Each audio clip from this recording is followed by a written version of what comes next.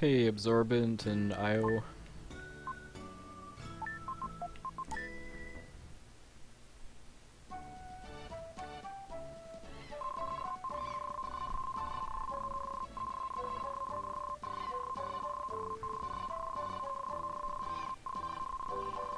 Hey, White Tigress, Iest, and Jerry Gamer. Good morning.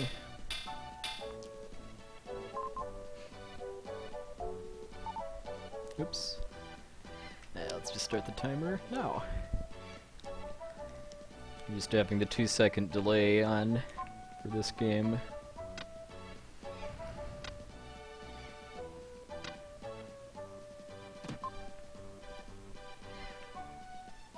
Hey, Jen. Good morning.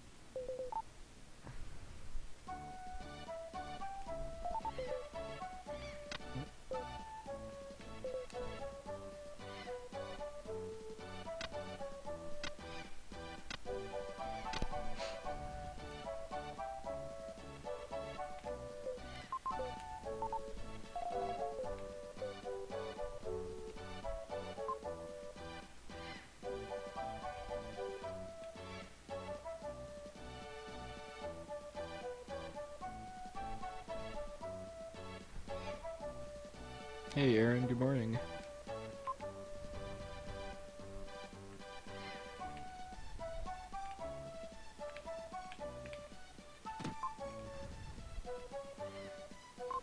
Hype, hype, hype.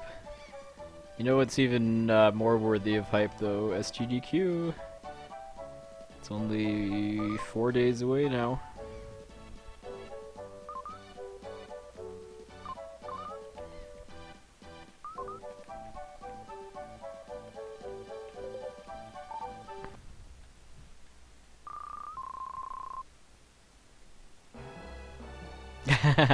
So you're hyped for bacon, in other words? Yes.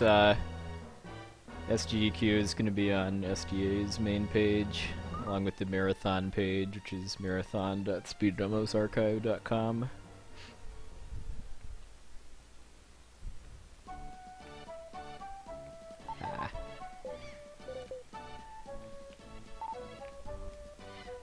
I'm getting hyped for pie right now, too, myself. Snail cream pie. Hey, Key Fry.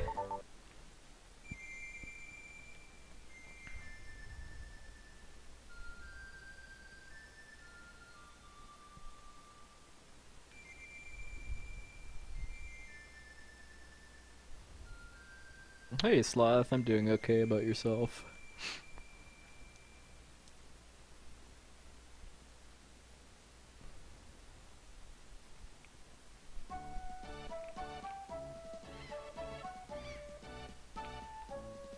Hey, Ice Noise.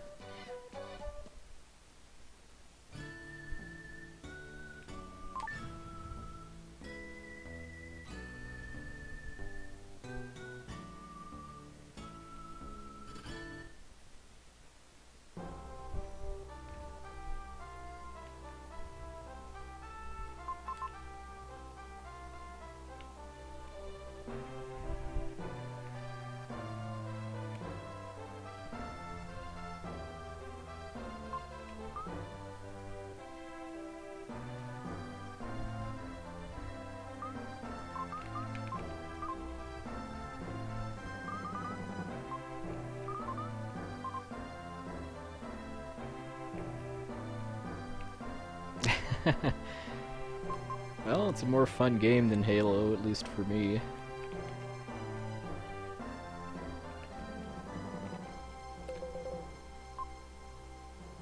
In the end, fun is the main thing that matters.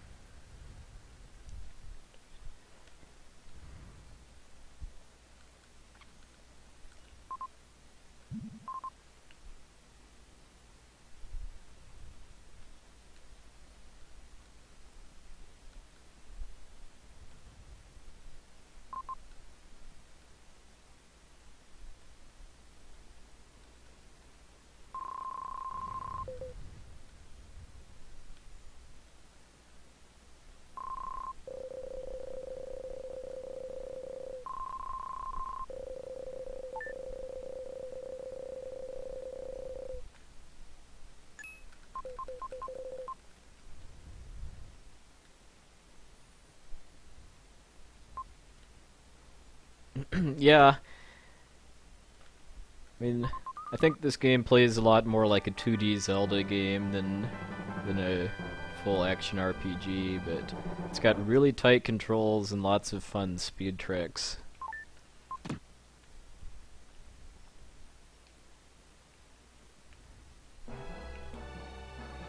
Hey Sushi, hype hype hype.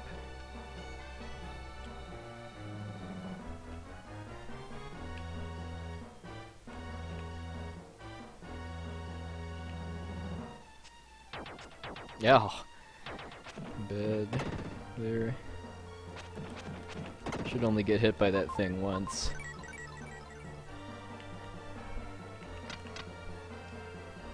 I hesitated too much. If I have basically absolutely perfect movement, I can get past that spiked ball without actually having to stop, but it's pretty rare for me to actually get that. Alright, let's see if I get the spear drop, because this is something I reset over quite a bit if I'm doing PB attempts. Nah, the bat wouldn't have any of that. Hey, Omni. Alright, at least I made it past the spike balls without having to stop. That's an instant reset right there in a PB attempt if I don't get past that spear before it falls.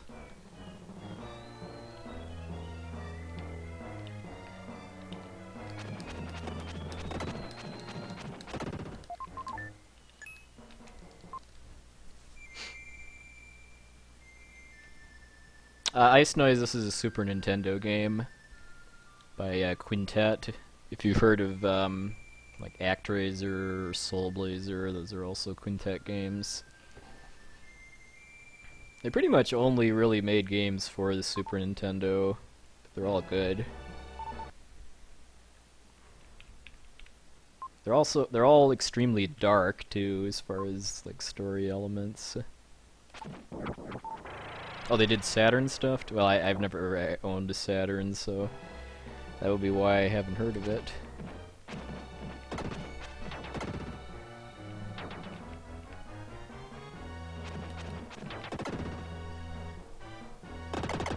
I'll try to, yeah, I guess I'll try to talk more about what's going on for anyone that hasn't seen this game before. So something I've used a couple times now is what I call the orb cancel glitch, which is where if I go in and out of the item menu and one of those destruction orbs is on the screen, I can cancel through the animation without having to wait for it.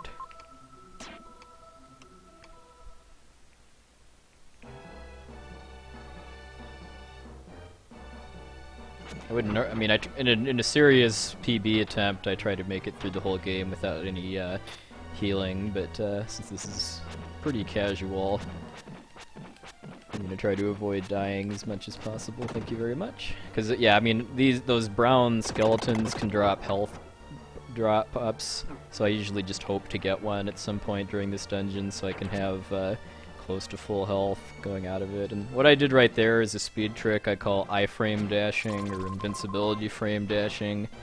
Basically, enemies in this game can't hurt you when they're flashing from hit stun. And if you basically, if you hit one enemy, then very quickly run through while they're flashing, then you can just pass through without taking damage. It's a lot easier to do either as Friedan the Knight, who I just was, or Shadow the Dark Warrior, who I get in the final dungeon.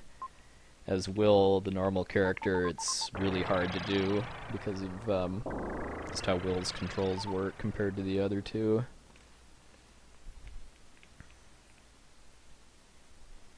So that was the first dungeon. Hey, Everhate.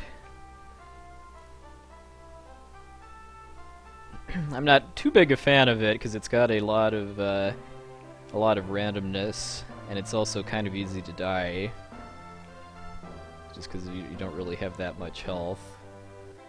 The way you normally level up in this game is by killing all of the regular enemies in a room.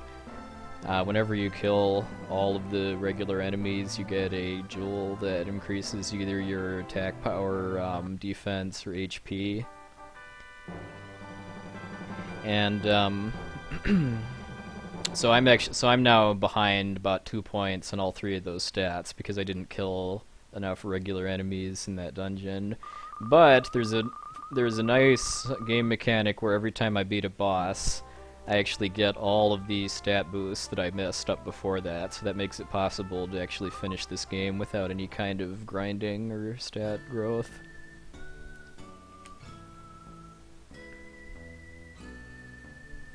Large, yummy roast leg of yak. Nom nom nom nom nom nom nom. Yes, I do want to improve my my time on this by about another minute or so, but I haven't decided. I'm not sure exactly when yet. I mean, I submitted I submitted my current PB, which is actually 2:17:20 by SDA timing, but 2:17:15 by W split timing. So I want to get some verifier feedback on stuff before I keep working on trying to improve it, just in case I'm overlooking any route improvements.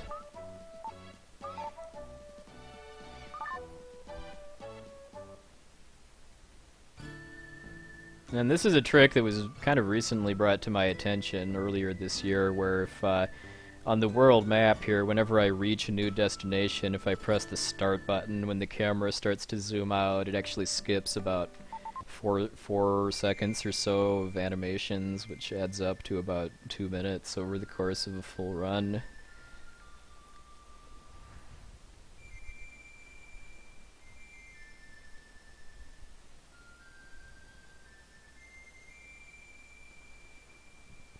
Yeah, exactly, Keyfry. And another really nice thing too is that this game has very little cutscene time compared to most other, at least RPG style games. And it's very kind of ironic too that the English version is a lot faster than the Japanese version just because of text speed. Because usually it's the other way around, but in this game, in the English version, most of the text boxes have the whole box draws out in 1 frame, whereas in the Japanese version it draws out, well, kind of like you're about to see here when I gain this new ability. Rosentia! Good morning, sir. Hey, Romy. Well, it's not quite this slow, but it still draws out. It takes like at least a second or two to draw out the text box in the Japanese version. So it's I think just from text, the English version's probably at least 20 minutes faster than the Japanese version. I just love that I just so happened to pick the only like game ever made where English text is faster than Japanese. I would just absolutely love to see a Japanese speedrunner on Nico videos playing English Illusion of Gaia someday, just to get faster text. Just like English-speaking people often play Japanese games, even if they can't actually speak Japanese.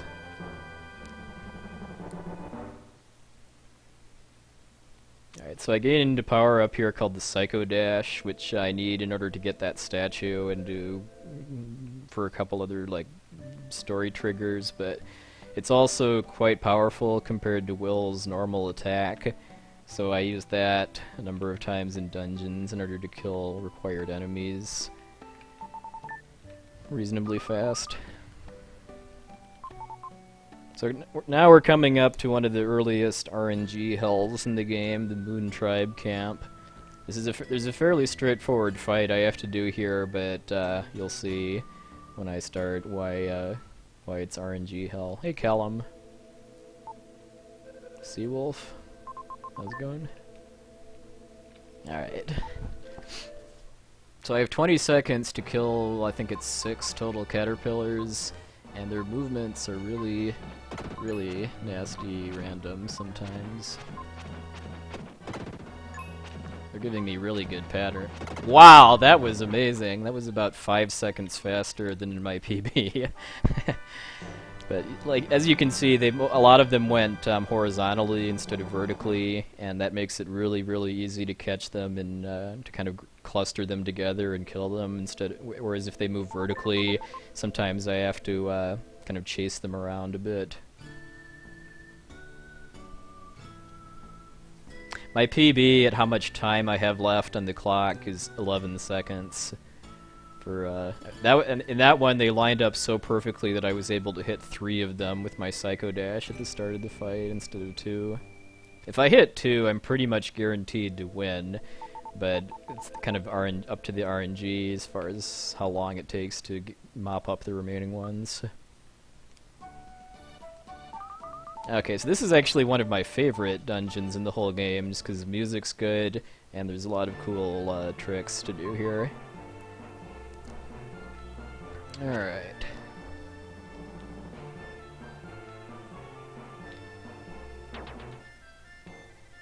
So I'm killing this thing for a reason that you'll see in about a minute or so. But yeah, that also, if you get up right next to an enemy before you release a Psycho Dash, you can get 2 hits. So that's really good for quick killing these things, some of which I have to, because like killing that one opens a shortcut to get back down, because I'm just coming up here to get a key item in order to advance in the dungeon.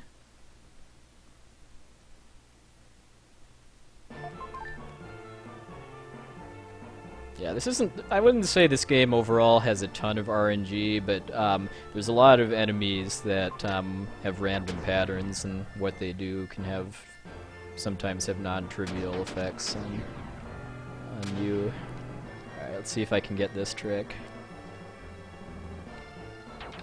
Got it, yeah. That's what I call guard dashing.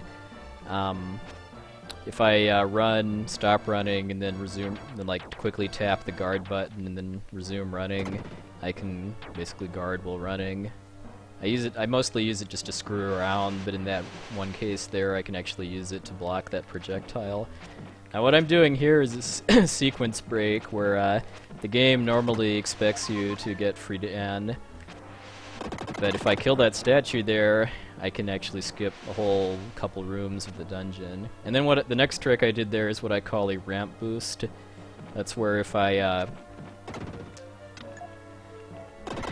run up to the top of a horizontal ramp, and then do a jump attack with just the right timing, I can instantly build momentum and save the time I would have had to spend climbing to the top.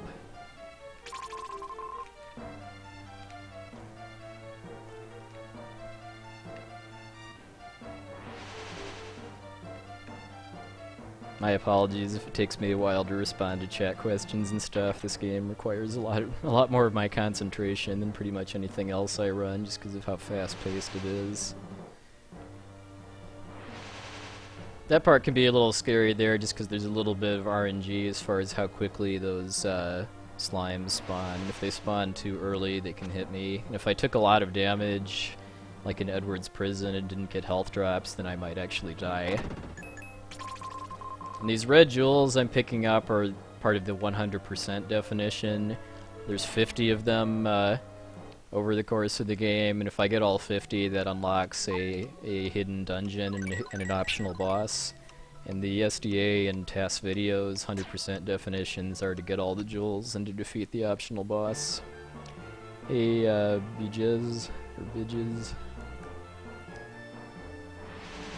Never know how to pronounce that.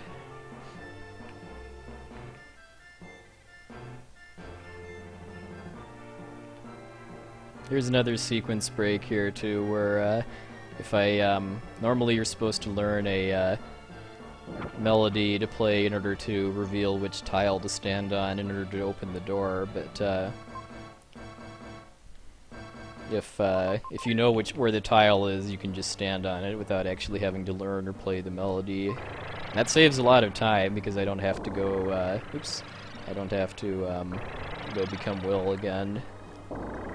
Alright, now we've got the first boss here, which is another bit of randomness as far as what tracks he shoots crystals on.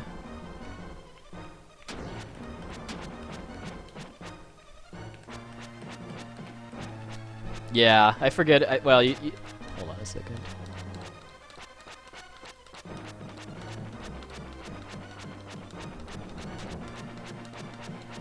Ah, close.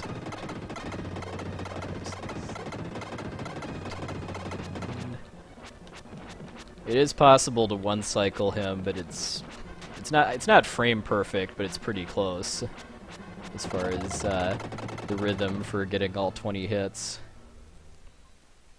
I've only gotten it like maybe twice ever in all the time I've spent on this game, just because I'm just not good at getting like really input precise tricks.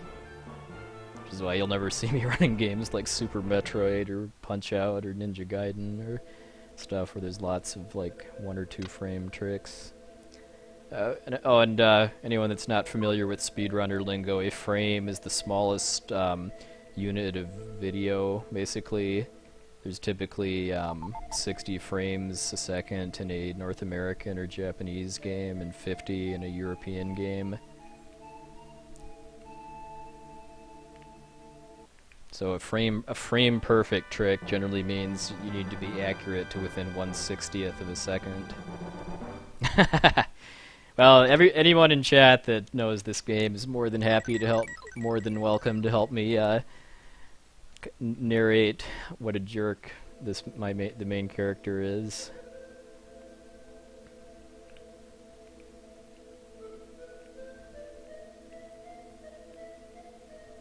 So, since we just talked about frames, there's, I believe, a 2-frame trick that you can do here, where if you get off the ladder and talk to the guy, like with just the right timing, you can actually skip getting paralyzed there and then jump off the sail during that cutscene and save like a couple seconds.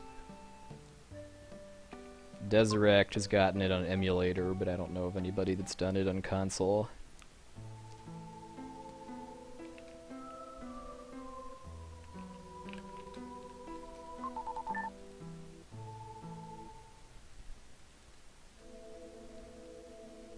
Alright, so coming up here is one of the more nastily placed red jewels, because the game, when it came out, came with a full strategy guide as part of the instruction manual that had the locations of all of the jewels. That's the only rationale I can think of for why the designers put some of these in places they are, because half of the jewels in this game are permanently missable. Like that one I just got from talking to Seth outside. That was my only window to get it, in between waking up and going to talk to the queen. If I didn't go out and talk to Seth, then I permanently missed the jewel.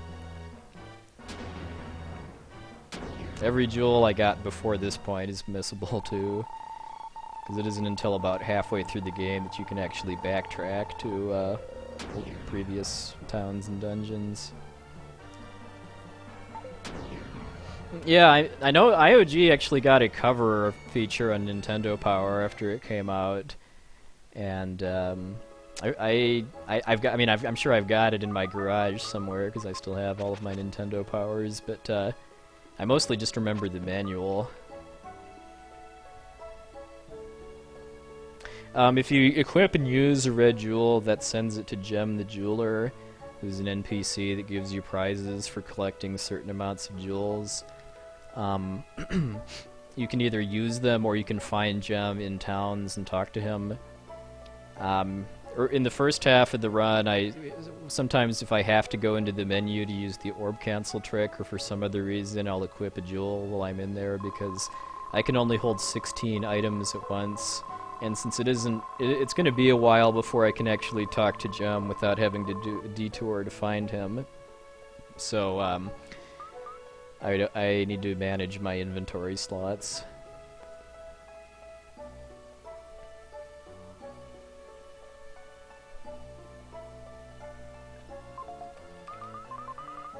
Little skip there. If I mash, she normally walks to the other side of the boat. Alright, so here's a little sequence break here too, where normally you're supposed to catch, I think it's like 13 fish or so in order to advance the story.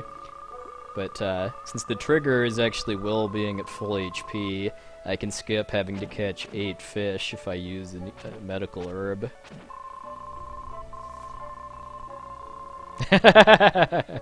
Nice, Jen.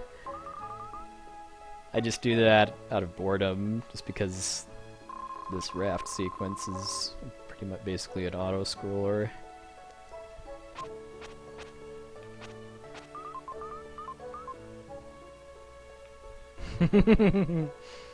Hey, the fish have souls and hearts. Very tasty hearts and souls, though. So a lot of the, other than the fishing day, pretty much every other day on the raft either involves talking to Kara or waiting like 30 seconds or so. Like that one, after talking to her twice, I had to wait like 30 seconds for the story to advance. Dang it! I'm getting the munchies for fish sandwich with tartar sauce and lettuce now.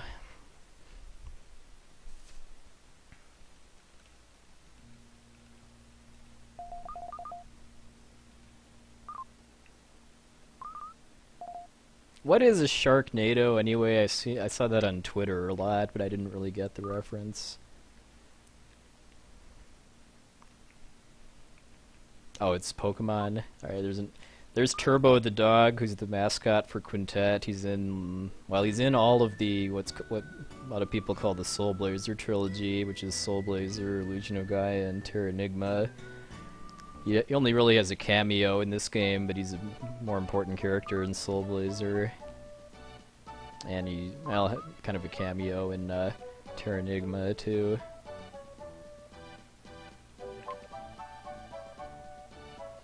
Alright, so this is where Will does one of his most dastardly deeds of all, selling out an escaped slave in order to get a red jewel.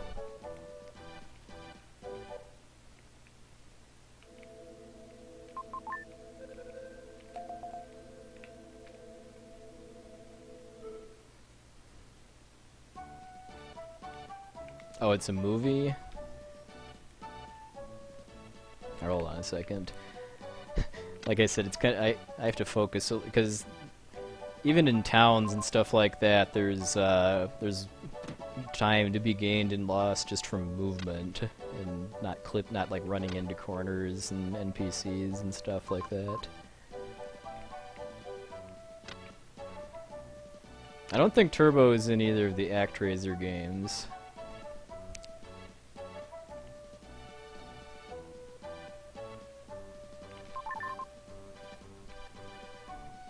Alright.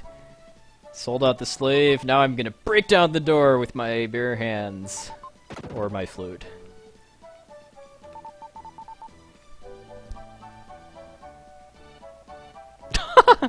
Wow, that's nice.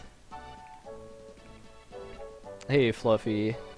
Unfortunately, Poxnor wasn't able to make it to SGDQ this year, but hopefully he will next year. Hey, Empty Eye. I'll be taking Poxnor's place. I don't think anybody will be able to tell the difference anyway. Yeah, I just sold out an escaped slave for fun and profit. All right, so now this is the diamond mine. I used to really dislike this dungeon because of the second half being pretty hard, although thanks to a route change that I made earlier this year, it's not quite as hard anymore.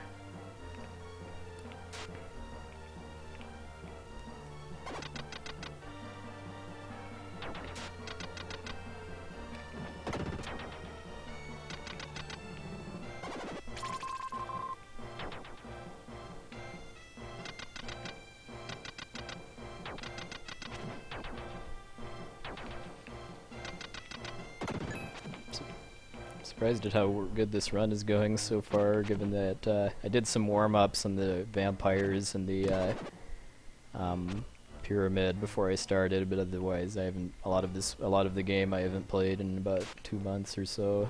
Well, maybe more like 1.5.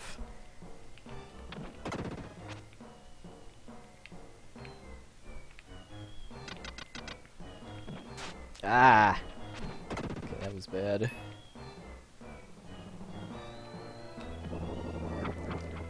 Lost some time there because of starting the Psycho Dash too early. Yep.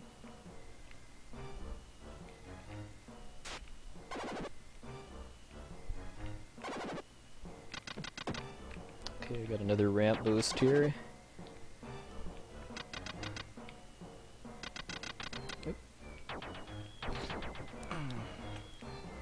Now, I like to have enough health in this room here to do some damage boosts, but that doesn't always happen if I, because these purple eyeballs are kind of annoyingly random as far as what exactly they do. Okay, I can do one damage boost at least.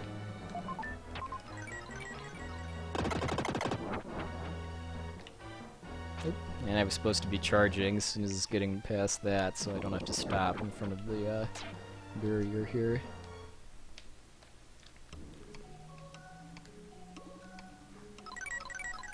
Now we get one of the best power-ups in the game, called the Dark Friar, which is a pretty cool name for a power-up too, if you ask me. I'm thinking it's probably a mistranslation for Friar as an F-R-Y-E-R, but it's kind of, I think it's even cooler sounding if you think about it like Dark Friar Tuck or something like that.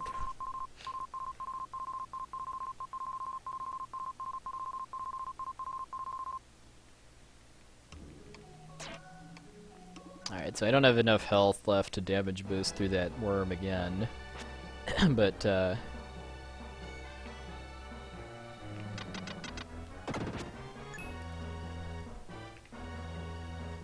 actually going to play it. Well, I didn't want to heal there, even though I'm one hit away from death, just because, well, you'll see.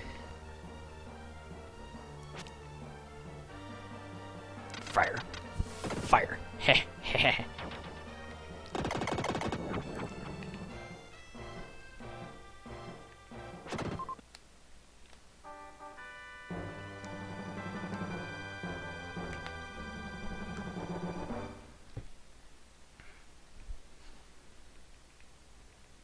Alright, first of the 3 keys we need to get through this place. Oh no, I died! Ah, runs over. Or is it? Yeah, in this game, death can be used as a big time saver, because whenever you die with less than 100 dark gems, which are those little gray orbs that enemies drop, you for the most part go back to the entrance of the dungeon, become Will again, if you were Friedan or Shadow before. So dying there saved me probably about, I think it's like 13-15 seconds or so compared to walking back, and I get a health refill too, because with the route I used earlier this year, this part of the dungeon was really dangerous just because I'd usually be kind of low on health. But but using the death warp makes it a lot safer.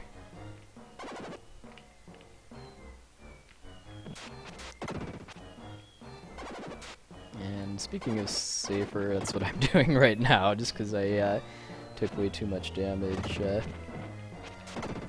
early on. Ordinarily, I would just try to run past pretty much all of these things, maybe psycho dashing 1 or 2 of the eyeballs, just because everything I kill on my way to the miner means I don't have to either run around, I don't have to try to run around it on my way back.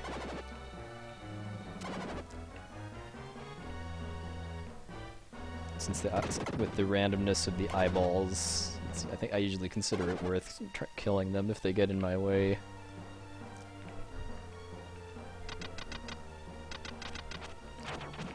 Ah. Health drop that I don't need. Forgot that those worms can drop health.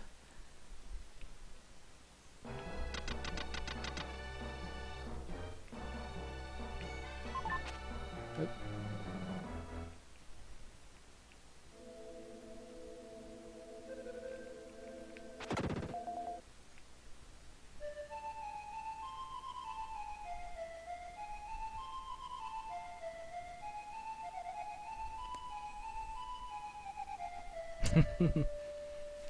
Yep, the other slaves don't have keys that don't have songs that I need to learn in order to cure amnesia, which works, I guess. So yeah, I'm abandoning them to their fate. Hey, Jimmy. And then I death warp again in order to quickly get out.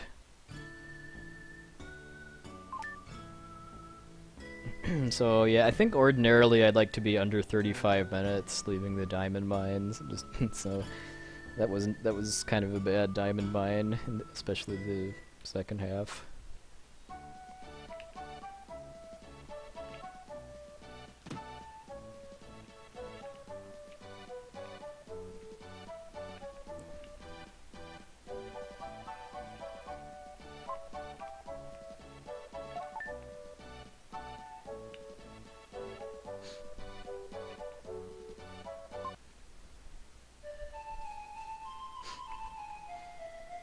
Yeah, only artiste slaves get their freedom.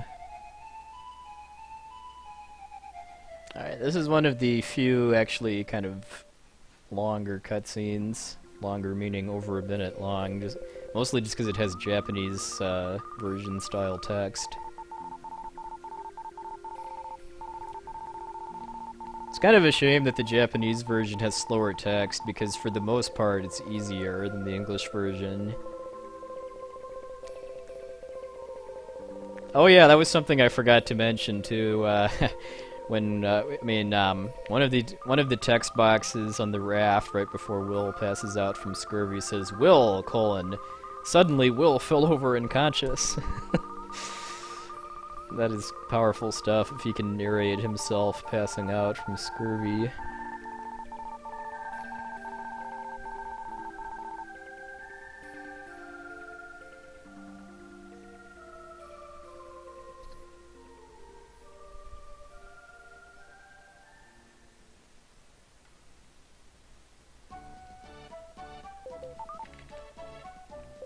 Oops, that's Eric I need to talk to.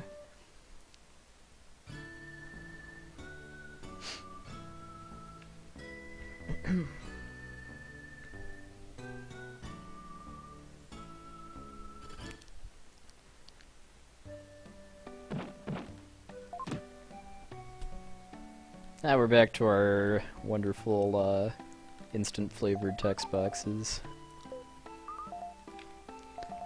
So I just have to examine all of Needle's inventions, although the hitboxes for them are kind of weird. Like, you can only examine the oxygen tank in the upper left corner if you're standing directly in front of it. yeah, I know how that goes, Bersentia. I mean, kind of want to try to get it done before the marathon, just because I'm not sure if you're really going to have much motivation to keep practicing afterwards. That's why I wanted to get kind of a clean FF5 run without incentives before that too, because I'm pretty yeah, I mean, I'm definitely going to be taking a break from FF5 after the marathon, working on 6 and 7 and learning the new strats for Kingdom Hearts 2. And I eventually need to learn Soul Blazer and Terranigma so I can do a Soul Gaia Enigma gauntlet.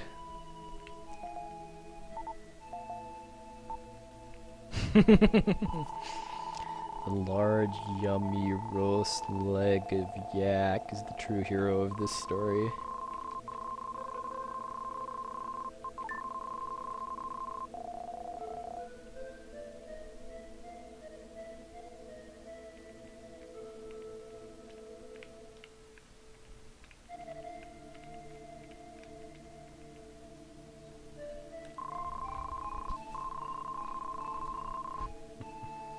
Hey Nitrodon. Well, I haven't died yet, although, I mean, I made some sloppy mistakes in the diamond mine. I mean, other than the fun room and the pyramid that I warmed up on before starting, I haven't done a run for over a month now.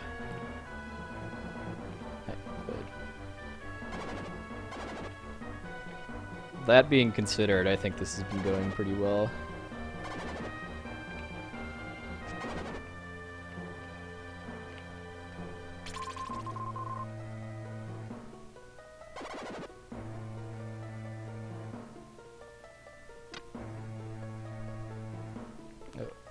Nah, I should have just ran through that. I had the health.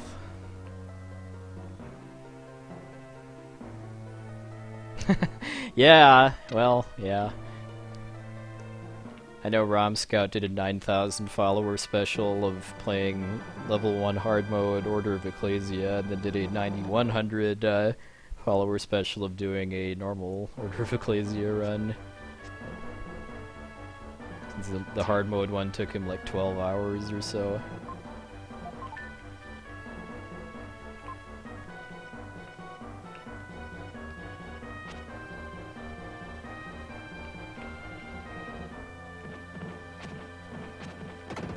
Alright, that went well.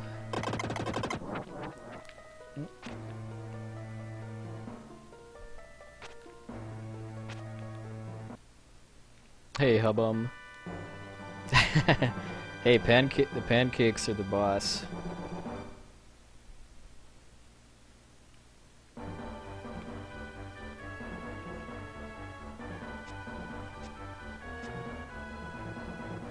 So right here is one of the reasons why I picked up the HP Jewel in Phrygia, is so that if I don't make it to this chest and get the jewel before getting hit by that snake, I don't die. There's a couple other situations too where having 1 extra HP can make a difference between life and death in this dungeon. That was one of the that's one of the things I went dumpster diving for, Earthbound style. Whee! Another horizontal ramp boost.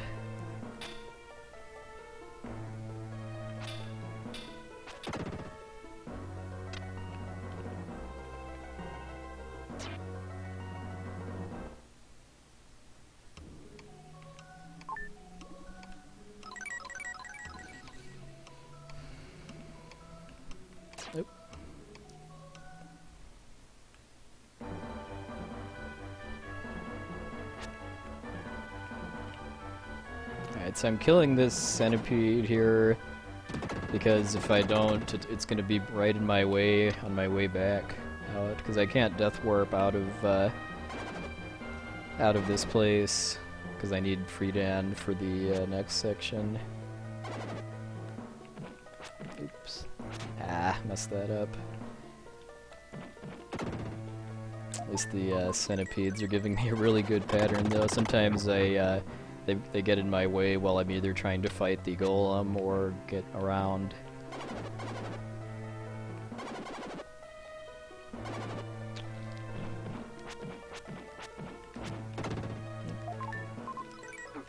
I'm not going to risk it because I was a little sloppy getting past that. Right there's a risk of crashing the game actually if I open that chest while the explosion animation is still going on. That'll soft lock the game. Although if I can get to the chest before or after that, then it doesn't soft lock the game. And not soft locking the game is very good.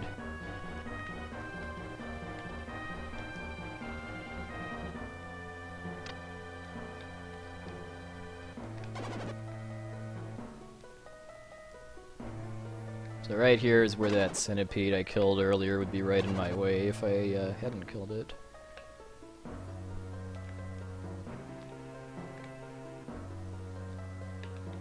Yeah, Turbo is the mascot of Quintet, basically. He only really plays much of a role in Soul Blazer. It has cameos in IOG and Terranigma as well. I'm gonna go for it. I thought about healing here, but I've got enough health to take at least 1 hit. I think just 1, though. Right. Made it. That part's pretty scary. Got 1 more scary part left.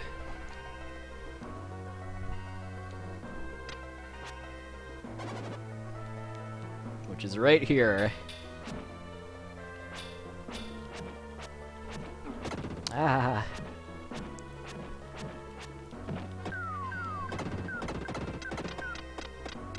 Alright, scary part over.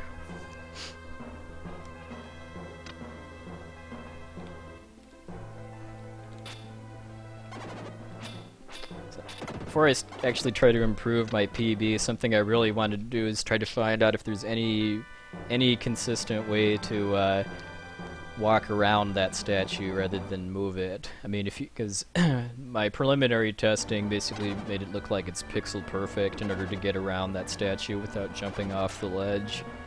Jumping off that ledge would be a reset because of how much time it takes to get back up there. Alright, that was actually an okay Sky Garden. Alright, now it's time for Viper. Probably the least random boss in the whole game.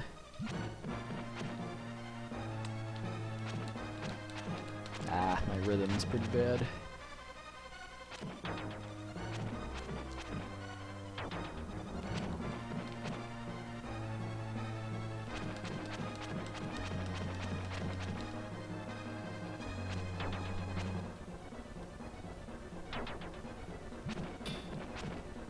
Alright, I should still get him in 3 cycles. Alright, that was an okay Viper fight. As long as I can basically kill him either before or during the 3rd time he sprays Crystal Breath, that's a decent fight.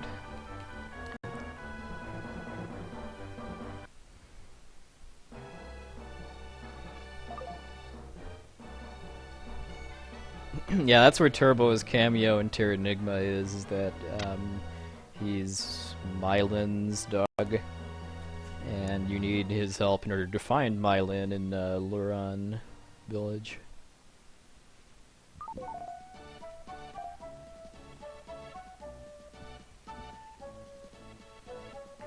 I'm very much looking forward to seeing and hopefully wearing the FF4 shirt. Alright, later, Brosencha. May the Uptco be with you. May the, I guess may the random softlock not, for a change.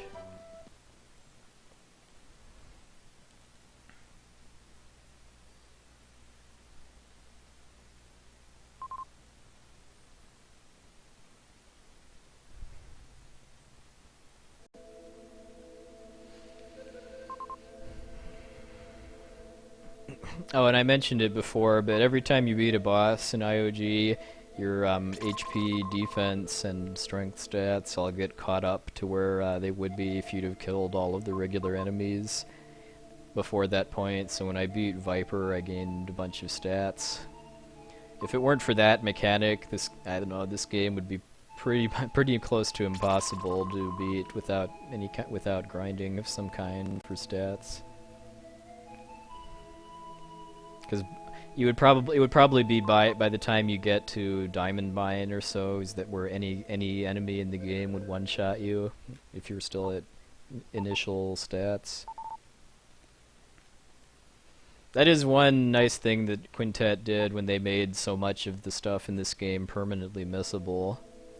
Because I'm still not even to the point yet where you can actually go back to oops, wrong way, to previous areas that you've already cleared. That comes after the next full dungeon. I don't really consider this much of a dungeon.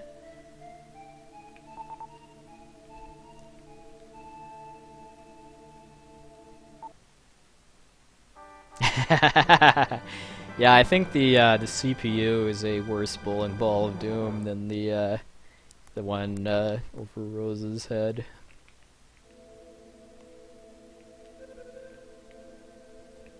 Yeah, I think it's exactly 25 joules are permanently missable. Basically all of them before Mu, well, and including the one in Mu, and the one in Ishtar's studio and the one in the Tower of Babel are missable, even though you can go back to those areas. You can't get back into the rooms where the jewels are.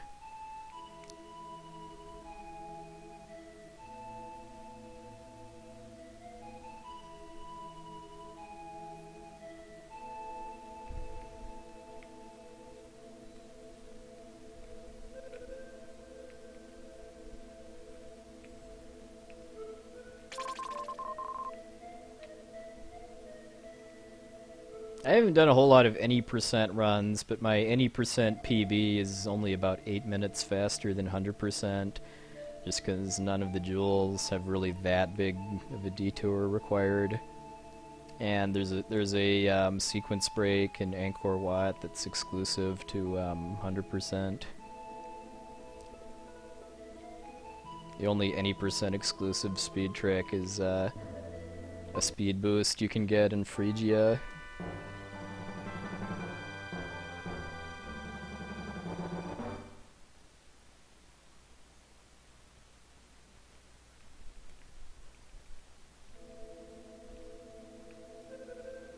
Why that guy doesn't take care of the vampires is what I want to know. He just casually said he was able to steal a key from basically the most difficult boss in the game.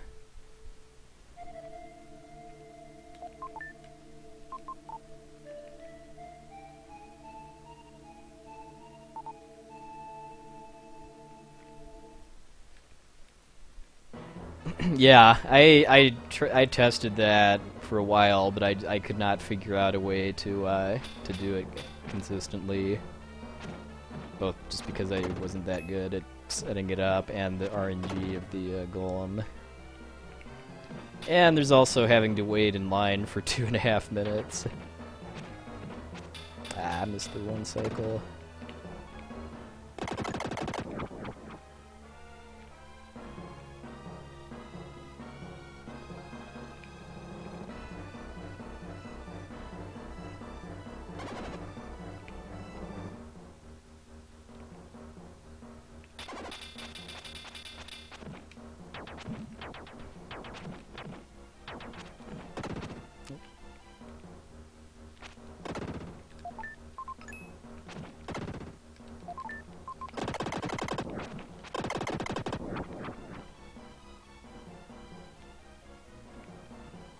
Yeah, I submitted my current PB.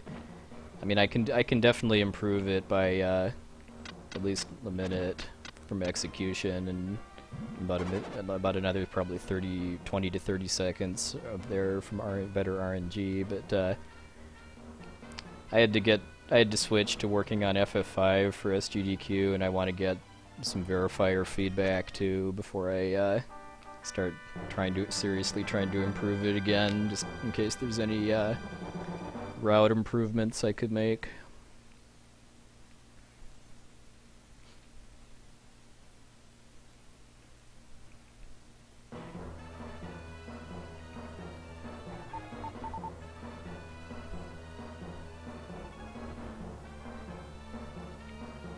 Yeah, hopefully the decision gets posted like after SGDQ, because it's been like about a month now since I sent in the comments. I wrote I think 12.5 pages of comments, so yeah, I was expecting it to take a little longer than it did to find verifiers, so it was waiting for comments for about a month.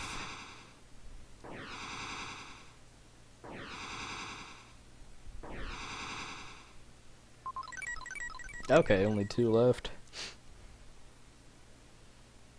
Hopefully Flip doesn't let those 2 hold it up forever, because that was the main reason why my Parasite Eve run took like 4 months, I think, in the end to get verified, was because, I mean, the 2 verifiers that responded did so pretty fast, but then the other 2 disappeared. Ah. Okay, yeah, those guys are horrible trolls sometimes, because they can and will just spawn immediately in front of me. Hey, Techie and System Error. Alright, let's see if I can get this. This actually took me like 3 tries or so in my PB. Ah, because of that. Yeah, that wasn't very good, but I'm a little out of practice on doing that. So what I did right there was basically kind of abuse the fact that those golems have no hitboxes when they're waking up. The game normally expects you to get Friedan and use the Dark Friar to get through. But if there's like a pixel or 2 at the top of that ramp that count as flat ground instead of part of the ramp, and I can abuse that to get a hit in to wake up the golem. and then just clip through it while it's waking up.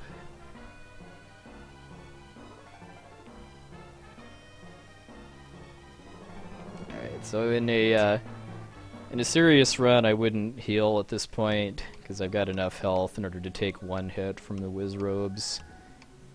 I would heal here if I'd get one-shotted by whiz robes, but since this is not a serious run, I'm gonna heal here just for safety.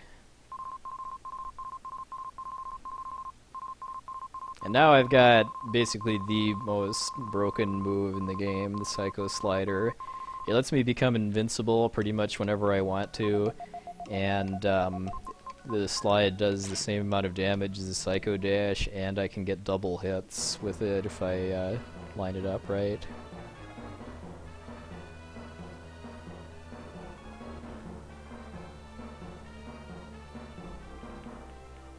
So see right here, well, actually they gave me kind of a good pattern on those things, but I could, if they get in my way, I can just slide right through.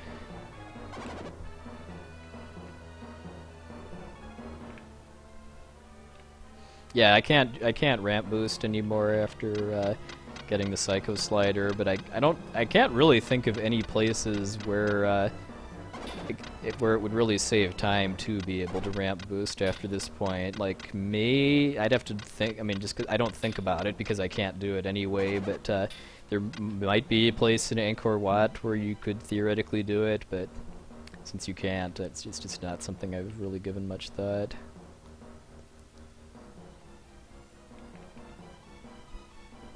Because from now on, if I'm running and then attack, I'll slide instead of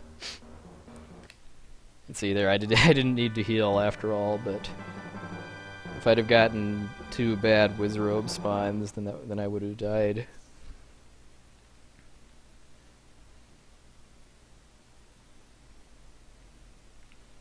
And speaking of dying, the second Room of Hope happens to be right next to the entrance to Mu, so after I get the statue, then I'd take a death to warp back there.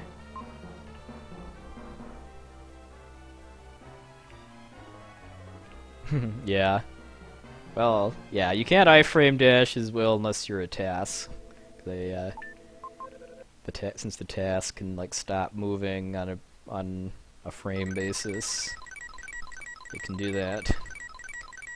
Yeah, in order to iframe, because iframe dashing, for anyone that missed my explanation back in the first dungeon, means because enemies in this game can't hurt you while they're flashing from their invincibility period, or invincibility frames after you hit them. So if I hit an enemy while running, I can clip through it without taking damage. And that's fairly easy to do as Freedan or Shadow, and very hard to do as Will, because before you get the Psycho Slider, you have to do extra inputs in order to prevent Will from jump attacking. Hey, Odin Smash. Thank you. Fortunately, I only know of 2 places where being able to iframe dash as Will would actually save time. The first one's in Edward's prison, and the second one was here. It would theoretically be better to iframe dash through a blue slime that I just damage boosted through instead.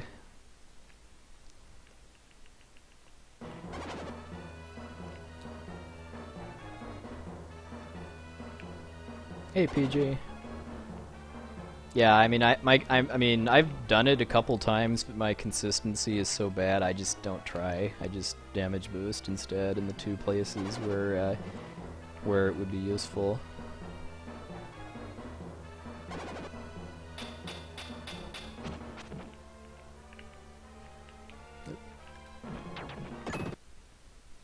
Oh, congrats on the Solstice run, PJ. Are you going to submit that, or are you still trying to improve?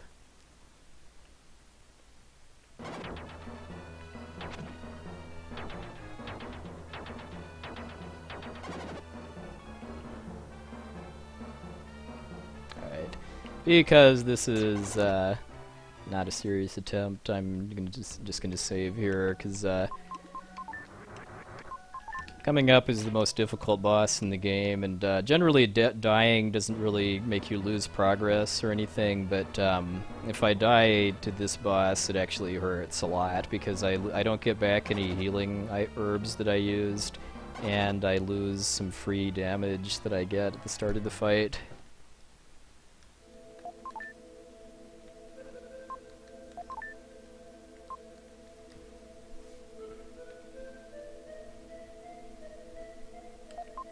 And this is what I call a Star Tropics room, because I have to talk to all of the ghosts in order to be able to advance.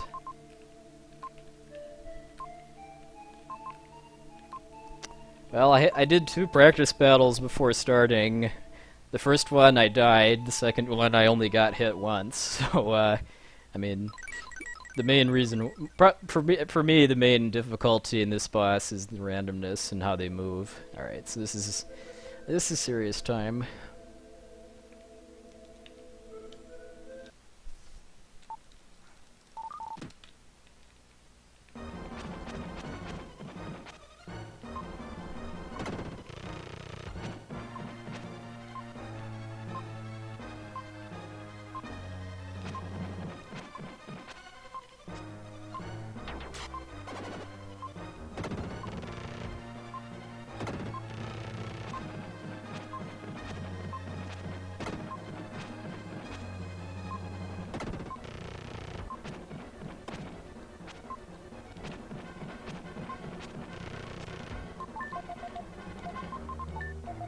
You do not want to get hit by that big ball.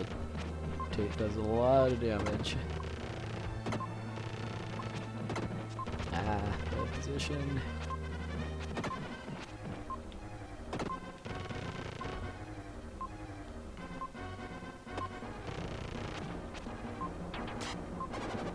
Alright, get down here.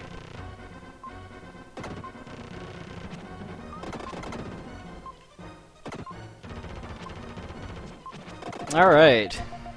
That wasn't really a very fast fight, but I survived, and I only had to use 1 herb. That's one thing I'm definitely considering doing when I try, when I try to improve my PB, is skipping the herb in the diamond mine, and only coming in with 1 safety herb. Because the vampires follow, they follow pattern, you can kind of predict how, they've got consistency as far as where they can move, but where they do is random. Like the female vampire moves 1 kind of grid position in the room at a time, and the male one goes pretty much wherever he wants to. In order to get like the fastest possible fight, they have to overlap on top of each other, which they did like twice during that fight, but because my positioning was a little bad the second time, I wasn't able to get a whole lot of hits in.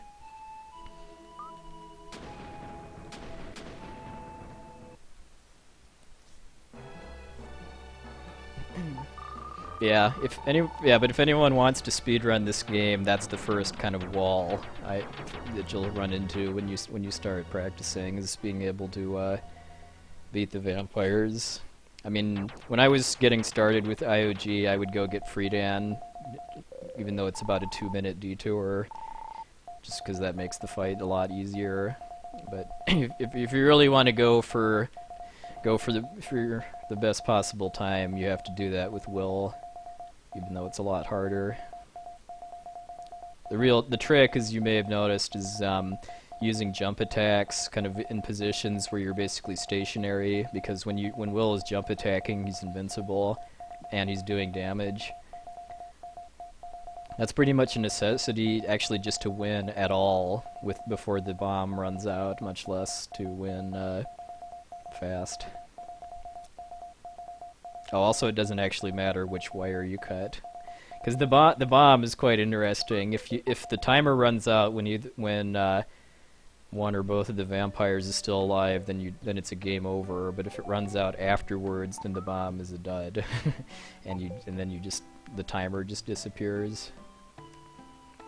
It was kind of surprising to me when I was hearing from viewers that a lot of people didn't actually know that you could get Friedan for that fight. That's the only. I mean, that's. I never really thought the vampires were that hard as a kid because I used Freedan. I mean, it only takes half as many hits with Freedan. Alright, so that was Jem the Jeweler there, and I just gave him all of my jewels in my inventory, and I've gotten. He gave me an herb along with some stat boosts.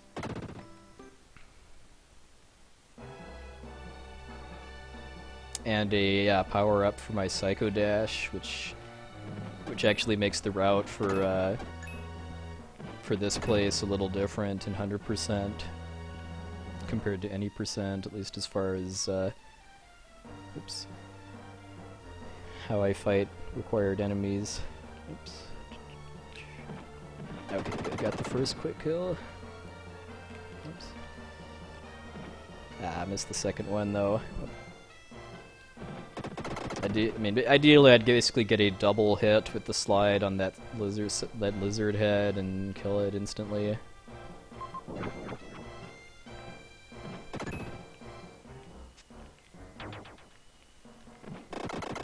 That double kill there is only possible with the Psycho Dash upgrade.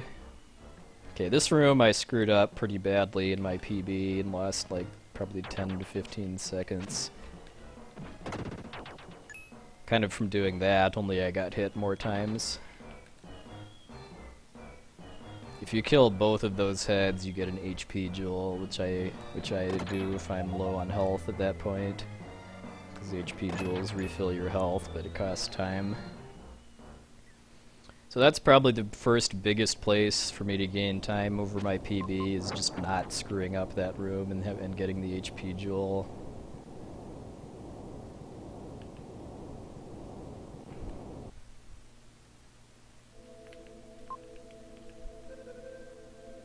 And yep, after I'm done with IOG, will be Parasite Eve time.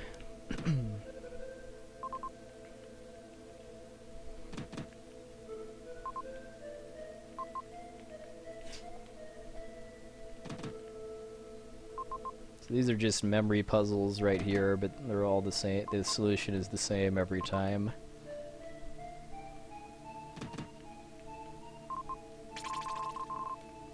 And here is even though you can actually backtrack to this area, if you don't get this red jewel right now, you can't go back into that door after you've solved the memory puzzle.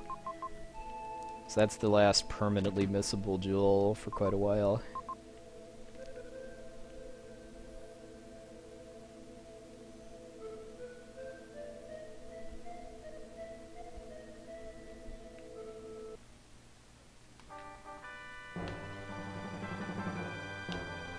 No, thank you. Well, it was IOG and Parasite Eve won in a pretty I mean, it wasn't like a huge blowout, but they did have twice as many votes as FF9, which was the second place. Almost 400 people voted too, so thanks so much to everybody that voted and that's watching today.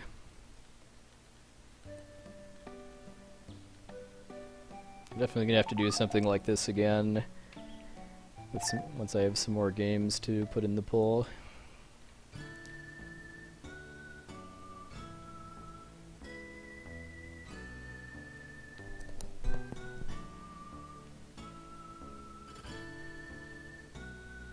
Gotta show off that mode 7.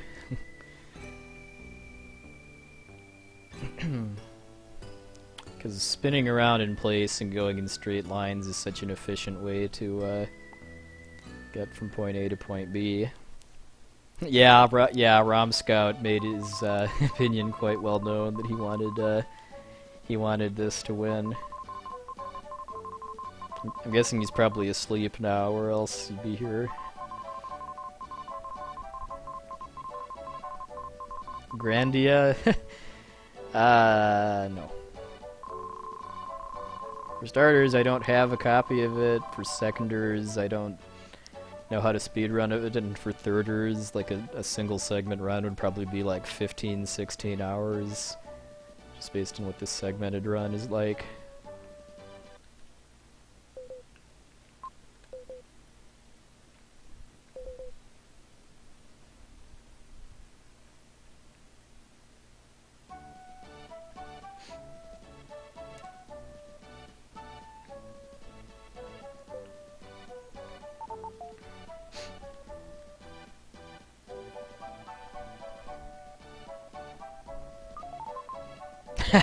Soul Guy Enigma Robo Razor. That would be quite the gauntlet. I mean, for Soul Guy Enigma, I'd be hoping to get like not under 9 to 10 hours with endings for breaks. No, this run doesn't have a chance of beating my record. It should still be like it still got a chance of being sub 220 though. Hey, Vanderon and Enchanter Tim. Robo would be Robo Trek. Which is a game I really need to play because I got a card a few months ago, but I haven't played it yet.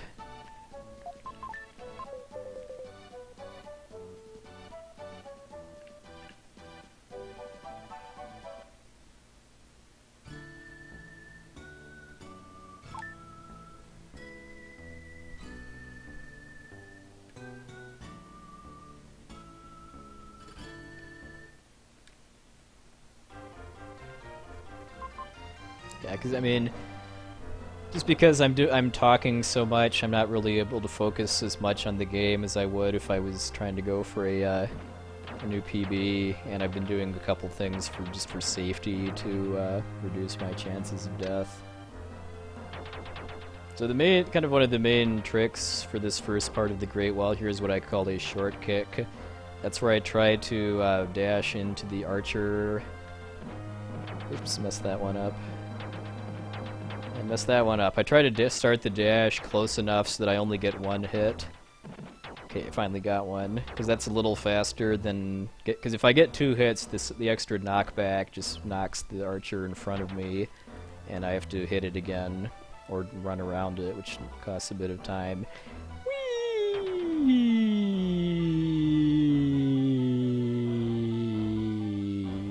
Splat. But if I get too close, then I just get hit. And I don't want to short kick that one because getting 2 hits spreads them a little farther apart and makes it easier to get back out.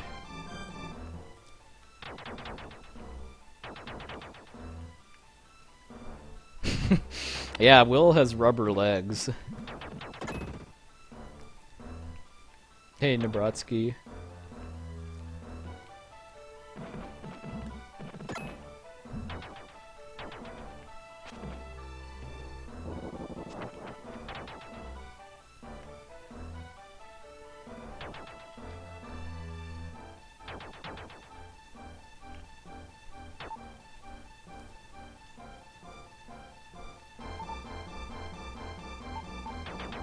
Alright, now coming up here is a nice sequence break. You're not meant to be able to get in here until you've learned the spin dash power-up, but by sliding into the ramp as I jump over it, I can kill my momentum and then get into this area. You have to be careful though, because if you do it too early and slide into the first ramp, oops, then you get stuck between the ramps and there's no way out other than resetting, because you don't have the spin dash, so you can't climb out, and there's no enemies to suicide off of, so yeah, you're stuck.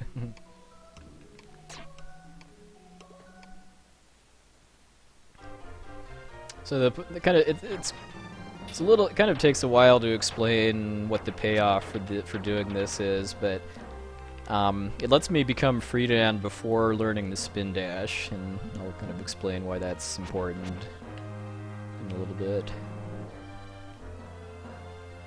Because I need Freedan for one purpose here, which is to, well, it's coming up right here. Hey, Magic Freak.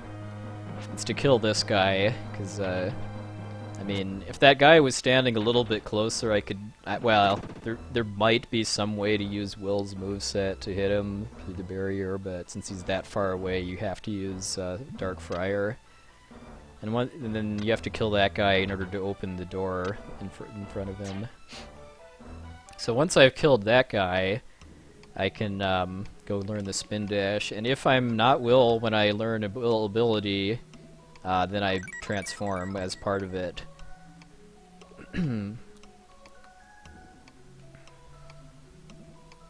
little useless glitch there where I can use chargeable special attacks during the ability learning animation.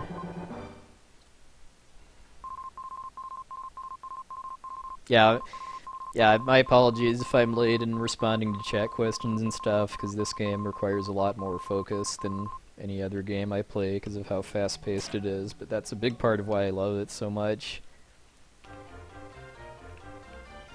Is that there's very few cutscenes, and it's almost all action. It's also long enough that it doesn't really get that kind of tiring to do runs, but it's short enough that I can kind of really try to optimize as much as I can. This is another little nice trick here, where I can turn around as I attack in order to just knock these dolls around, instead of having to use telekinesis to move them. I kind of messed up the last one, though. So because I was able to become Will again, now I can actually skip this whole part of the dungeon, because ordinarily you would be Friedan here, and then you would need to go down that staircase there and fight enemies in the bottom floor in order to open a dark space to let you become Will again.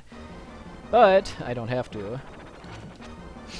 Okay, so this is Sandfanger, or Trollfanger as I like to call it, which is the easiest boss in the whole game, but also the most random as far as how what it does affects how long it takes to kill. It has 3 different moves: this vertical dive, a horizontal dive, and then an egg-laying pattern. If it does egg-laying, I can get up to 8 hits per cycle, whereas either of the other patterns I can only get 2.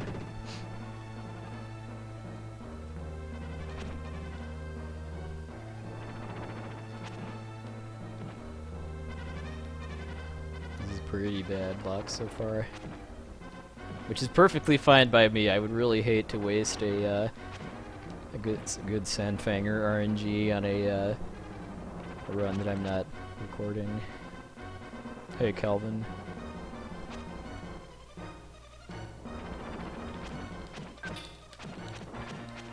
Ah, bad positioning there.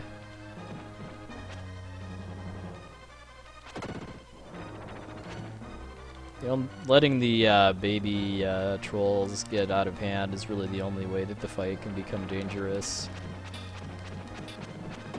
Yeah, he'd be dead already if I hadn't missed a couple of cycles. And of course it taunted me by giving me 2 egg patterns in a row at the end after it didn't matter anymore. The odds of getting a perfect fight, which would be 5 egg patterns in a row, is 1 over 1024, or I guess 0.1%. So that's not happening on console, but I think getting like 3 egg patterns, which aren't all, one of which isn't at the end, is a pretty good fight in my book. I wasn't really paying that much. I think I only got I got 3 egg patterns in that fight, but I didn't get the max possible number of hits because my positioning wasn't that good, and the third one was at the end of the fight.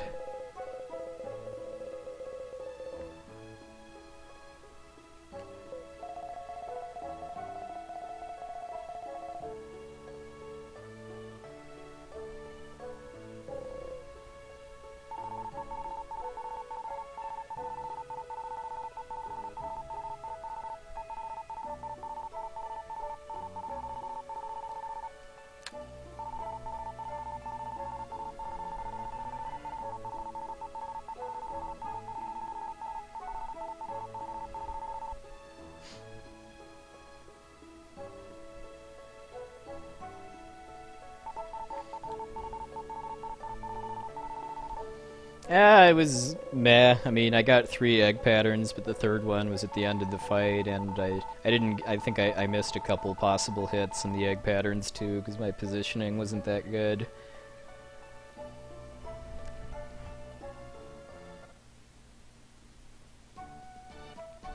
Alright, now we get to play Russian Roulette, or Russian Glass as it's called in this world. So because I have to wait for a lily pad to take me to where I play Russian Glass, I go get this red jewel now, just because I'd otherwise be spending this time waiting.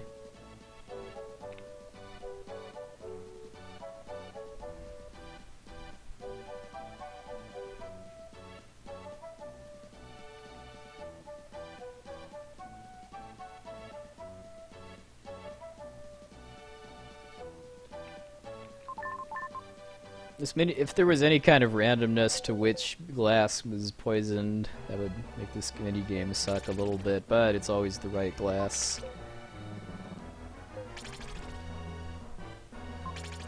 Also, how about the cojones on this guy to want to drink the remaining glass, even though he knows what it is?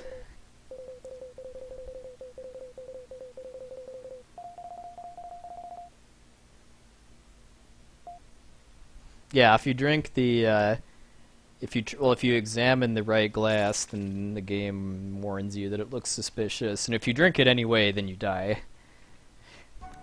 And you deserve to.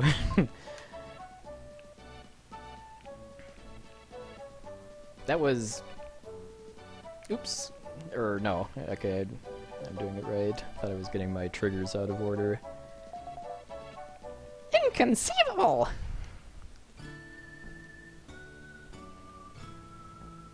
I think I did that once in a run that was ahead of my PB at the time, where I, instead of going to play Russian Glass, I went back to the house instead. And yeah, that was pretty bad. I like to call this the low-budget cutscene, by the way.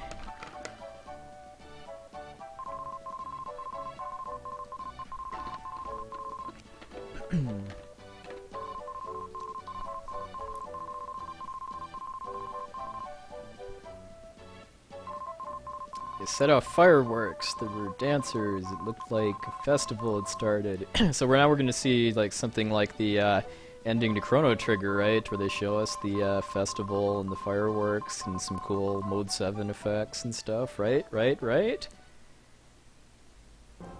No. Times are tough.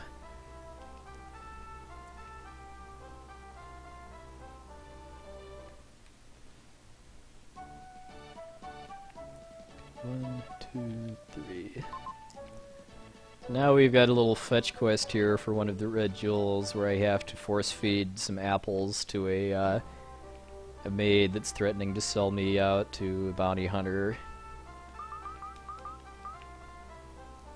So I give her 2 of them now, but I get the 3rd one and then wait to actually give it to her until I have to come back to the mansion for story purposes.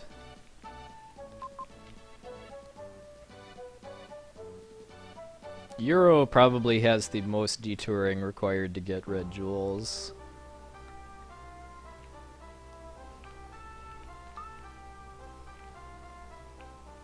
Yeah, this game is very dark if you really think about it. I mean, we haven't even gotten to the cannibalism. 1, 2, 3, yeah, overshot it.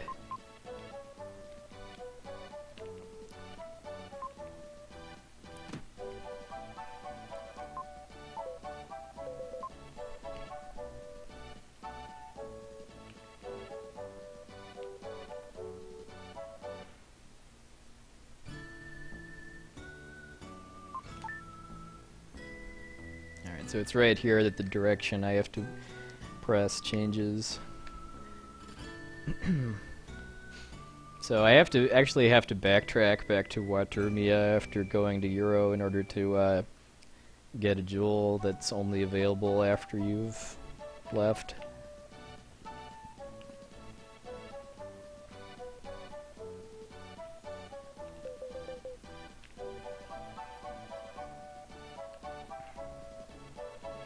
Oops.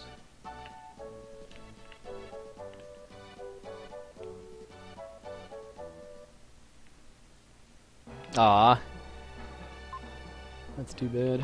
Alright, so I should have 32 jewels now, and now I just got an upgrade for the Dark Friar, which is really powerful, but also really laggy. But it actually helps me do a sequence break 2 dungeons from now, so we're all cool.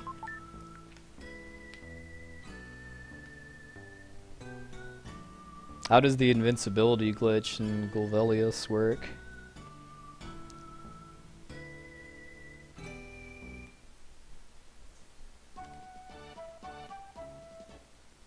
Hey, Dragon Dark.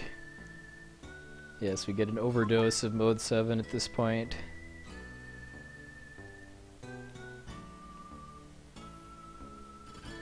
Alright, I used to really despise this dungeon, but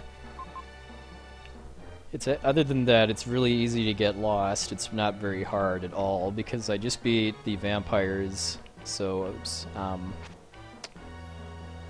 my stats are caught up. Or wait, no, I just beat Trollfangers, so my stats are caught up. So it's not easy at all to die.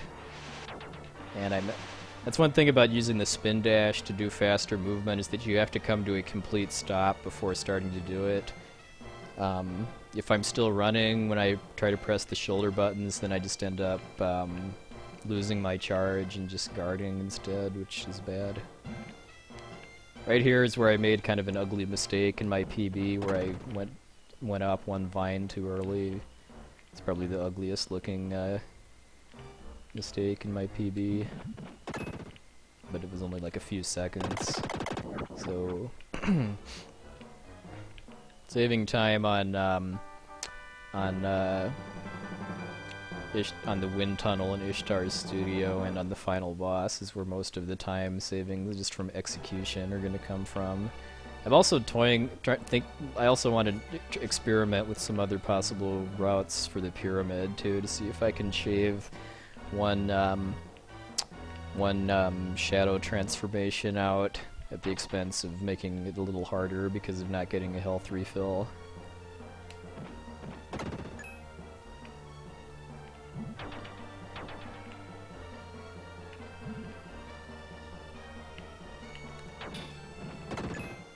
Oops. Ah.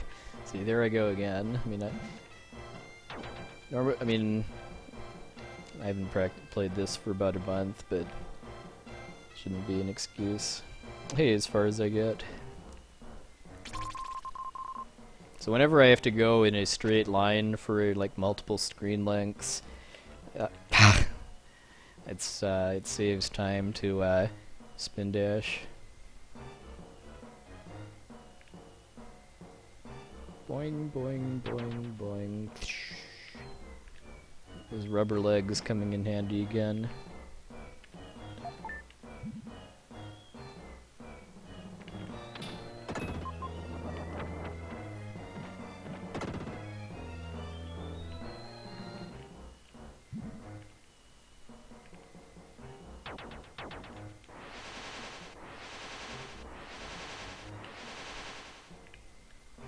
This is another room I want to do a little route testing on too, because the enemies in this place don't really do a whole lot of damage. So since I want to set up a death warp after I get out, or after I get the key item I need, this room is the easiest place to take damage because of all the fire sprites. But if I'm gonna do it on purpose, I want to do it in a way that doesn't make me lose time, either because of hit stun on my part or because of lag. I forgot to do it, but usually I would do a spin dash to get through that big cluster of fire sprites there, so that I kill a couple of them to reduce lag.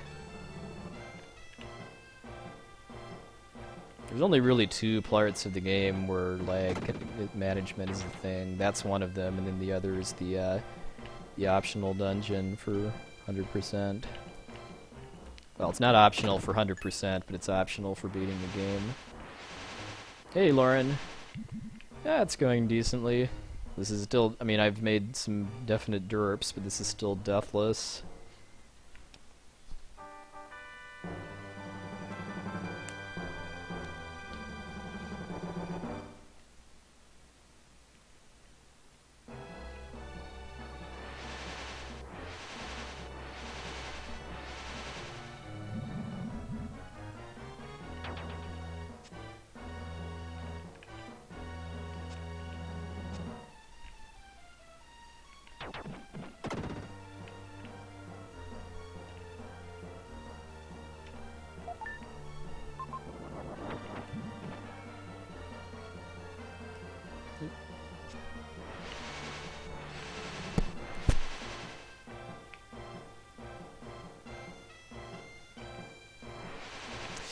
That was a little scary. Fortunately, I went through the fireball before it finished spawning. That would have been a death if I'd have been late.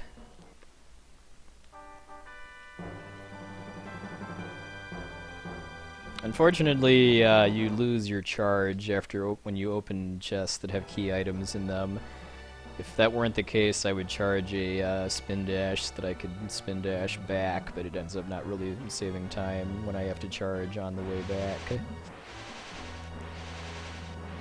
Oh, nice, so the smash, so you've gotten all of your characters back and everything. When I get to learning Kafka's Tower for speedrunning, it's going to be interesting because I only actually have 6 characters. Celis, Edgar, Setzer, Mog, Gogo, and Sabin.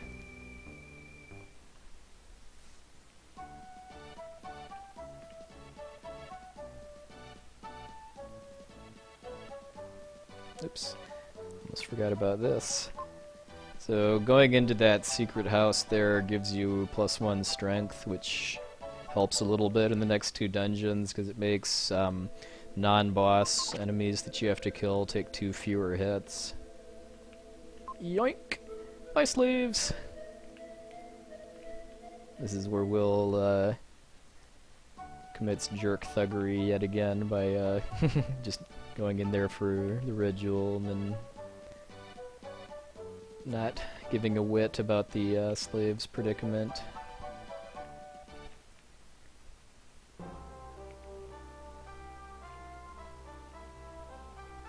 Alright, so now I get the red jewel from giving that maid the 3rd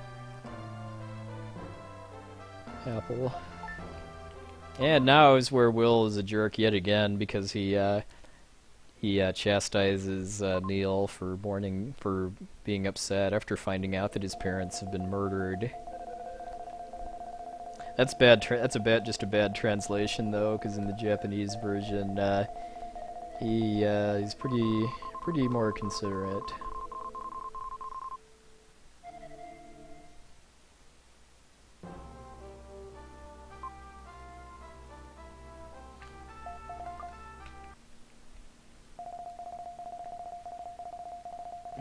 Yeah, that would be called a CES challenge, which is where you try to beat FF6 using only Celis, Edgar, and Setzer in the World of Ruin, which are the only characters that you are required to get in order to get to Kafka's Tower.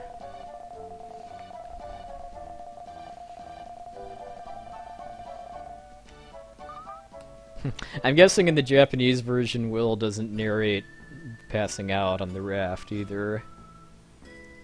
And the whole thing with Seth in the Mu tunnel makes a lot more sense in the Japanese version too.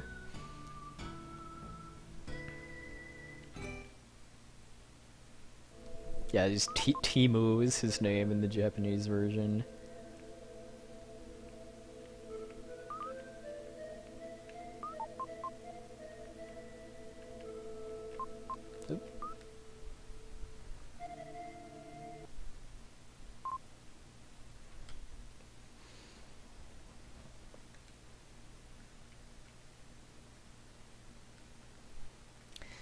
It's time to get hype for bacon! Bacon, bacon, bacon, bacon, bacon.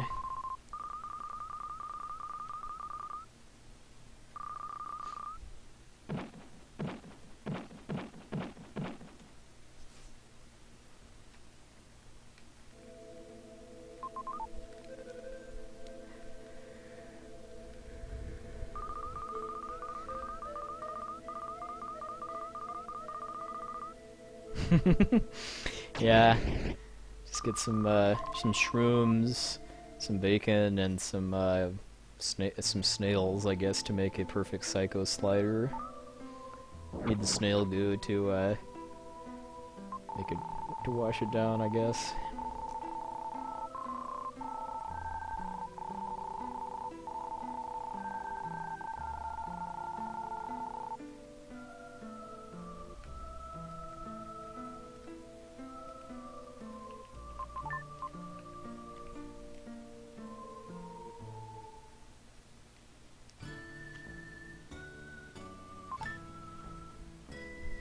I think to E is the correct answer.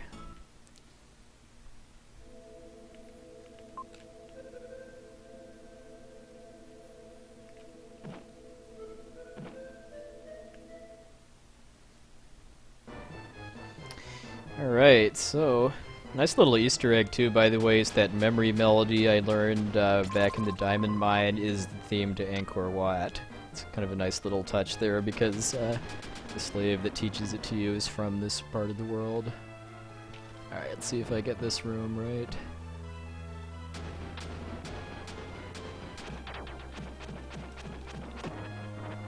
Alright, got it. That's one of the perks to getting that strength jewel is it takes 2 fewer hits to kill that statue. The reason why I hit the one on the left is because that manipulates its AI so that it drops slugs instead of shooting bullets.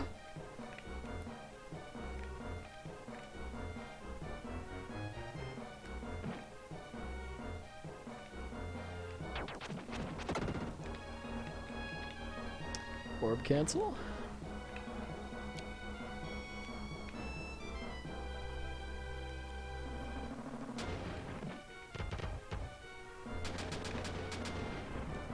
No, that's full of bugs. It's meant to. I think it's meant to be like the snake room from Indiana Jones.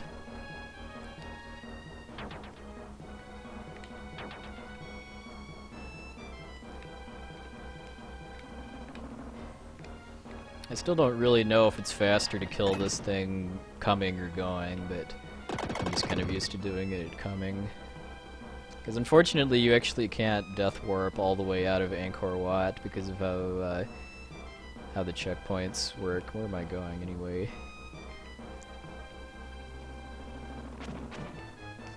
My theory is that the Angkor Wat is actually set up as 3 different dungeons in the game's memory, so if you die it sends you back to the entrance of that section. It's in a separate kind of dungeon space, I guess, in the game. Mountain Temple went okay. I almost died at the end because of running, like clipping through a fireball as it was spawning that would have killed me, but I survived. No, there's one. Well, I think there's just 1 HP that's missed in the 100%. All right.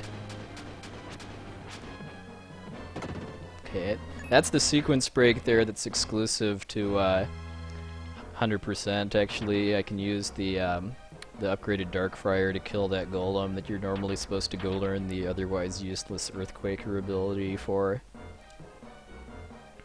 Oh wait, we're... Ah! Hey, Dream Bomb.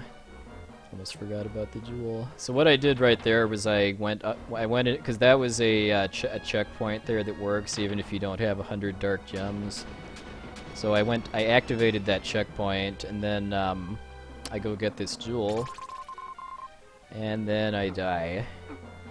So both to make getting the jewel a little faster, because I don't have to walk back out of that room, and to become Will again, since I need to be Will for the next temple.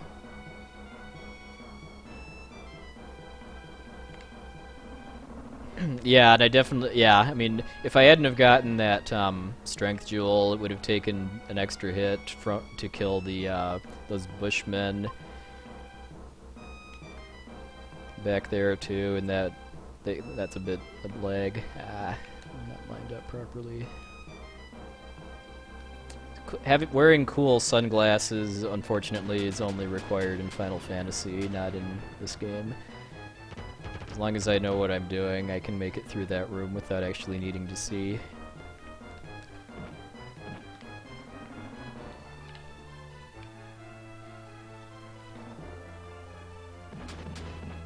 And since this red jewel isn't a key item, I can keep my charge after getting it.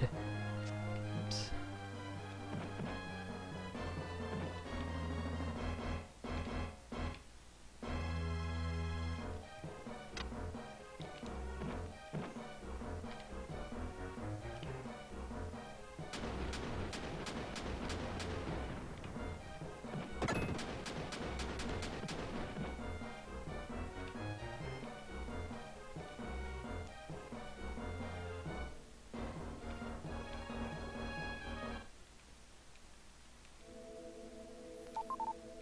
Alright, now we get to see a nice little fun side effect of using that start button trick on the world map. Because ordinarily this future city scene right here would look a bit more like a city and less like a flat panel, but because I skipped the zoom effect on the world map, it doesn't makes it so the camera doesn't zoom out during that cutscene either, and it looks kind of silly. It doesn't actually save time, but it just it's kind of fun. Well, skipping the world map effect saves time. That cutscene is still the same length.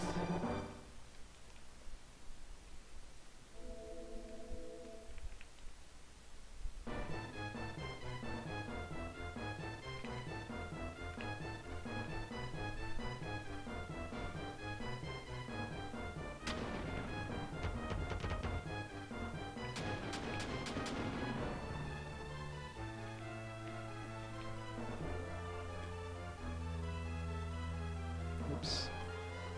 Yeah, there we go. Clipped into the corner and then walked back down instead of around. Alright. This is something I wanted to actually time out to see if this actually saves any time versus just walking back. I'm sure in order to actually set this up properly, I'd want to take some damage going to and from the Gorgon flowers, that it would only take 1 or 2 hits from that head to kill me.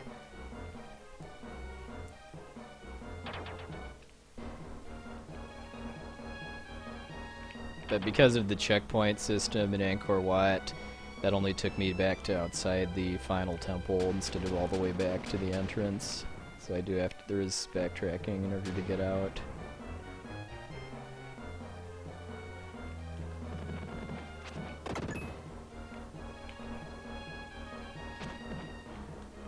Ah.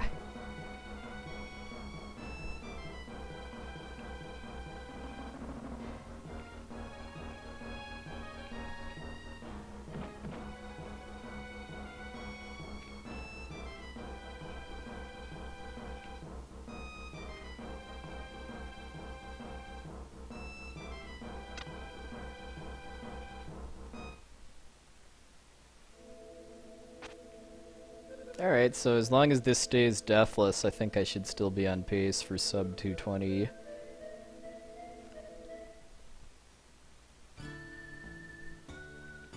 Yeah, Terranigma has much tighter controls than this game, but one thing I do like about this game more than Terranigma is that your moveset changes during the course of the game as you gain new abilities, whereas Terranigma you start with all of the everything. So the dungeons kind of all play differently as you gain new abilities.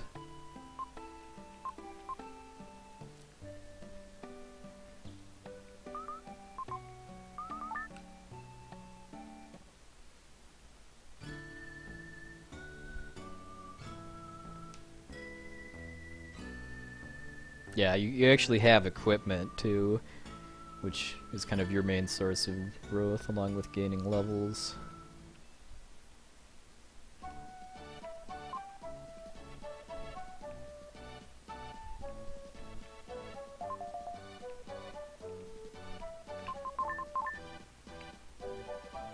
Alright, time for basically the final dungeon, the pyramid. Because the Tower of Babel is basically just boss fights. So the pyramid is basically 6 chambers that you have to complete, because unfortunately there aren't any like real sequence breaks known for this place yet. Desirect and Nitrodon are working on improving the tool-assisted run for this game, so hopefully they'll find some tricks that work on console too.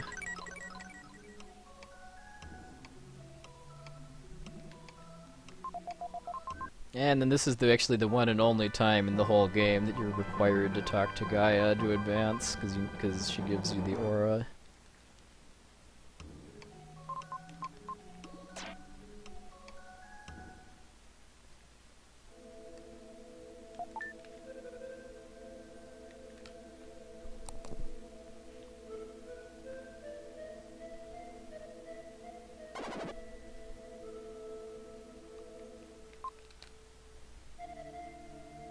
Yeah, so now I get to be Shadow, who's the kind of an upgrade to Friedan, basically, for alternate character.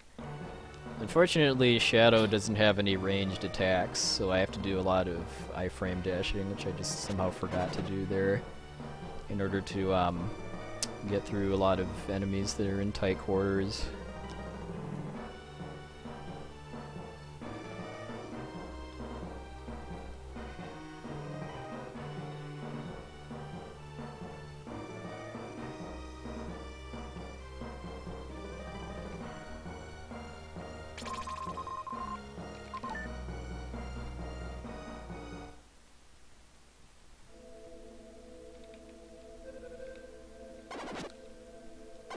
Oh, why did I do that? Okay. If you see me attack and then immediately use aura, that's because I'm using a glitch called the aura attack glitch, which I use here for safety in a few places. I'll kind of explain what I'm doing when I actually do it for realsies. Like right here, if I attack and then cancel by using the aura, I can actually keep attacking as I reform, which is useful here in case that bird guard is blocking me.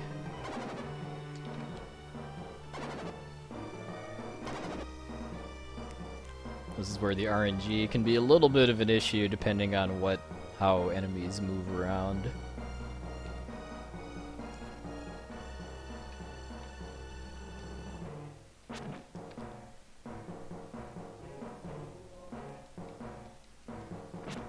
Ah.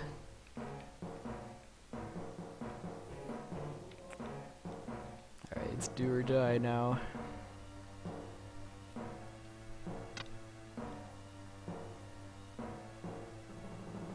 And do. If I was really feeling not confident in iframe dashing, I could have used an herb there. It does. Wow, that is kind of stupid. Yeah, you can use any of the forms for the boss, but you can only get one hit per cycle. And I guess that's something else I haven't really explained very well yet, is that against bosses, the damage that you can do is completely fixed based on your form rather than your strength stat. Will does 1 damage to bosses, Friedan does 2, and Shadow does 3. So using anything other than Shadow for the boss of the pyramid just makes it slower.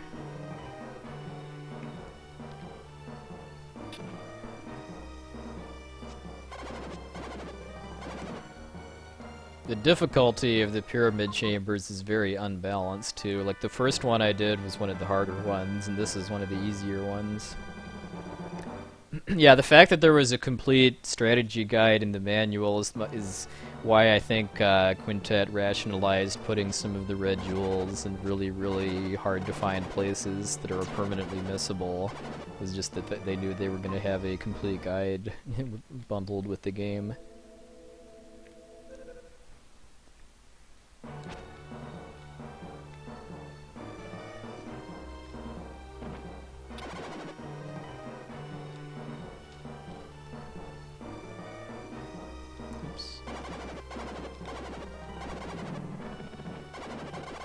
I've tested just trying to run, dash or run through those things instead of wait to charge a spin dash, but there's so much lag that I don't think it's any faster. Well, when I rented this, I did get the manual with it, so otherwise I never would have gotten the 100%.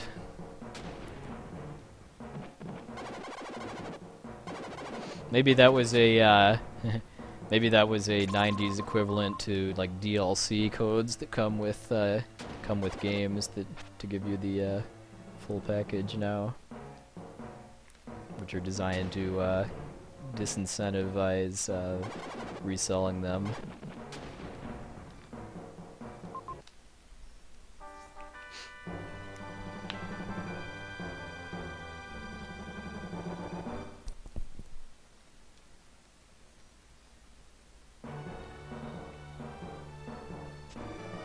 those those scary looking spike ceilings, by the way, they only do 1 damage, whereas the laser orbs do 6.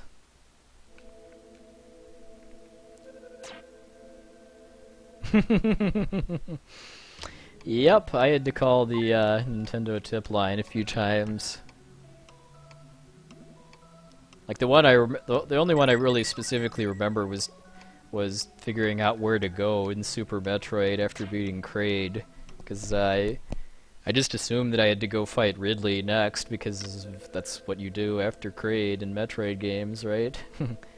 So yeah, and then I found out, oh, actually no, Ridley isn't until quite a ways later.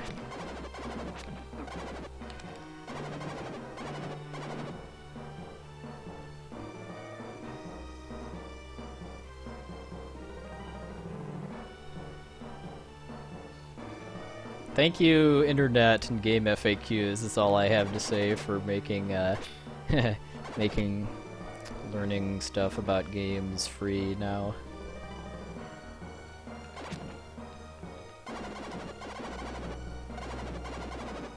Oh really? What was the mistake?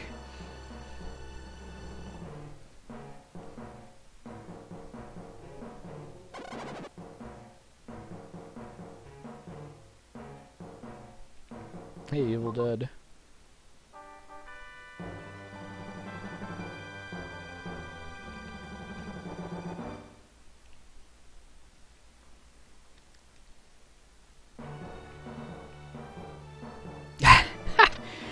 Nice.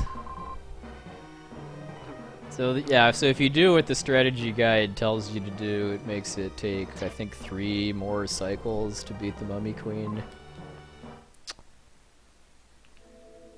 Alright, now it's time for the fun room.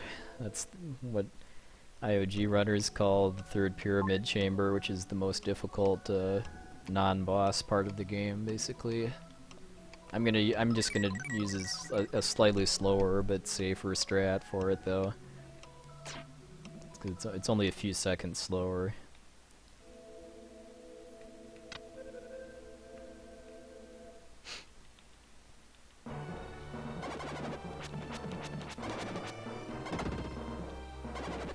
Right after the first one. Alright. As long as I make it past that first section with only taking 1 hit, I'm generally pretty good for the rest. Okay, I do the aura attack again, glitch again here in case this guy does what he does best. I still took some hits there. That was just bad RNG though. If I get hit again, I'm gonna use an herb. So I've got 3 of them now, I think.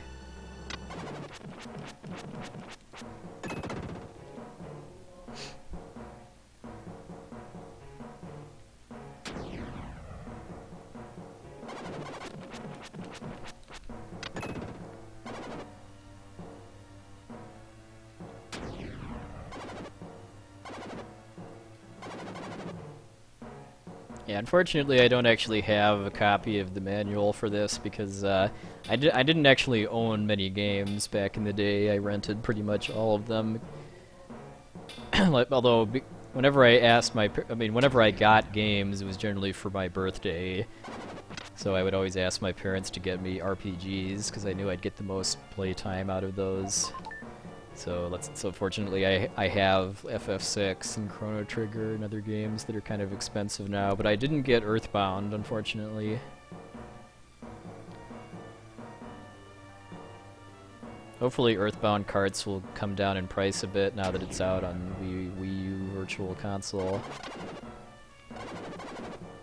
Alright, time for the killer 6-pack. Nailed it. Positioning for the killer 6-pack is a little tight, but if you can nail it, then you can stun lock them. And it's also getting that strength jewel. There's it back in Euro makes that a little safer too, because it's 2 fewer hits to kill the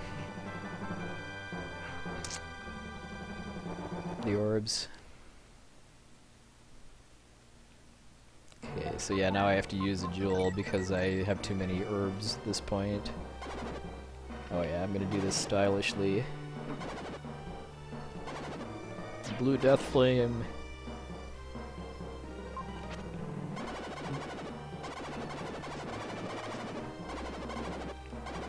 Yeah, I'm gonna do the safe strat for this part too. Ordinarily I would just run straight through those guys so that I'd be one hit away from death after getting the jewel, so then I can suicide off the invisible enemy in the corner here.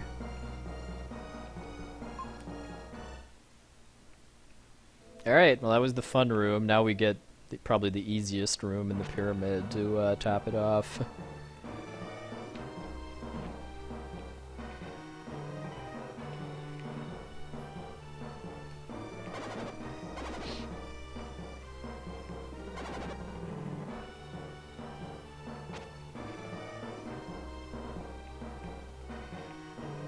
Well, hey, the routes for both of the non-Final Fantasy Kingdom Hearts games I run are largely stolen from the TAS.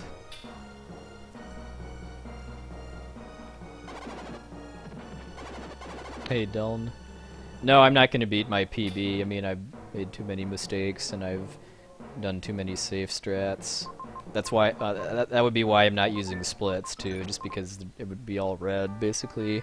Plus, I mean, reading chat makes me makes me just make little minor movement errors here and there and stuff that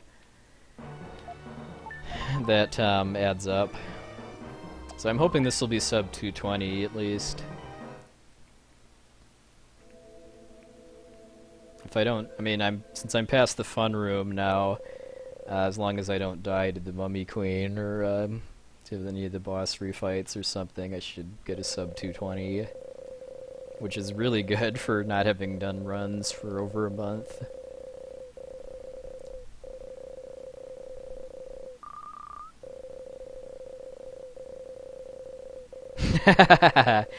I think that might be a little overkill to have mushrooms, snail goo, and bacon on a Psycho Slider. Yeah, thanks everybody so much for the support over the last, I think, 2.5 years or so is how long I've been streaming. Although that includes when I streamed on Ustream. I don't think I switched to Twitch TV until like late 2011, early 2012. Fortunately, Will has flame retardant hair gel. Yeah, if I was going to be on PB pace, I would need to get a sub 2-hour pyramid, which is obviously not going to happen, given that I haven't even gotten to the boss yet.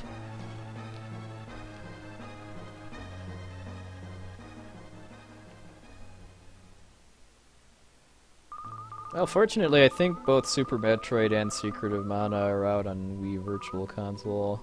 I know Super Metroid definitely is.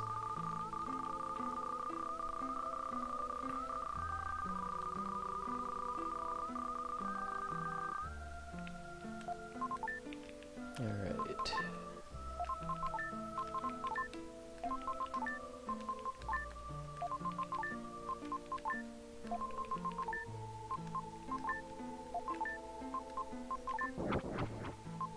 As long as you know the order to put the tiles in, you don't actually need the journal that tells you what to do.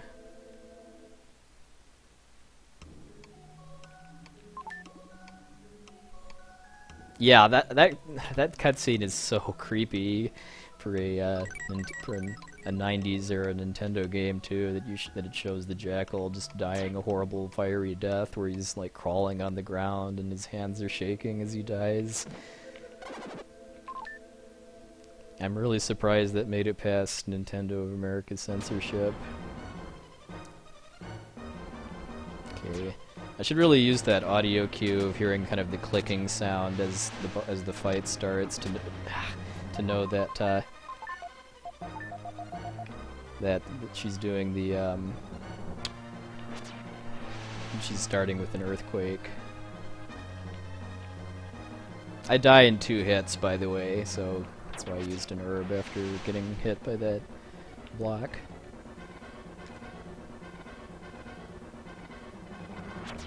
After I get the first hit, though, it becomes pretty easy until she's at half health.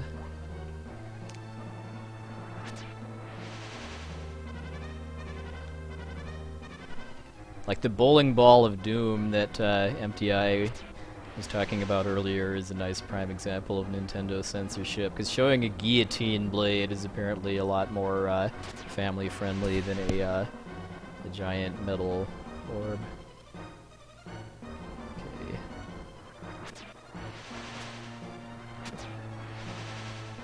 Kind of bad luck there.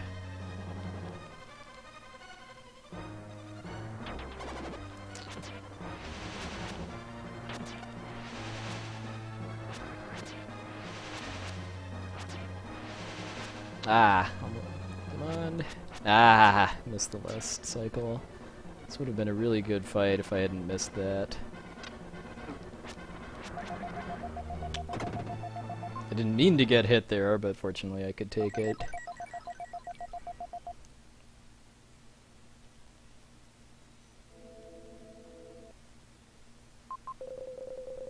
Oh really?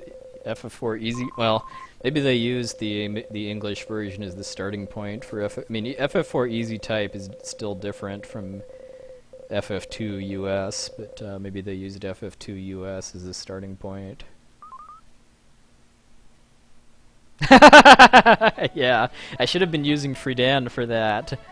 That's why I'm. That's why that fight was so dangerous for me. Yeah, Will's dad is a flute and his mom is a pig. And people wonder why he's such a jerk.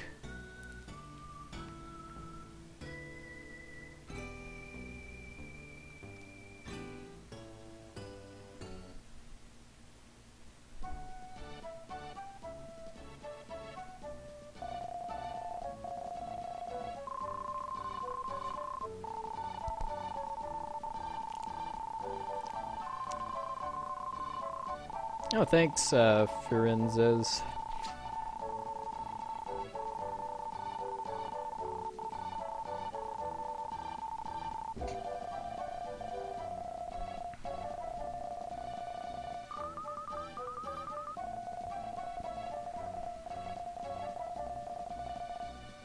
Hey, Wipey.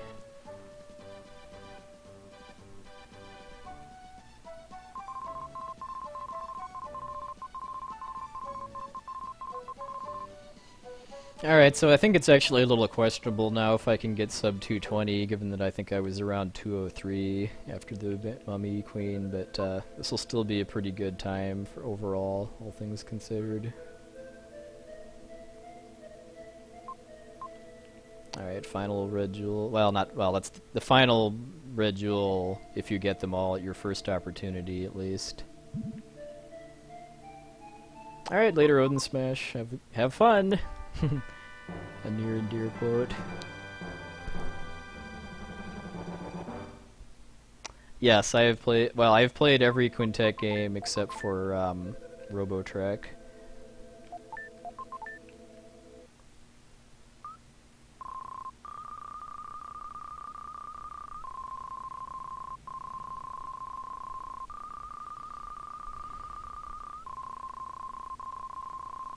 Well, every Super Nintendo Quintet game, I should say.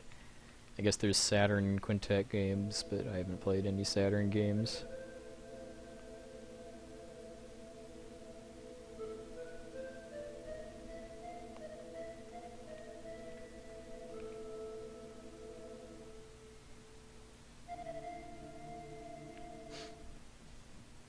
Oh, nice, Driscoll Ed. Yeah, that's where Kara becomes a real power walker, because she does not have a running animation until the ending for some odd reason.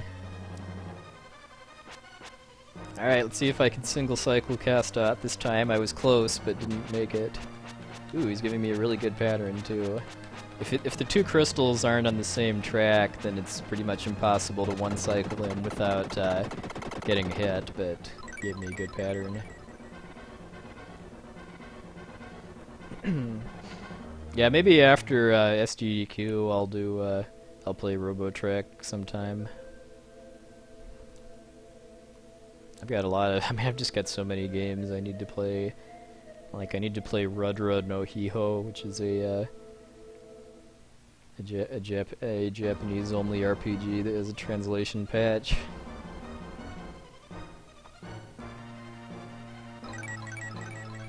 Yeah, first world problems indeed.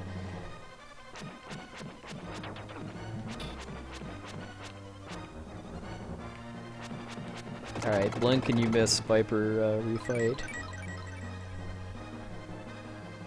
Well, from seeing PJ play Robotrick, I just love the how dated the high-tech stuff is, that you get like 0.4 megs of data, because I think you get data instead of experience.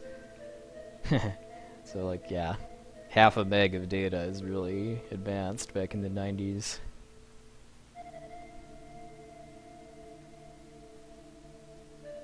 Yeah, I've got a card for it, although I'll play on my flash card so I can play in English.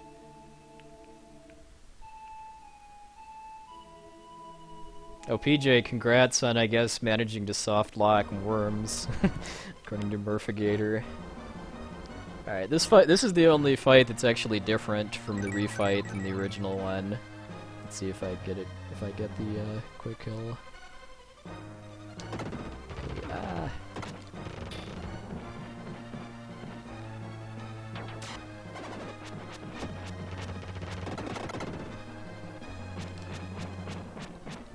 Okay, I'm just gonna go the kamikaze route. What I was basically doing there was using the aura attack glitch to get a bunch of hits while I'm invincible.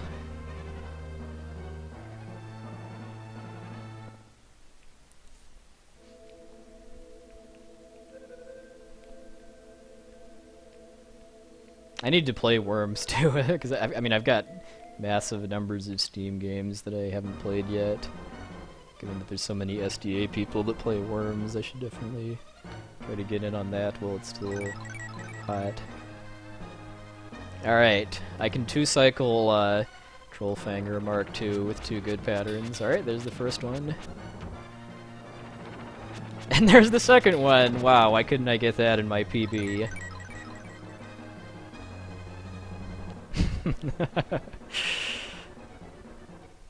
Oh, Trollfanger, why must you troll by giving me such good, good luck?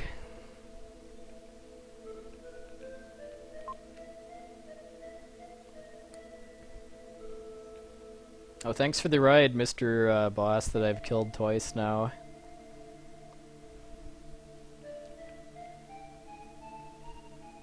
Yeah, I'm definitely gonna have to name at least one of my worms Trollfanger.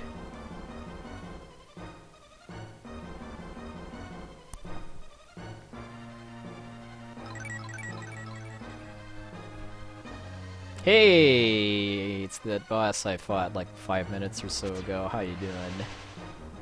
Oh, hey, you can't kill me in 2 hits now. How's that gonna work out for you?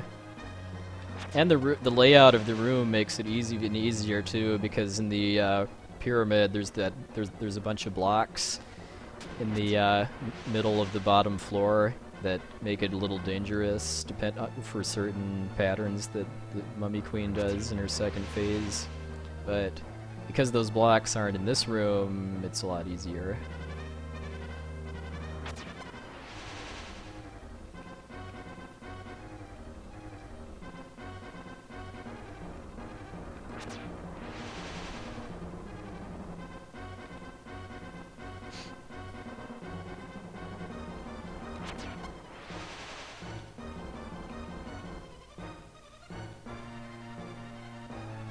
See if I can manage to not botch the second site.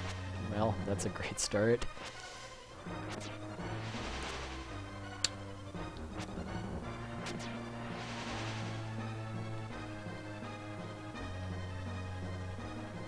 For some reason I always seem to mess up the quick hits on the refight, probably just because I'm not as tense on this fight as I am on the first, or just because I'm usually... I mean, I took a lot of hits during the vampire refight, but ordinarily I'd have a lot more health at this point.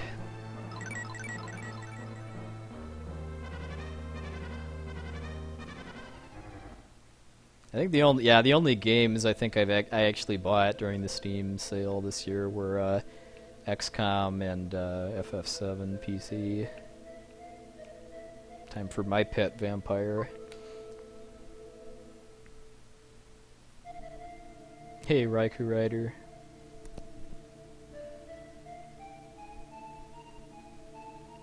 Oh, she has more attack? Oh. I actually didn't know that there was any difference at all other than the room layout. Yeah, let's go. SGDQ hype! Alright, get your bets in on Snake Panic.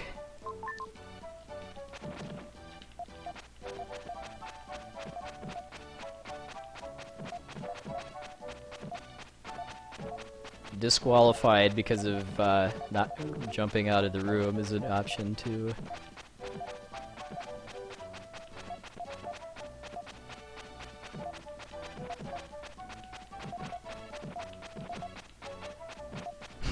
Wow, a lot of lowballers here.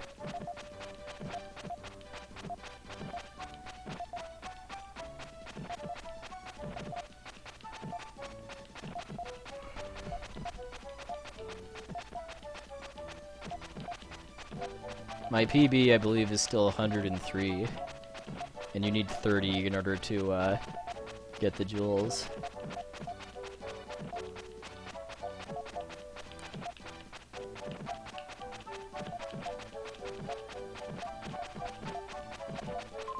$101. Did anyone guess 101? Ah, DJ Tifahard is the winner. And McNabberish, too.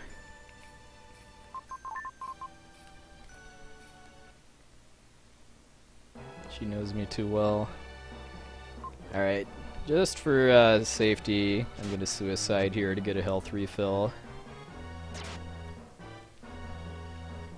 I mean, I've got 2 herbs, but I'm not really feeling like taking chances.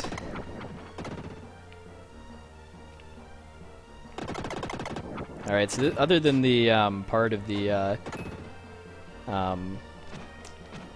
mountain temple, this is really the kind of the only part of the game where lag management is actually an issue, because there's just so many enemies on screen at once that I try to kill eyeballs whenever possible, because I can kill them in one slide that gets 2 hits in order to reduce lag.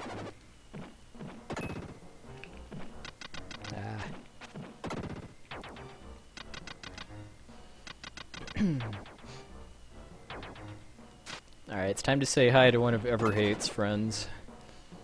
Although he's gonna be actually dissing Everhate a bit by saying that I'm better than Blazer. Yeah, I kind of I wonder if the ghosts in the foreground kind of affect the lag too. Oops. I should get 4 this time.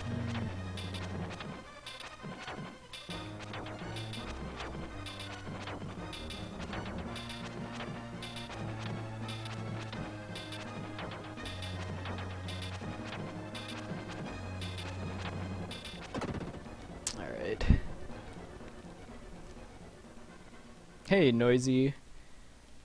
Good job on Kingdom Hearts 2 during ESA.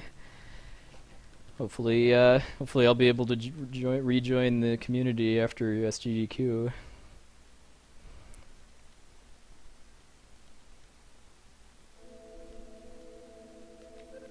Alright, now it's time for Dark Gaia, who gets progressively tougher as the series unfolds. And changes genders too, because Dark Gaia is male in Soul Blazer, female in this game, or at least I look at her as female, and male in Terranigma. Yeah, I'm really looking forward to learning the Master Form route, just because that looks like it makes the game so much more fun to run when you have so many more different strats to use in the end game.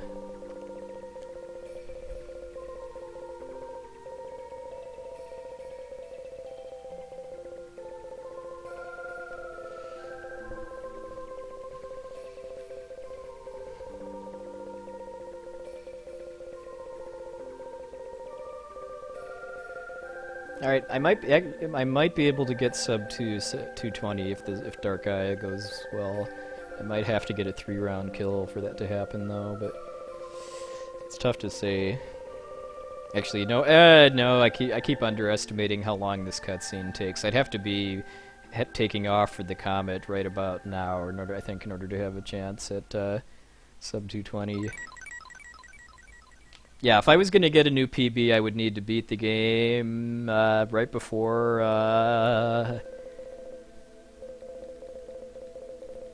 Now, there goes my PB in W split timing.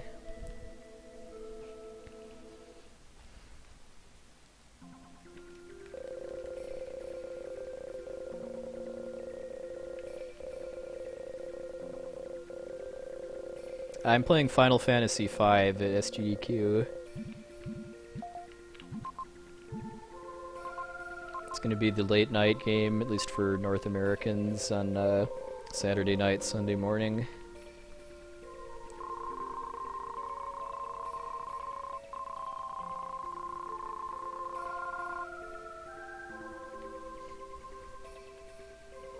Yes, marathon.speeddemosarchive.com for the schedule. If you look at it from there, it it auto converts to your local time zone.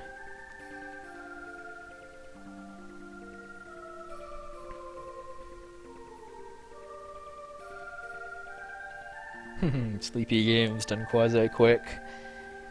That was the file name for Soul Blazer when that made it into SGDQ last year. Well, that'll depend, I think, on how many bonus games get added to the schedule. Because, let's see, because right now my run is scheduled to start at like midnight local time on Saturday night, but if there's bonus games added to the schedule, that might push it even later.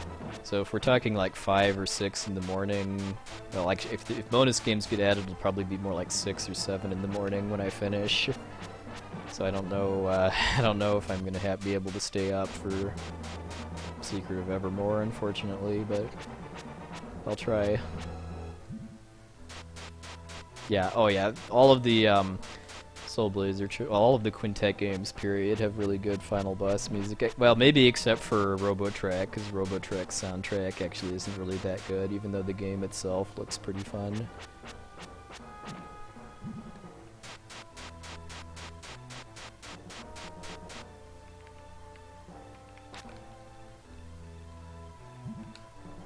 Alright, now is where it gets a little interesting. Because if my rhythm is good for shooting Firebirds, I can actually do this in 3 cycles. Only got 4 hits. I have to get 5 hits on 2 of the cycles. I didn't think it was going to be too likely that I'd get 3 cycles when I haven't practiced this fight for a while.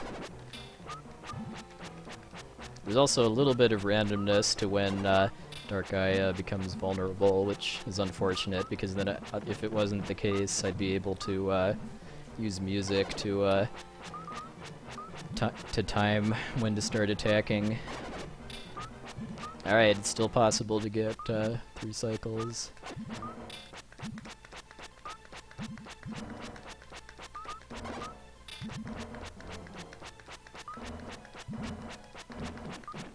Yes!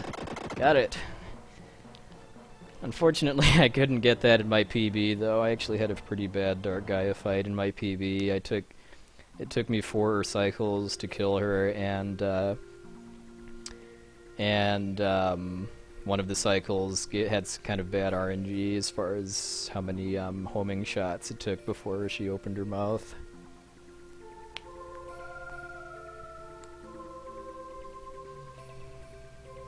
Alright, so that, well, that doesn't beat my previous, like my PB that stood for quite a while before I started working on the game this year, because that was 2:20:23, I think, W split timing, but for not having done runs for over a month, that's a pretty good time.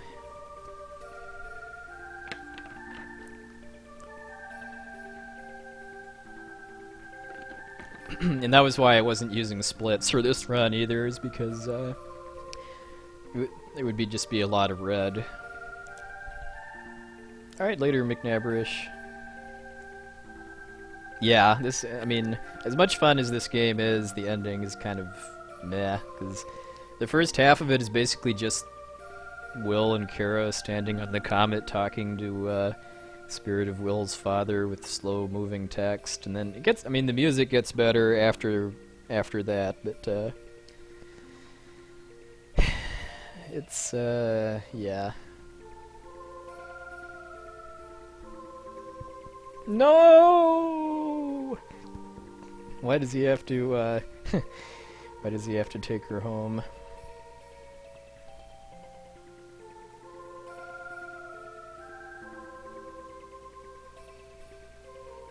Alright, so I'll let the full ending play out, but as soon as we're done here, it's time to move on to Parasite Eve.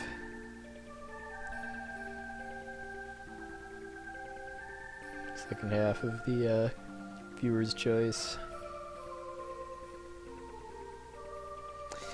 These two games put together with endings is still shorter than any. Well, actually, it wouldn't be shorter than Kingdom Hearts 2 All Worlds, but it would be shorter than either of the Final Fantasies. Yeah, Terranigma by far is the best ending of all of the games. I mean, it's depressing as hell, but it makes you think, and it's got probably my favorite piece of the game's soundtrack, which is the credits theme.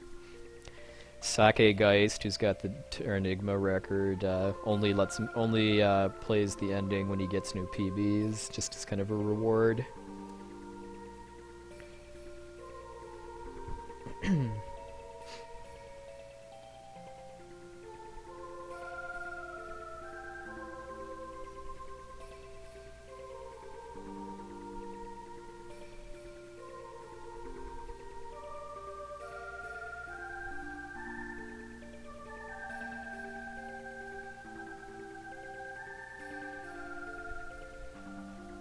Yeah, the whole soundtrack is good. I mean, it's not like at the top of my to-do list right now, but I do want to run Terranigma eventually.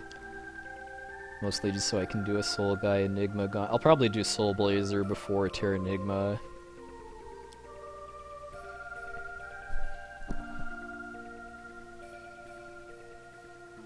But yeah, I do want to do all three games back to back eventually. Yeah. It would be so awesome if they released Terranigma on VC. I mean, they already have an English version of the game. They would just need to spend the money, I guess, on distributing it and advertising it.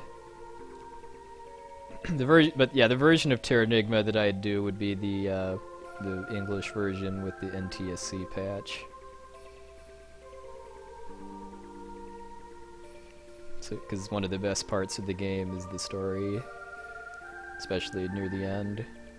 Well, I don't know. I guess about 3/4 of the way through is where the game stops making sense. But the very end of the game is just one of the most epic finales to an RPG of all times.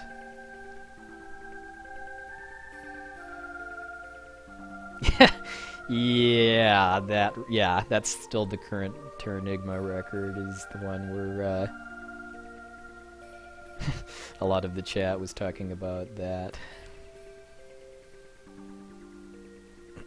Well, what I find actually even the funniest thing, though, is that despite being a Japanese game, Terranigma is pretty depicts Japanese people kind of poorly. Like it kind of depicts them as being very loud and boisterous and not being able to speak English, which is true, but it's still kind of silly. The way they depict Americans is quite silly too.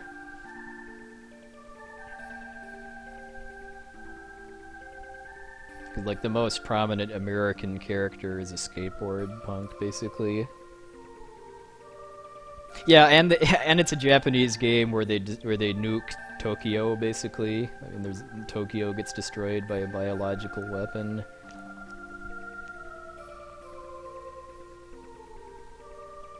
But fortunately, now that I've got a Super Nintendo flash card, I can play Terranigma in English at 60 FPS, and without having to drop a ton of money to get a PAL Super Nintendo and a copy of the game.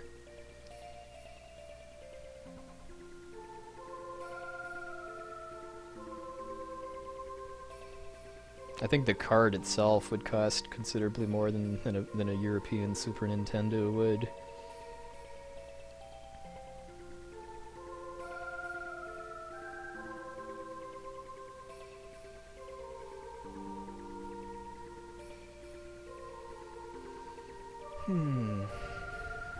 Ooh, golf, huh? Sounds interesting.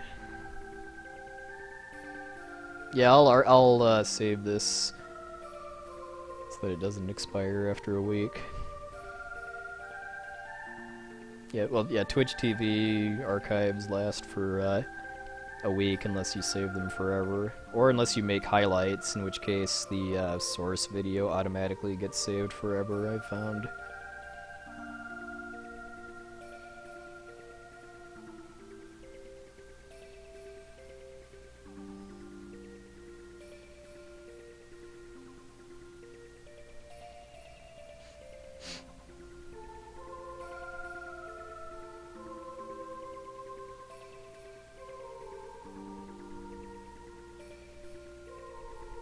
Come on, talk faster. We want to get to the better part of the ending.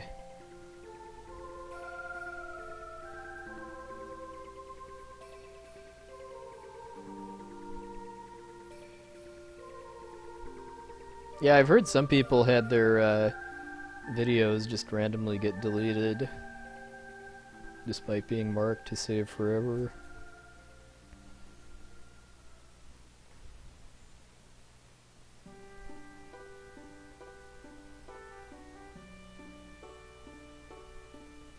I actually do not know anybody that runs Breath of Fire 2.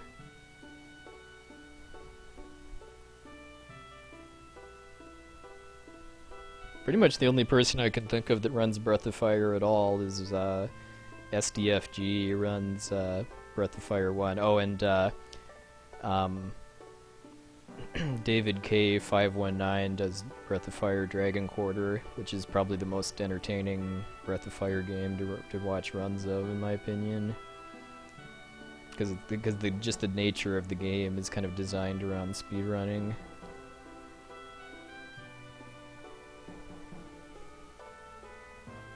Oh, David K does... Oh, okay.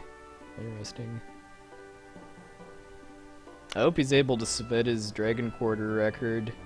Last I saw in the forum, he was having video issues that might make him, unfortunately, make it so he can't submit it.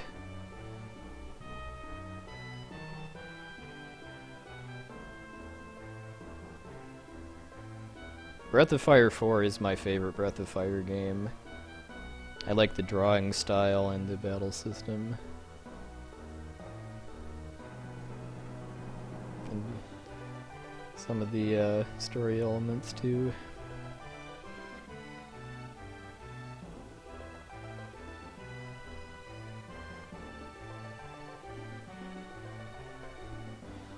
Yeah, I need to play Breath of Fire 3 one of these days. It's the only game in the series I haven't played.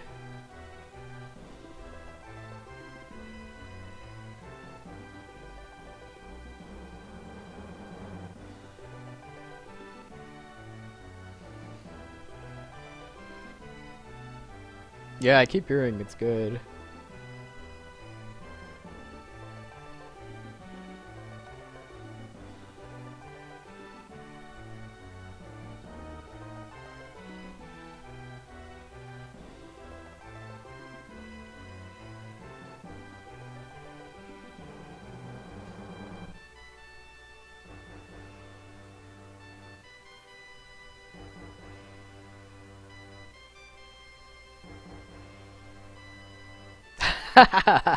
Yeah, a rare PlayStation RPG that only has one disc.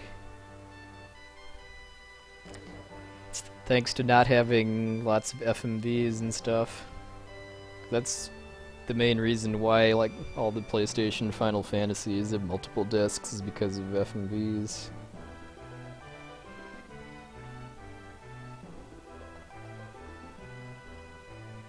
Oh yeah, Legend of Mana. Well, Legend of Mana didn't have FMVs as I recall, other than the ending.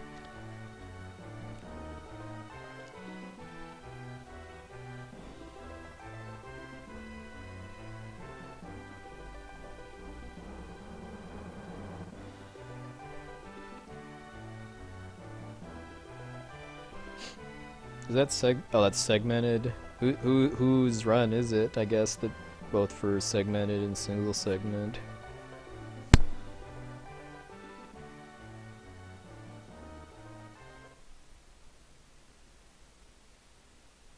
Oh, David K. Okay.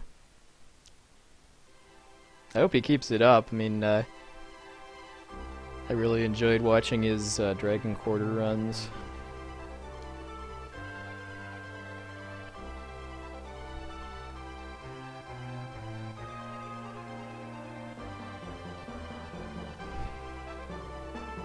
Yeah, PJ, don't you have 7th Saga to do as well?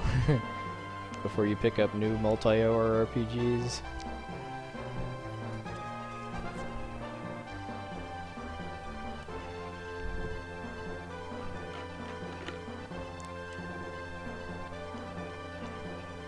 Gotta beat Legis into submission. Oh, you need to get a DVD recorder with a hard drive or something. Hey, Aaron. Yeah, I'm still kind of on the fence on if, like, when I start doing FF7 single segment attempts, if I really want to trust Amarek TV or if I want to invest in a DVD recorder, just because I've on my computer at least, Amarek TV seems to have drop frame issues a little more often than I'd like for wanting to do really long runs.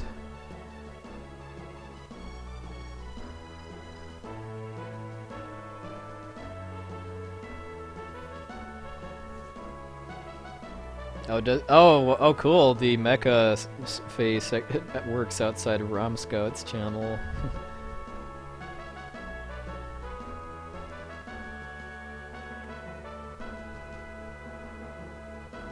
Okay, yeah, now Kara and Lily finally have running animations too.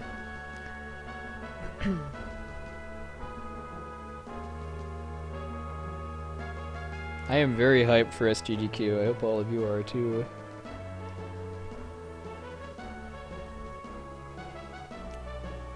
Oh, sweet. Oh yeah, sweet. So all of the what icons does ROM have other than those two? Also, what does US Play mean anyway, or US Play? It sounds kind of like the character in Castlevania Harmony of Dissonance, but I think that's used.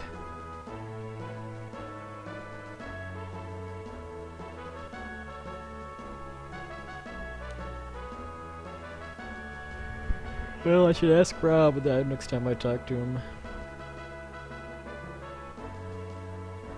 I know he was going to use Holy Water as his subscriber icon.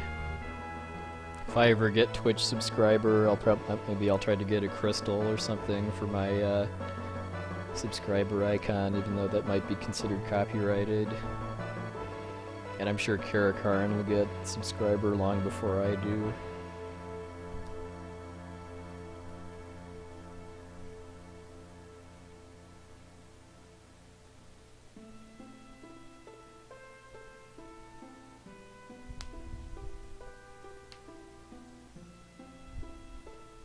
Oh, Twitch vetoed Holy Water? Ah, boo. So it's still black stars on Rom's channel then for subscribers. Yeah, even if I use the Final Fantasy IV crystal sprite, it's probably, I don't know, it's probably still generic enough that that Twitch wouldn't consider it copyrighted.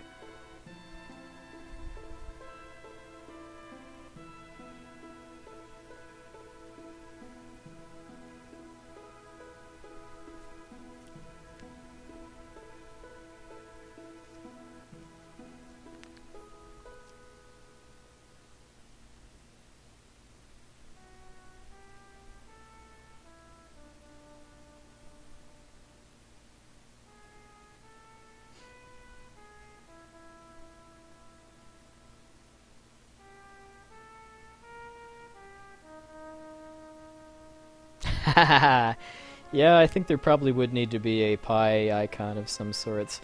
I think that I would love to do a Bart's flexing icon, but I think that would probably not fly. Something really odd about the oh, Sereth has subs. Wow, I didn't know he got that many viewers. Good for him.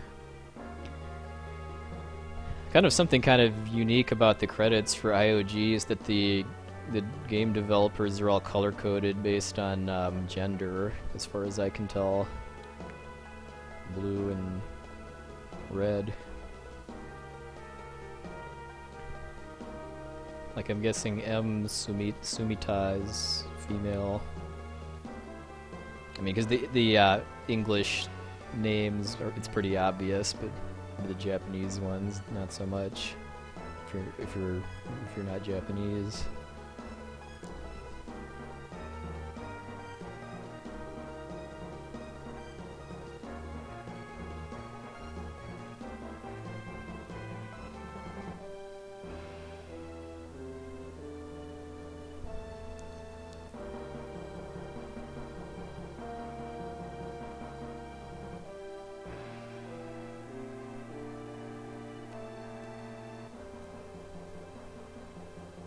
Yeah, I think Swedish Fish should be reserved for Essentia, although somehow I doubt she's ever going to pursue getting subscriber.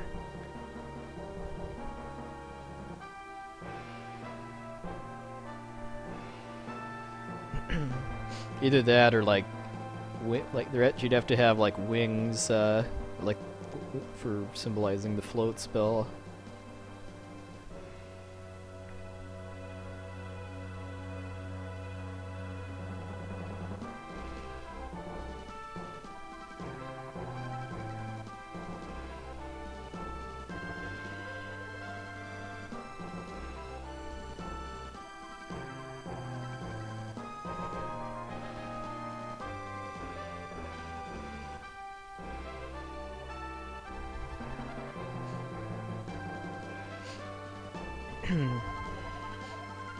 Basically, if you get like, I think it's an average of like 500 viewers a stream, and stream like three days a week on average, then you can get a subscriber button, which is basically where people pay a monthly fee to subscribe to your channel.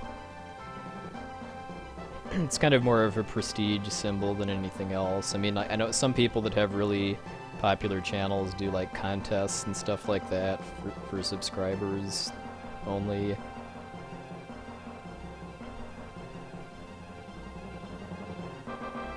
The requirements kind of make it so that streaming has to be at least a part-time job for you in order to meet those requirements.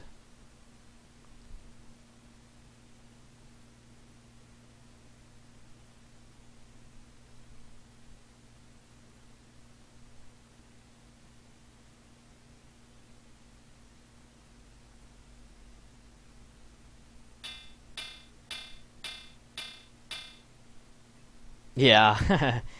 Yeah, I'm guessing that letting people have a subscriber button doesn't really cost them any money, whereas they get $2.50 a month from people that do it. Well, I emailed them and asked, and they said average of 500 viewers a stream and average of 3 streams a week.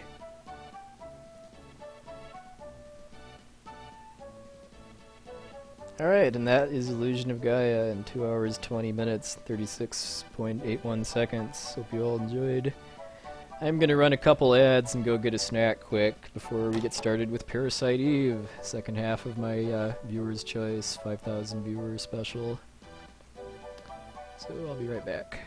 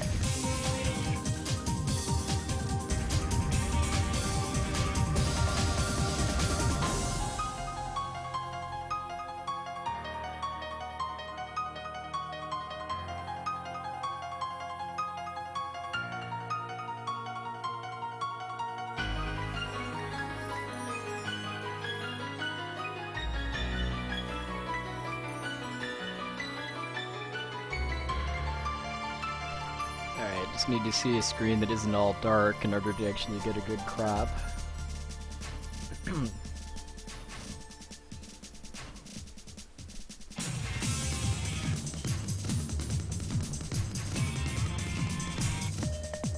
I do love the intro for this game now.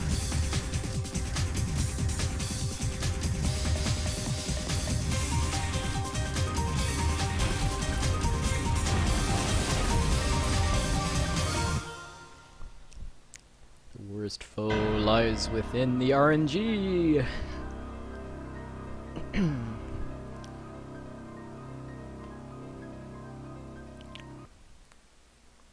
Alright, so I am actually going to reset just because for some reason the in-game timer in Parasite Eve starts when the title screen loads instead of when you actually start a new game. So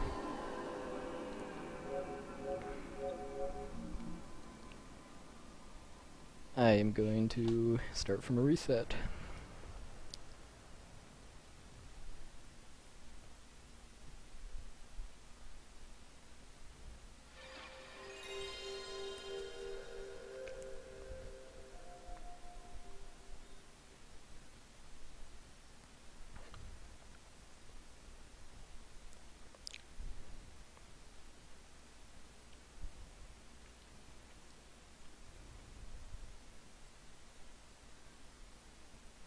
I would highly recommend Rockman and Forte, especially if you like a challenge.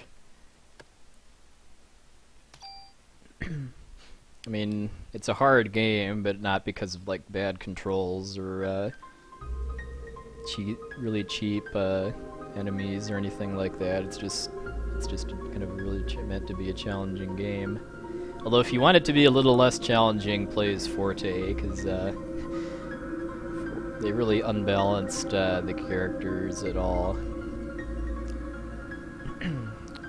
Because Forte, aka Base, has all of the advanced movement. He's got he can do dashing, he can double jump, and he can double jump out of a dash to get it just to go anywhere, pretty much. I have not played Vagrant Story. Oh, nice, Driscollhead.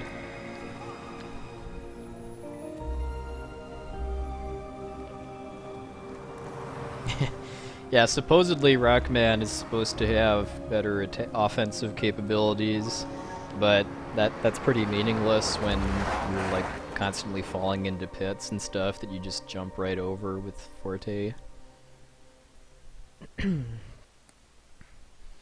Alright, so my PB in Illusion of Gaia is pretty good. My single segment PB in Parasite Eve, not so much. This will be maybe like my 4th single segment run I've ever done of this game.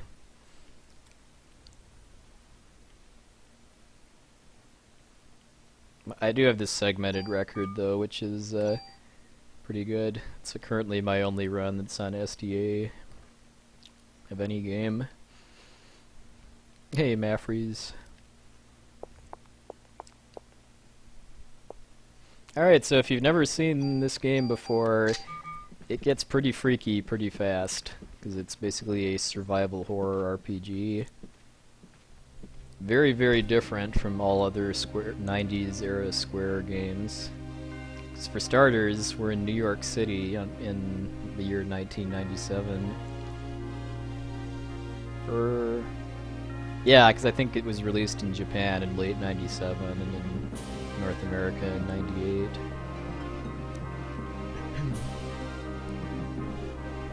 Yeah, well, yeah, you will see some spoilers if you watch the speedrun, although the text moves really fast, so you're not really going to be able to read much of the dialogue, but the FMVs definitely are pretty major spoilers in the latter part of the game.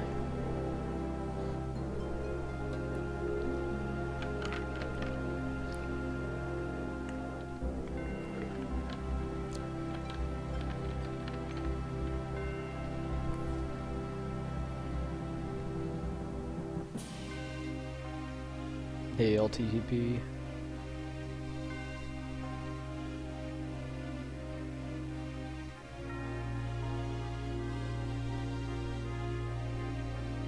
Thank you.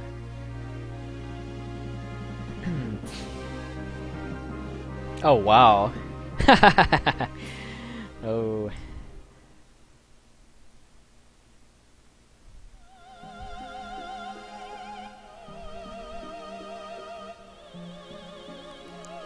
You were a rebel even back then, Dragon Dark. I like that.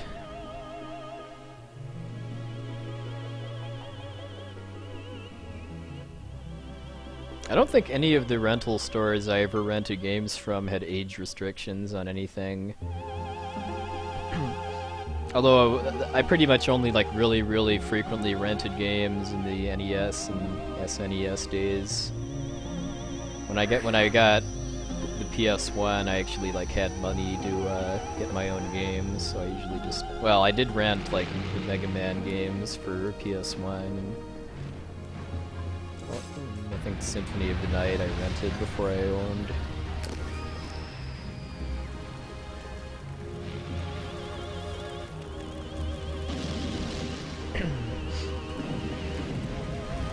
Yeah, this is by the makers of Final Fantasy.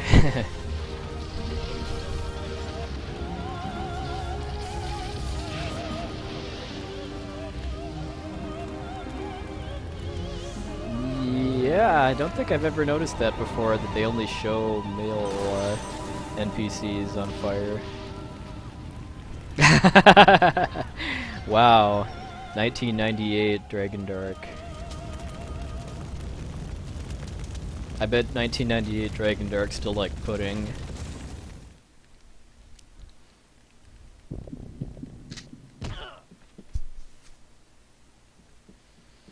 So one of the kind of annoying things about this game for speedrunning is that it does support analog controls, but if you turn them on, it locks out D-pad controls. My theory on why that is because they kind of rushed implementing the DualShock controls into the game so that it wouldn't delay being able to release it.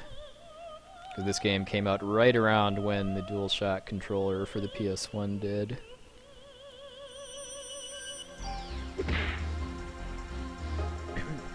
Alright, so I do actually in fact have a gun, but for the first several battles I use my club in order to conserve ammo, so that I can basically make it to the end of the first day without having to get ammo chests.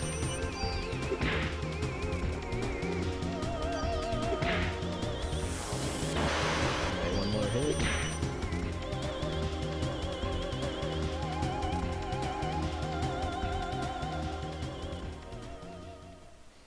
This game has a good soundtrack too. It's by Yoko Shimomura, better known these days for the Kingdom Hearts series, but also like Radiant Historia, Super Mario RPG, I think some of Street Fighter games.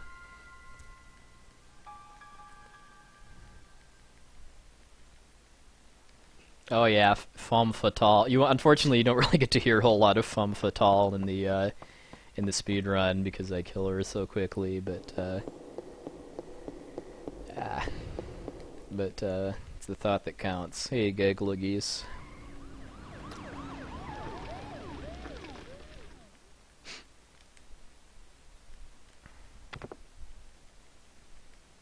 There isn't that much, I mean, I wouldn't say there's a ton of gore, although there's a lot of animals being harmed in this game.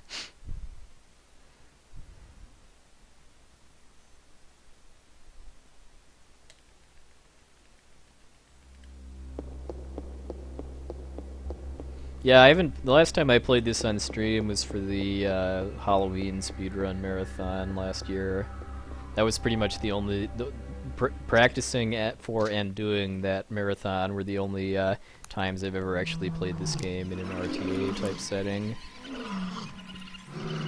I guess just the kind of the... I haven't put the research into figuring out an RTA safe route for this. I mean... And basically just using the same strats for my segmented run, only slower, because of not having perfect RNG each time doesn't really excite me quite as much. I do want to do New Game Plus True Ending though, because that's going to be a pretty short run that I can do pretty quickly when I start working on it. Alright, nice, got a crit. If I don't get a crit on the rat, it takes 2 hits.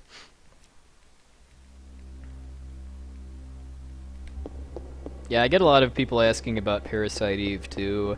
Right now, I mean, I think that's a fine game, but it just doesn't really kind of interest me that much for speedrunning, mostly just because of how much of the speedrun route involves backtracking and fetch quests.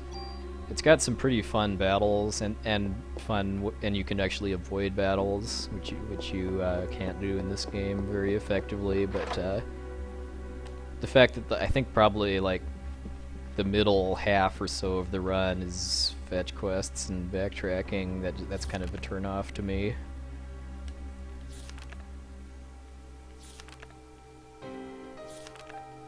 There's kind of a minor glitch actually, where if I get an item as part of a cutscene like this, if I mash too hard, it slows down the item get animation, so I didn't trigger it there. Something I'm kind of subtly doing is I'm turning analog controls off and on, depending on which is more useful. I mean, I pretty much always want to use D-pad controls during battles, because trying to do menuing and targeting with an analog stick is kind of meh.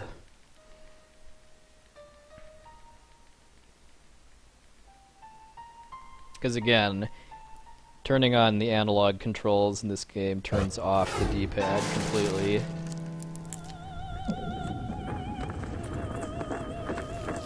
But for this battle, I'm actually going to use analog just so I can have a little finer control, and because I don't need to do any menuing or targeting, because it's just me versus Eve.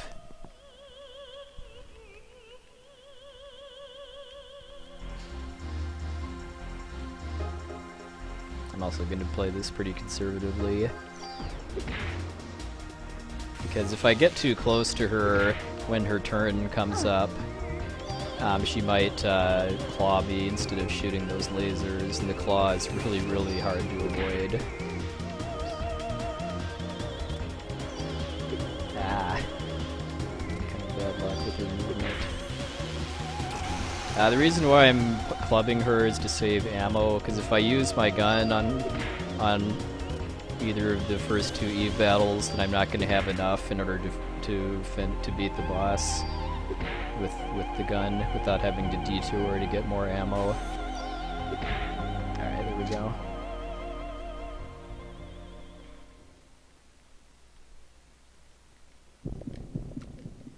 I fight one more battle with the club, and then I start using my gun.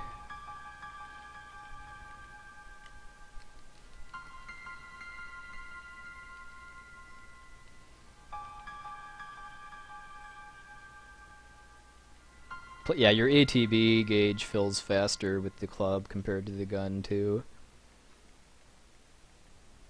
So if you're good and lucky, I think you could beat her faster with the club than with the gun. Because the way critical hits work in this game is that the odds of getting them are highly dependent on how close you are to the enemy. So kind of, I think by nature, using the club gives you decent high critical hit rate.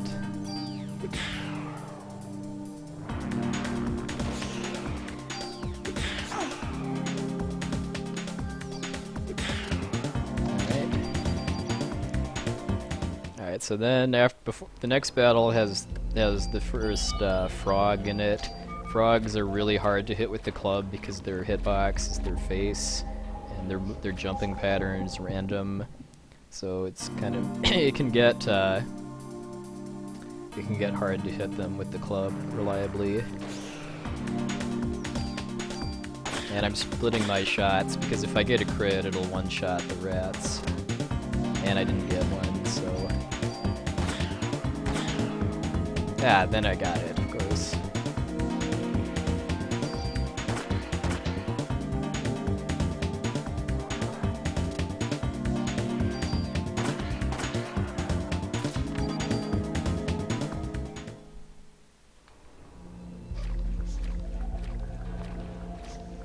Alright, now we get an upgraded gun here.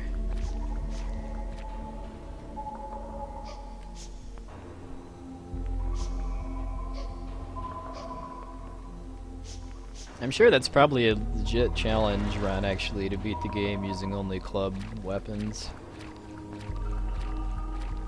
I don't... Yeah, I mean, I think pretty much...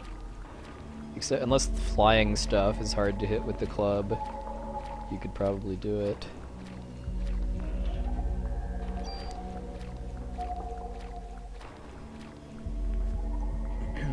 My favorite gun is the Micro Uzi, which is the most overpowered gun in the game. Alright, nice, got enough. Those two chests are random, whether they have offense +1 or offense +2. If one of them is an offense +2, that helps on day 2, because then I can one-shot enemies earlier than I would be able to otherwise.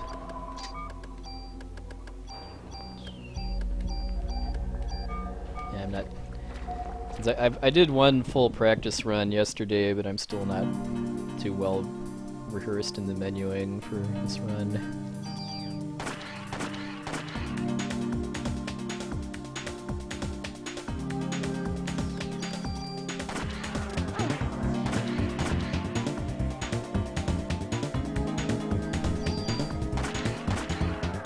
Alright, so after these frogs here, I want to have either 3 or 6 bullets left in my gun, and I wasn't really paying enough attention to see 4, because one trick is that if you if you end a turn with exactly 0 bullets left in your gun, that skips the animation of having to reload. And that's really good against this boss, to not have to reload.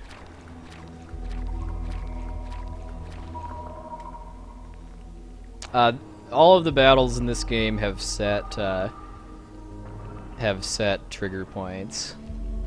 It is possible to run away, but running away is pretty worthless in this game because running away just warps you back to where you entered the room and resets the battle trigger.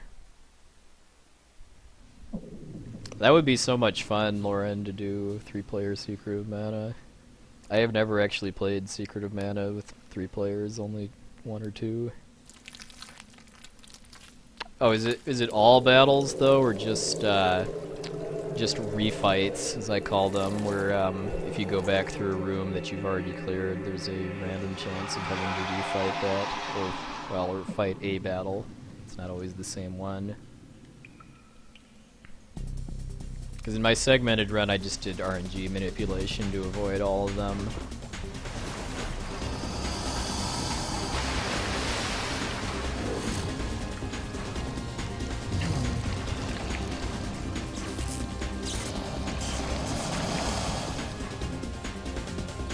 The Chrysler Building is the optional dungeon for New Game Plus. Okay. 1, 2,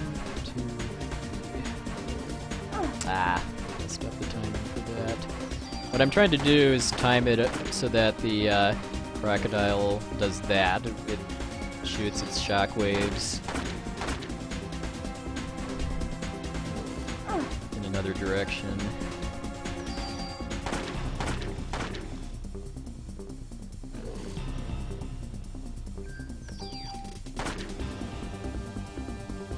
Yeah, I was too far away in one of those, so it took an extra turn, which is not good. So I'm gonna heal for safety here, even though not getting hit here isn't that hard.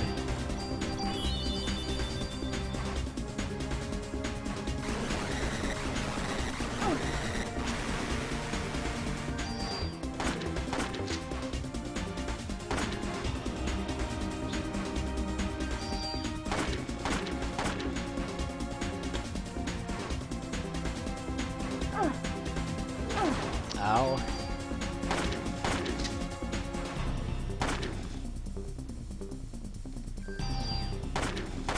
Alright, that was a little more tense than it needed to be.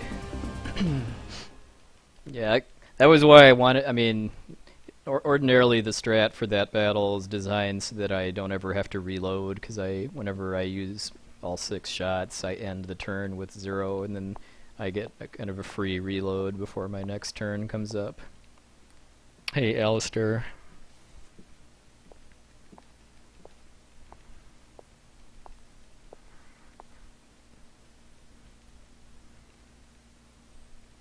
I remember when I did my segmented run, I actually got that segment on the first attempt, actually.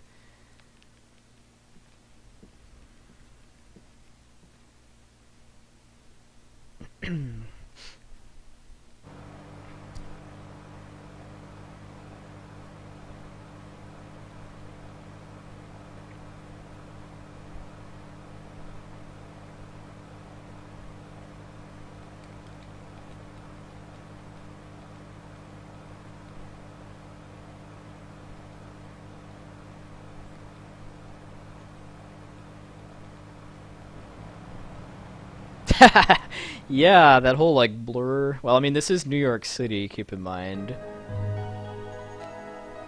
New York City drivers, I guess, aren't really known for safety.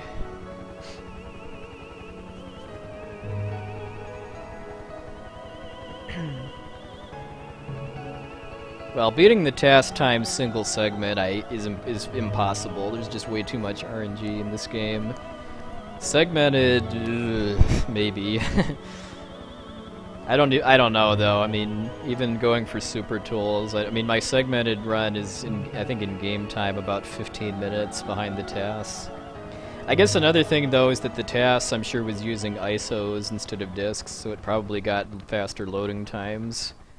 So I don't know how you'd really accurately kind of measure tasks versus console for a disc-based game. Hey, Jack Racken.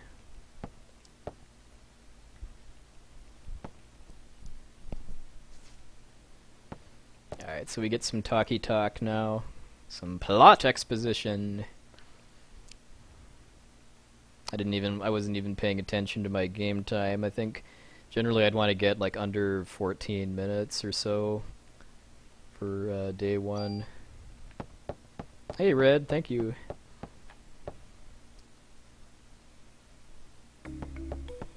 Oop. You can move Aya while the map is still loading too, so kind of part of trimming time here and there is remembering which direction to hold the D-pad or analog during loads.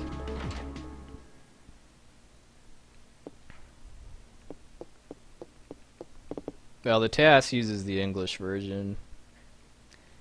I've been meaning to do a run on the Japanese version because I have it, but I haven't gotten around to that yet. I'm pretty doubtful that there's any real differences, even with text speed, because of how I mean, the text is pretty much the same in this game as in IOG. That the whole text draws out in one frame. Hey, Zero Blade Edge. Oh, yeah. Oh, item name restrictions. A nostalgic element of 8 and 16-bit games. Yeah, Dracula X is super expensive. Even the Japanese version is expensive. Like I saw a Japanese Dracula X card on eBay for like 50, 60 bucks. The English version I know is more like 100. I'm doing okay.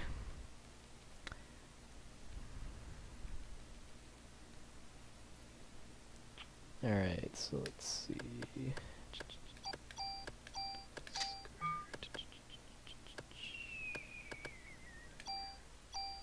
Oh, I didn't get the tool yet. Oops.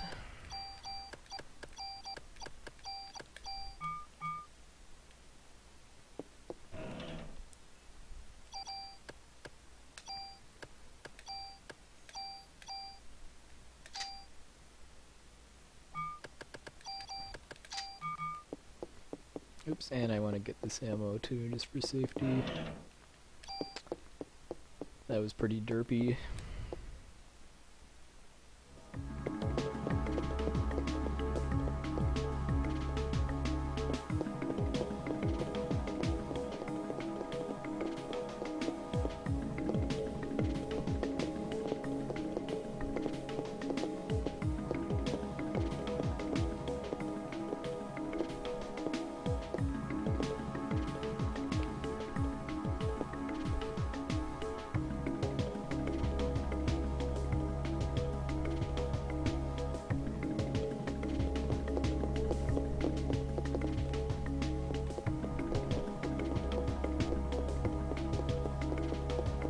No, he's supposed to be wearing like a t-shirt and shorts or something like that, but PlayStation 1 polygon models leave a little to be desired. Although it is kind of amazing to look at how far the 3D graphics came from Final Fantasy VII to this game, because it's only a 1 year difference. I don't take personal donations currently, but if you like my stream and other speedrunners, you should donate to Summer Games Done Quick next week, which is a charity speedrun marathon that I'm playing in, along with a lot of other cool people that are here right now.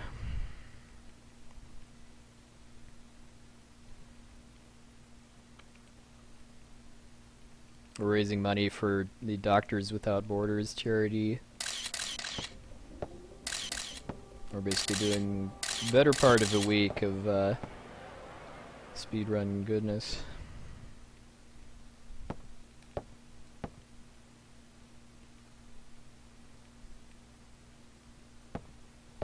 Yep, there's the link that Gaia just pasted right there. If you go to that link and hit the schedule tab, that shows you the game lineup auto converted to your time zone.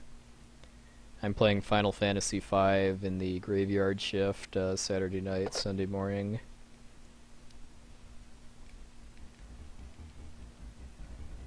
Hey Dutch, actually I did Illusion of Gaia first.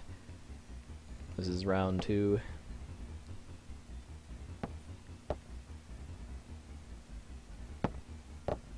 Yes.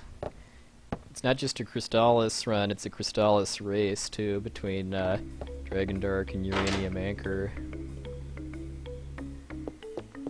Yeah, that was a very fun run. Spike, Vegeta, and I make a quite an interesting team. If you haven't already, you should see our Kingdom Hearts 2 race from SGDQ 2 years ago too. It was a 6-hour race that was 12 seconds apart between the final boss kills. It was just insane.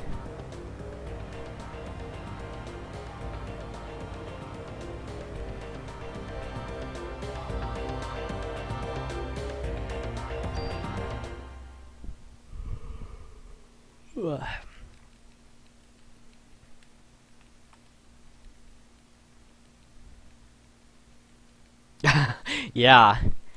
Yeah, I'm just hoping Crystallis turns just actually is a race, not blowout or anything. Those are not quite as entertaining.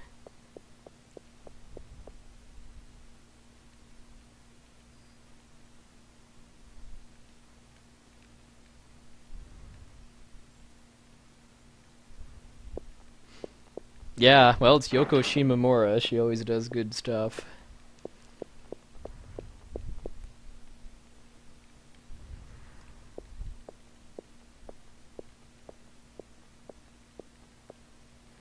Yeah, I think the last I heard UA, I don't know if UA was under 110 yet, but I know he was he'd improved a lot off stream.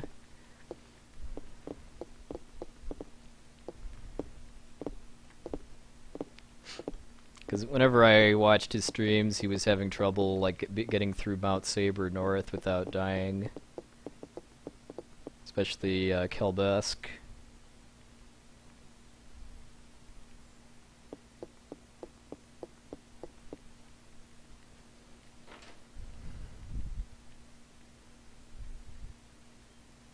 So yeah, the first half of day 2 is just cutscenes.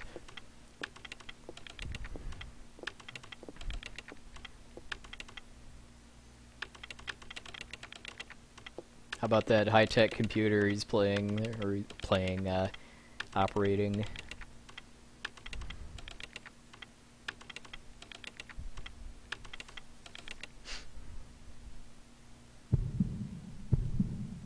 But yeah, notice how the characters actually have mouths and facial expressions and stuff, unlike Final Fantasy VII, which only came out 1 year before this game. When is the first time you get armor in that run again? Is it the armor you get it for free in Chiron, or do you get armor somewhere else?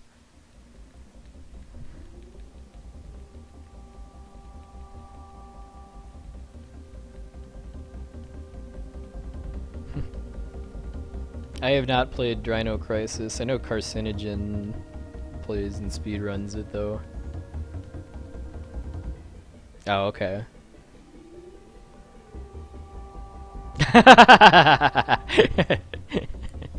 Well, if you're doing a Demon's Crest run, I think you get Aramur very quickly, like when you start the game.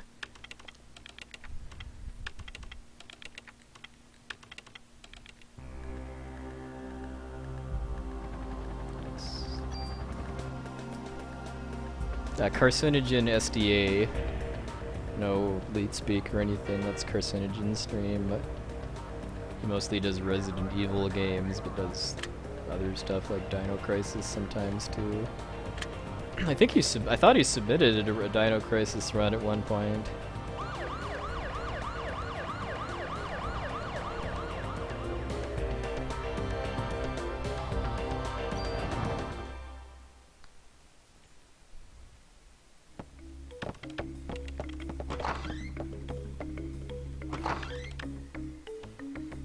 One of the big things I definitely needed to do a full practice run for was just to remember all of the story triggers during this part of the game, as far as like where I need to go.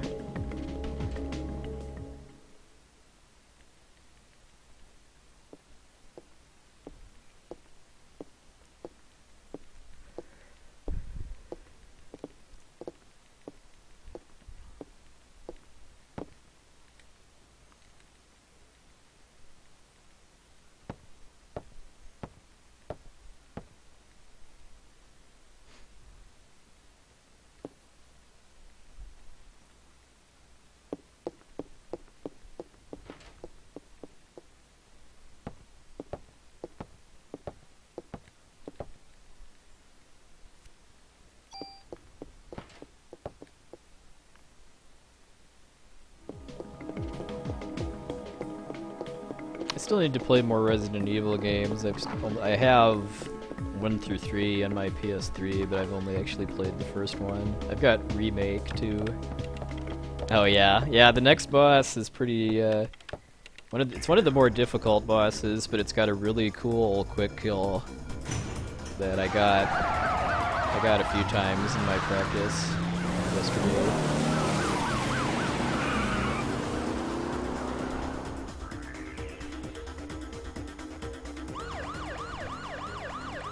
And again, warp speed police car.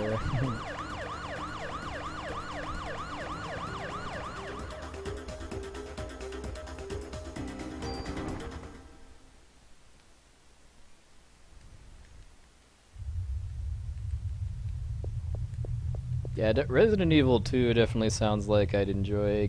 I guess because as I understand it, it pretty much just improves everything that worked in the first game.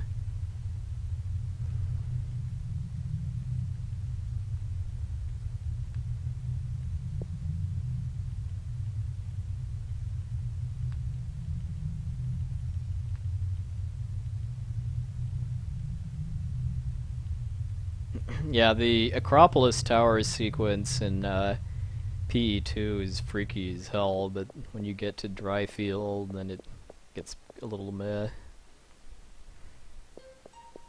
Okay, I really, really love the music for this part. It just fits the mood of the game so perfectly. So, I have not played Hybrid Heaven.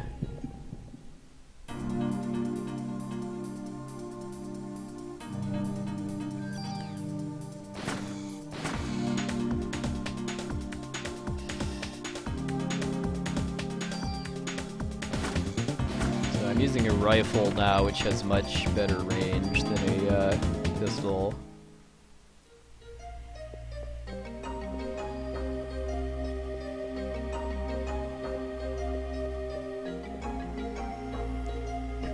Oh yeah, if you mean the true ending theme, oh yeah, oh god, yes, that is so good.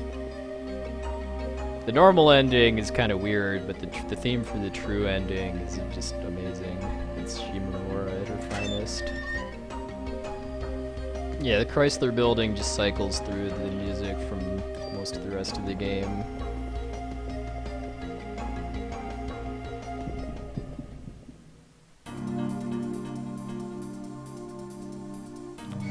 Alright, so now the birds are jerks rule comes into play.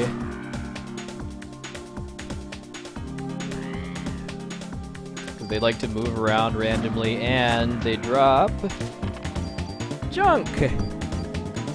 Literal junk. Junk can be useful in a normal run, normal playthrough, because if you get 300 pieces of junk, you can get the ultimate weapons in the game.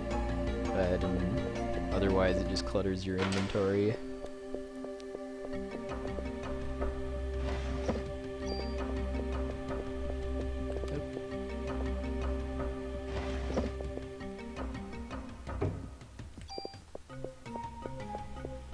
So I'm going to save here just because there's a random chest coming up that I want to get a tool from.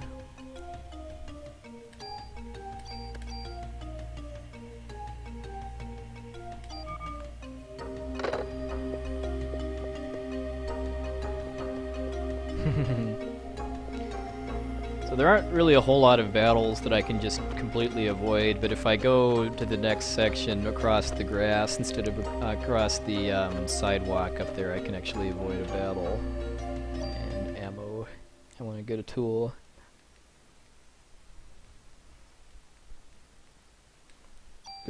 Because I got the offense +2 from the sewers, if I get a tool here, I can mod my my rifle so that I can one-shot birds with a crit. I mean, I don't know. It probably doesn't. Being able to do that probably doesn't actually save time if I have to reset in order to do it, but it's just part of my route right now. There we go. Yeah, tools let you transfer properties from one gun to another. So right there I just gave my rifle +2 attack and +1 range at the cost of destroying that grenade launcher I picked up. So now I can actually one-shot these birds if I get a crit. And I didn't.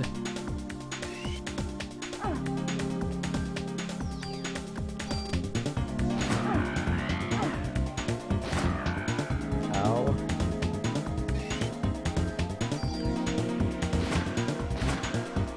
That was scary.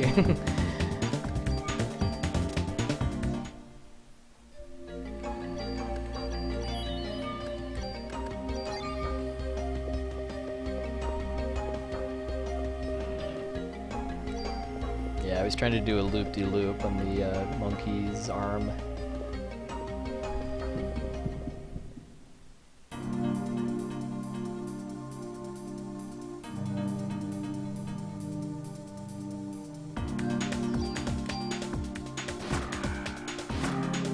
One-shotted one of them at least.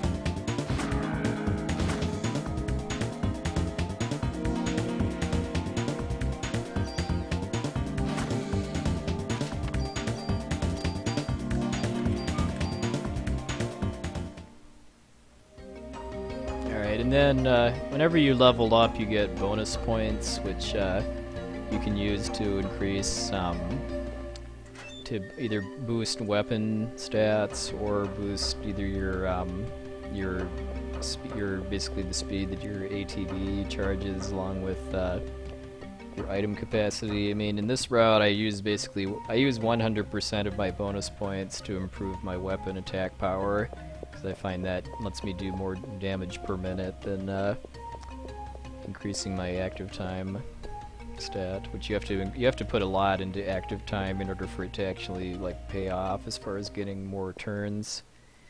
Okay, now it starts to get freaky again. Hey, Tremolanto.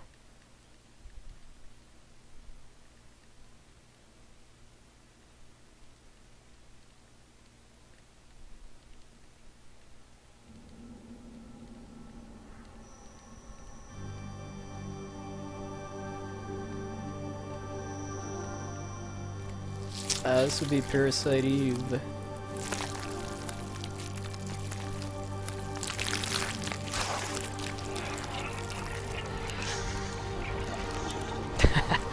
Yeah, if you're squeamish, I would not recommend eating during this run.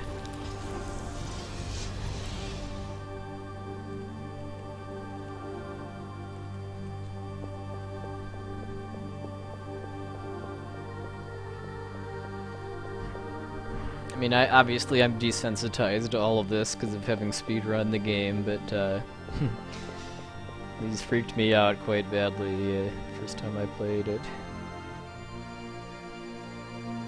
Unfortunately, once you get past this point, the cool Central Park music goes away.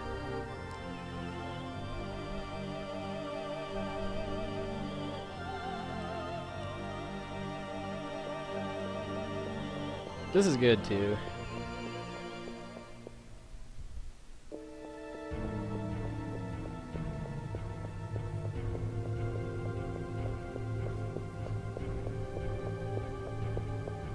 Yeah, I'm sure, I mean, PlayStation 1 era gore and stuff is not too potent compared to, like, Call of, well, I guess, like, even, like, Gears of War or something like that. Alright, so this is just something I'm doing for safety here that I wouldn't, like a more serious run. Main thing I want is that revive right there, that if I die, then that revives me automatically. Mostly just want that for the boss. Oops. No, PE is not. I offered to do PE for SGDQ, but it was not accepted, so I'm doing Final Fantasy V instead. Maybe PE will make it next year. Yeah, I got 2 super tools in my practice run yesterday. This next chest I'm opening here has a 1% chance of a super tool and 99% chance of a regular tool.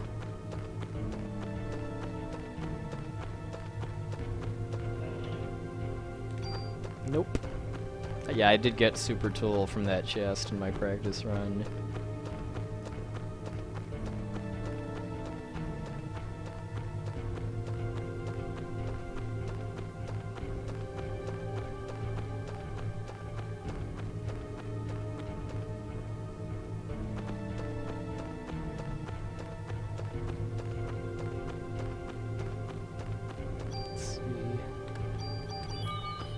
Battle can be mildly dangerous.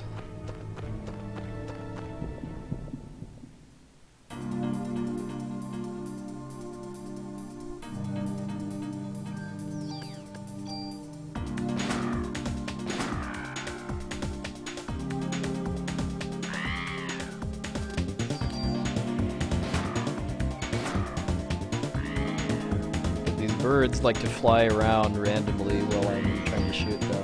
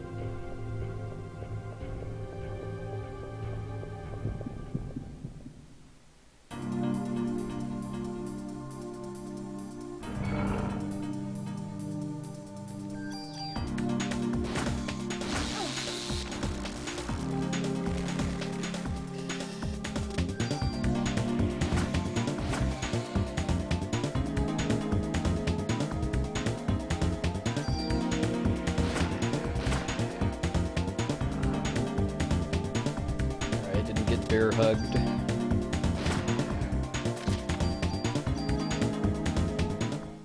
Yeah, electric bears.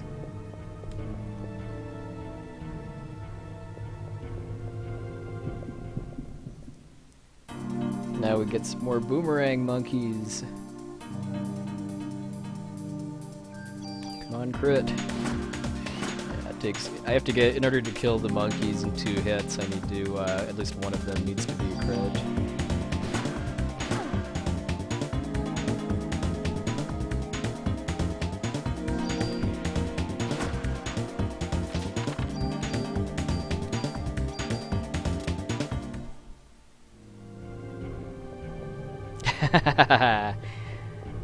Touche, red, touche.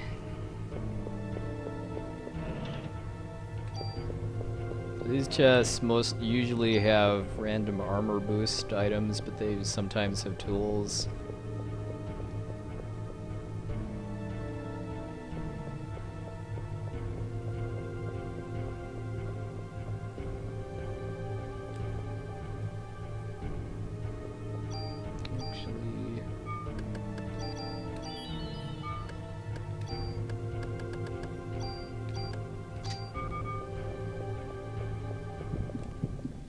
Alright, last normal battle before the boss.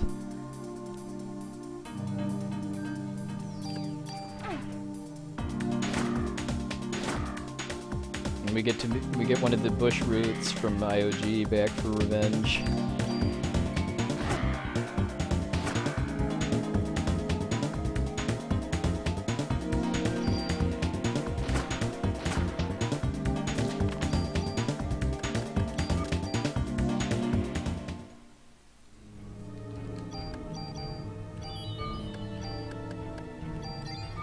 Alright.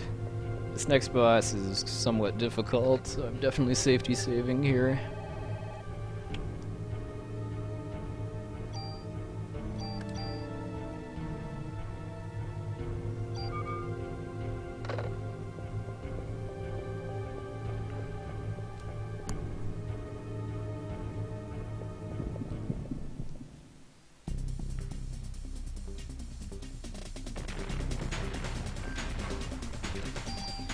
Got pretty good not good enough though. If I get really good starting ATB, I can get 2 hits right at the start of the fight.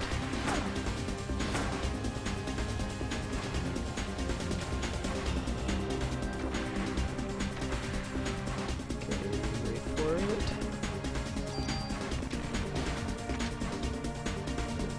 Ah, interesting. Pattern's a little different.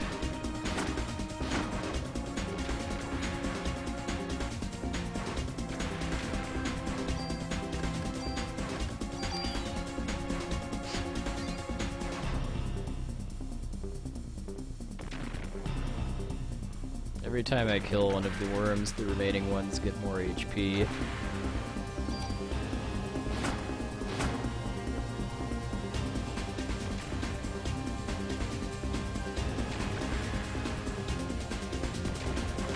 Oh, wait a minute, I never... I think I forgot to equip the CM vest. That would be why I'm taking so much damage.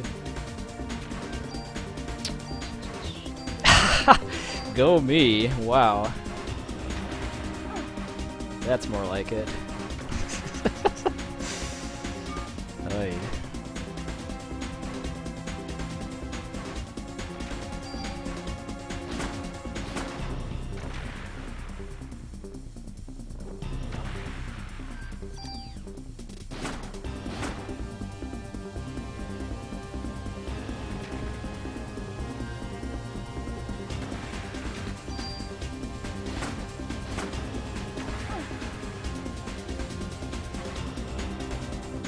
This is definitely not going to be a very fast fight, but I just want to survive. Yeah, the worms get bigger and gain more HP every time you kill one of them. There's 4 total.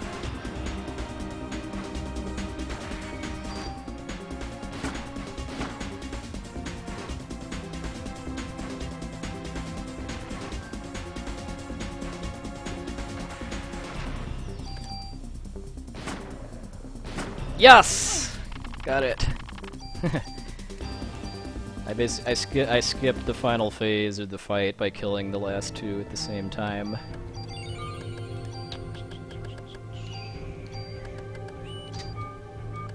That's actually pretty tricky.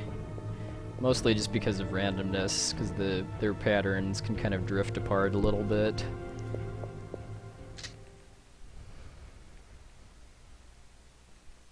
Alright, later, Disco Lad. Golf well, golf often, golf hard. Alright, Aya, in my opinion, deserves a Darwin Award for getting into this carriage, by the way, just because the villain asks her to.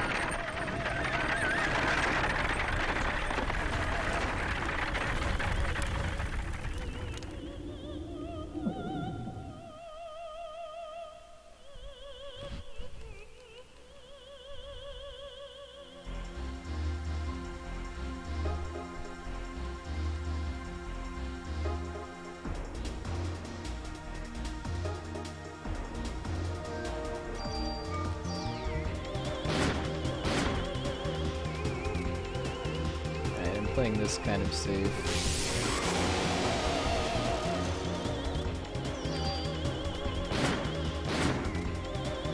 If I get closer to her, she can claw me instead of shoot lasers, and that's somewhat desirable because then I don't have to wait for her to descend again, but the damage range on her claws is very wide, and it's very hard to avoid too. So I don't think she can one-shot me with 122 HP, but she can come close.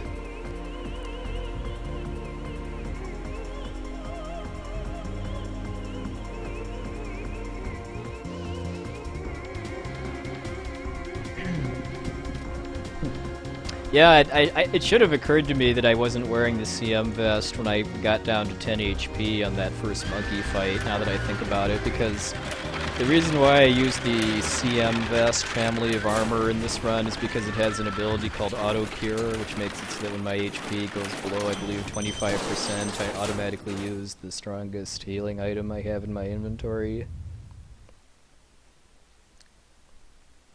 Yeah, rifles generally do have more attack power than handguns, although they're slower. But they also have really good range compared to most other weapons.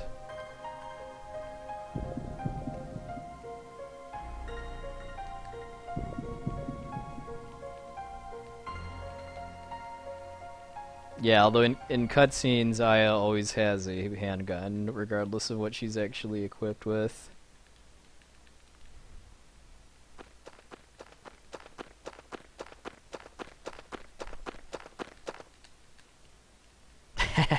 Yeah, although, just wait, though. The logic behind the weapons I use is going to deteriorate over the course of the run.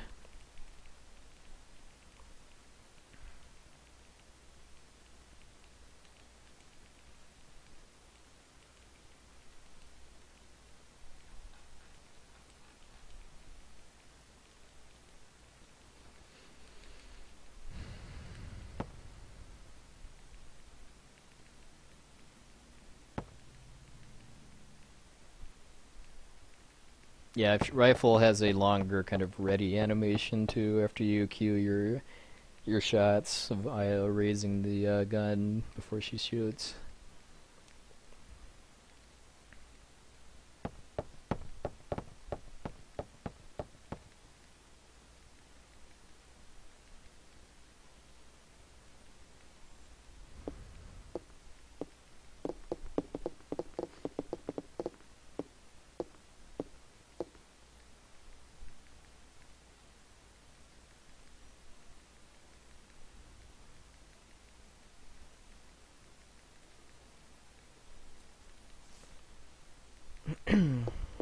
I don't even know. I mean, my segmented record is 2 hours and 25 minutes game time. I don't really know what that would translate into in real time.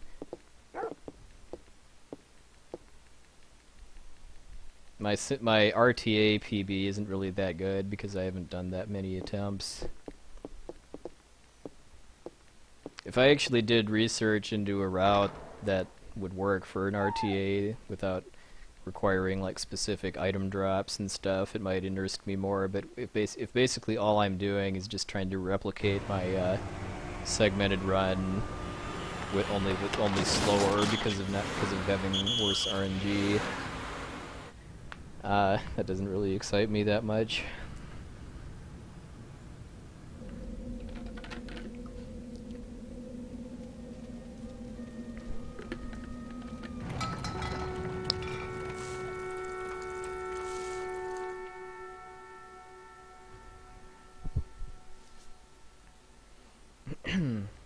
I know that my my RTA PB is faster than the Japanese record. There's only one Japanese time posted on the Nico leaderboard. Yeah, that is one gutsy cop.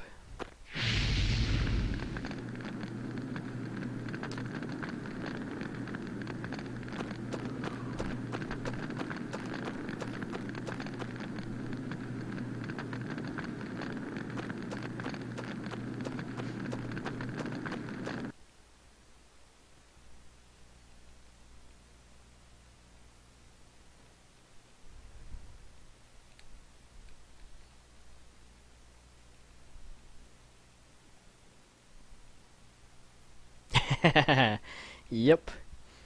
Who's gonna stop me?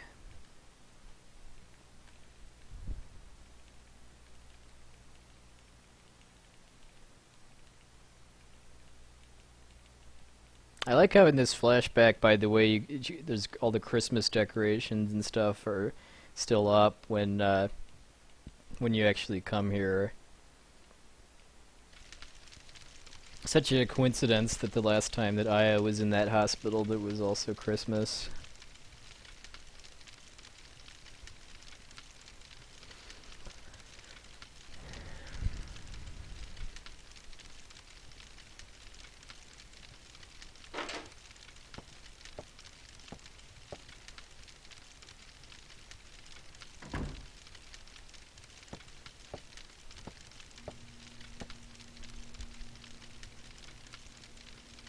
Well, this isn't where Aya lives. This is just like a safe house or something in Soho.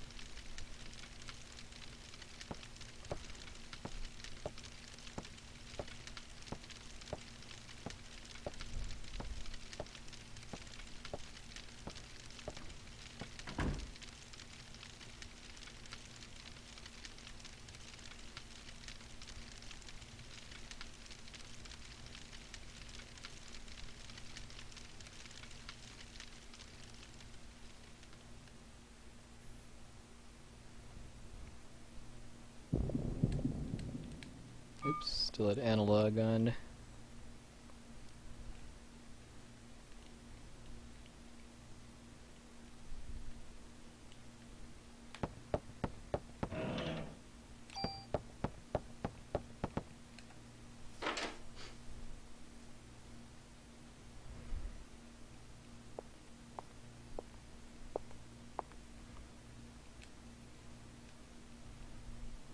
Well, this was also before having love stories as part of RPG plots really took off, too. I mean, FF7 had the dating sequence and stuff, but all that went away after Aerith died. It wasn't until FF8 that you really kind of started having, like, big relationships. Well, I guess Lunar Silver Star story had that, too. But I don't think it was until the 21st century that having a romance subplot was basically mandated in RPGs. Yeah, FF4 as well, that's a good point.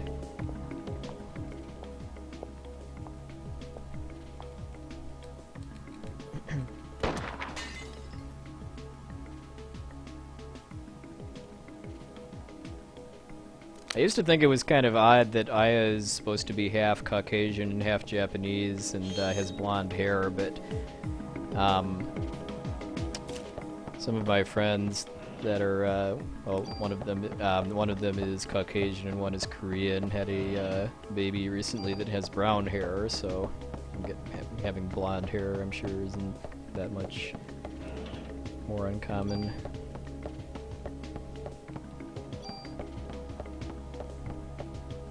Let's see, I think that's everything.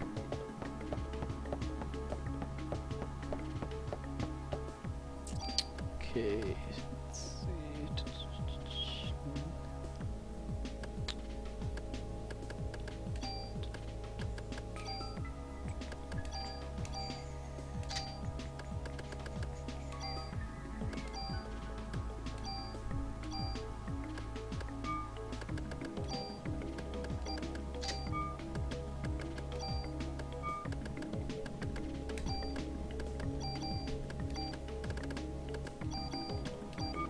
Alright, so what I did right there was I modded, I picked up a machine gun in that gun shop there, and then modded the bonuses from my rifle onto it. Machine guns have an extremely high rate of fire, but at least at the start have randomness in their targeting. By default, there's the individual shots are also kind of weak, because there's an interesting mechanic to how guns work in this game, where the more shots that you fire per turn, the less damage each one does. Kind of the happy medium is having 2 shots, because then each one does 60% of your attack power. So I modded my machine gun so that it does 2 shots per turn, which is actually 3 because of how the random rate of fire thing works. And I really hate this. The trigger for getting into this car is so picky. I think talking to Daniel, I think, makes it a little easier, but it's still really annoying.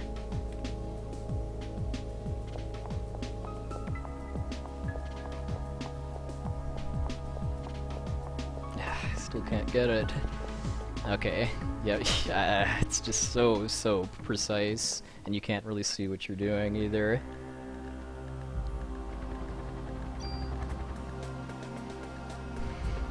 If I was more practiced, I could have gotten that a little faster, but oh well.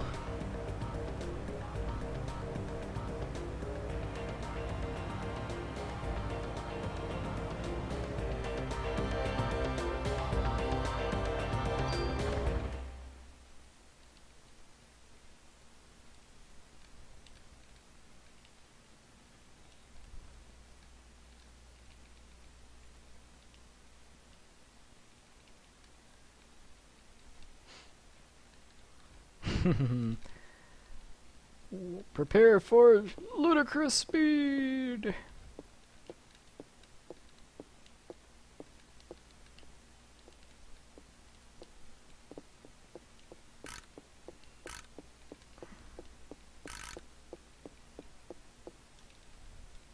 Alright, we're gonna take a 5-minute break. Smoke 'em if you got 'em.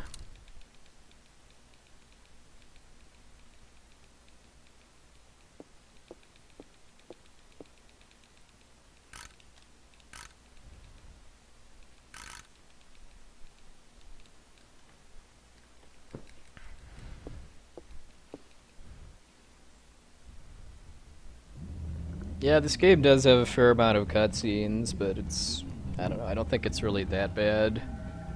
I mean, it may seem like... It kind of feels like it sometimes because the cutscenes are weighted very heavily on, like, 2 or 3 specific parts of the game. Like the first half of day 2, the first half of day 3, and then the second half... Well, not... I guess the last part of day 5 have a lot of cutscenes.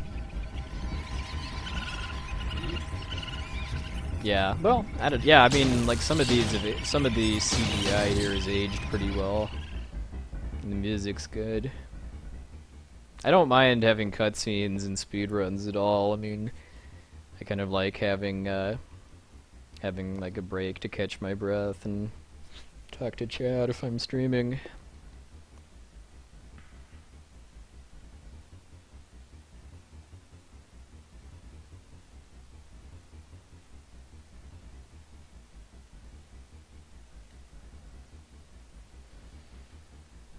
My 4-job Fiesta party was Monk, Red Mage, Bard, and Samurai.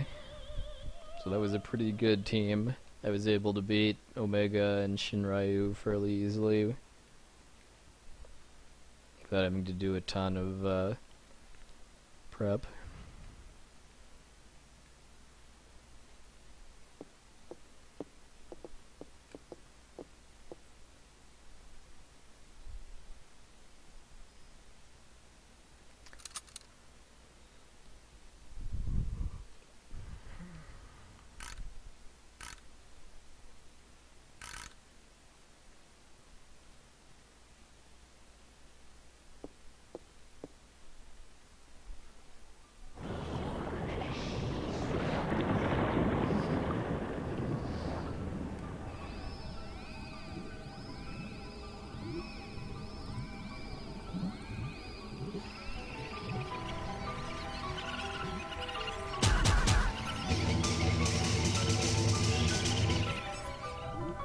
Yeah, the main complaint I've heard about Third Birthday is just what they did to the characters.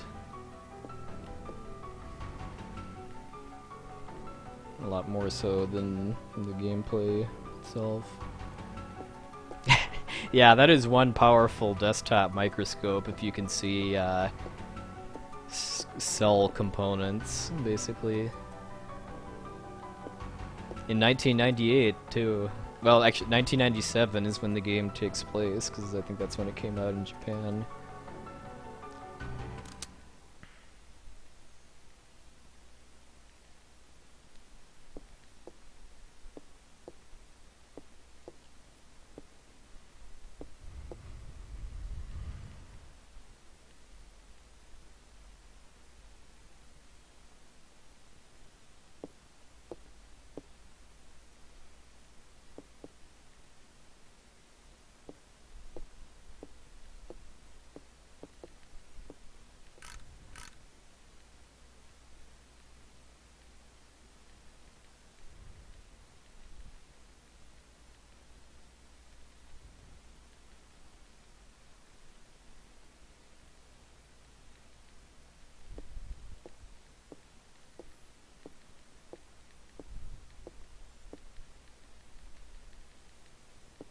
Oh, looks like Brosenche got a new PB at FF4. If anybody's watching his stream, give him my congrats. Hey, Art Vandalay.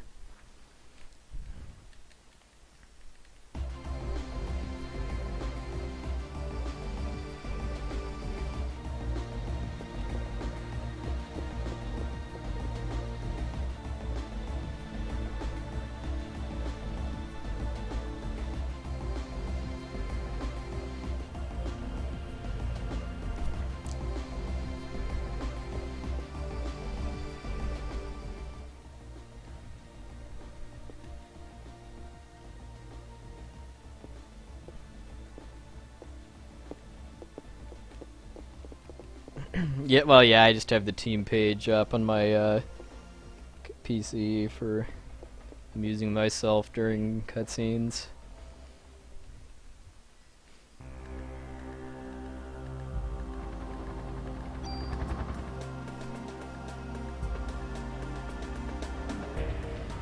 Now here we go again!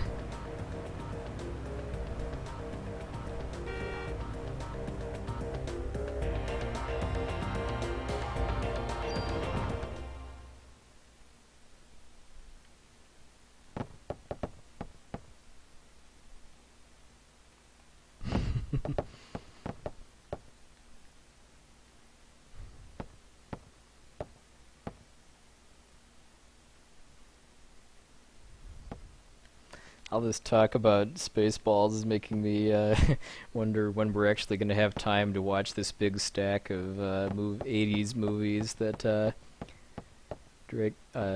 Darkwing Duck is bringing to SGDQ. Although I think Spaceballs was from the 70s. Or no, it'd be the 80s, I think, because the Star Wars movies were late 70s, early 80s. Yeah, that too.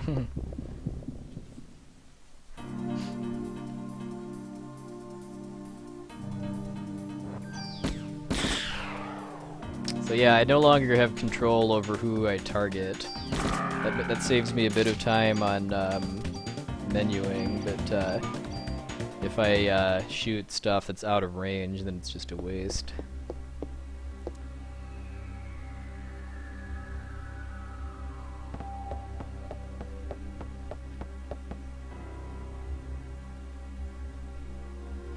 So in order to get to the second floor of the police station, I have to find all of Aya's friends, basically.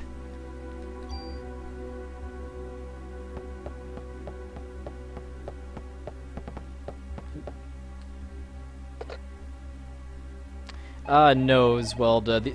The final good luck charm has a game function where it basically it forces you to reserve one of your inventory slots for Maida's gun, because when you get Maida's gun, it quietly replaces the good luck charm. But the other two are completely useless. Oh, thank you, Jen. All right, so here's some bad luck here in that when you backtrack through a room that you've already fought the battle in, you have a random chance of getting another battle. So if I was doing like serious attempts, I'd probably have a counter up for the number of random battles I ran into. I mean, in my segmented run, I just avoid all of them through resets if I get any. But in an RTA, it'd be up to the RNG.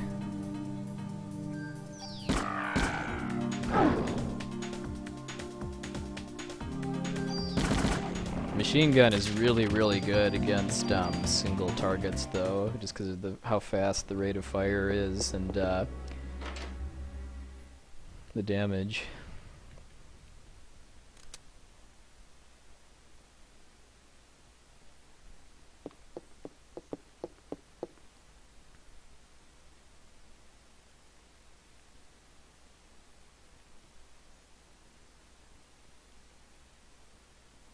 Yeah, you can get a gun blade in PE too.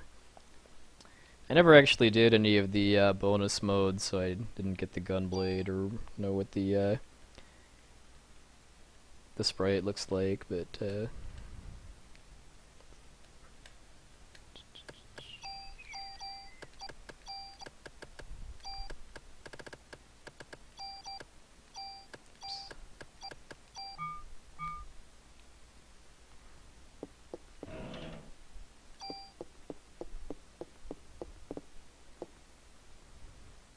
yeah, PE2 I basically view as more of a Resident Evil game with supernatural abilities than having much to do with the first game, gameplay-wise.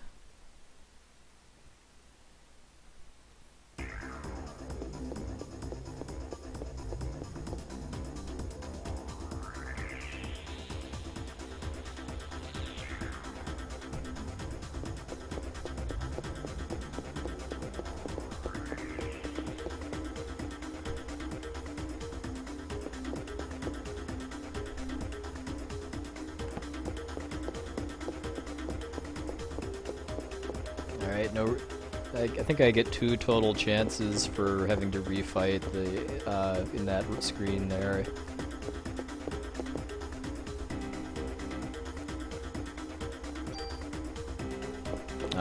I don't even remember if you have to talk to that guy or not, or if once you see the cutscene of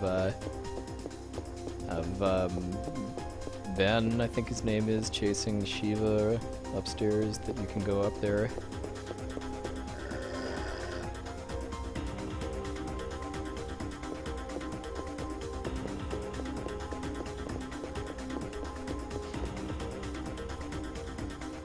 PE2 is a fine game, though, don't get me wrong.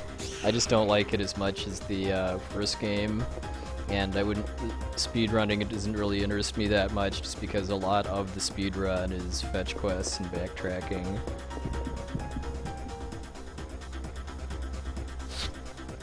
Alright, so... once the, I messed that up. I have to say, once these spiders start shaking, their target is locked. You really don't want to get hit by their webs. Wow, I really botched that. But I still have a revive, so...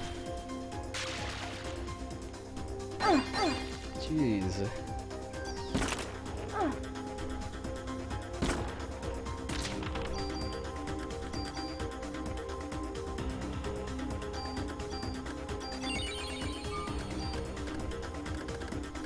Oh, wait. Ah, dang it. That's why I was getting mauled so badly. I didn't get the armor upgrade. Wow.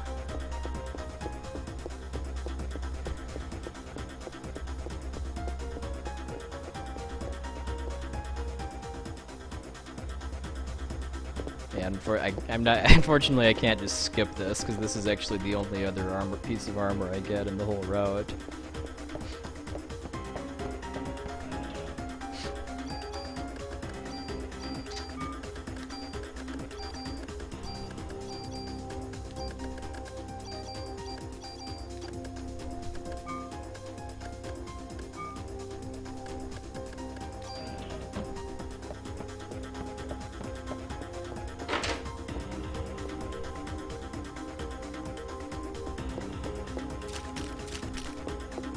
Yeah, going into the warehouse at your first opportunity to do so is generally going to end badly.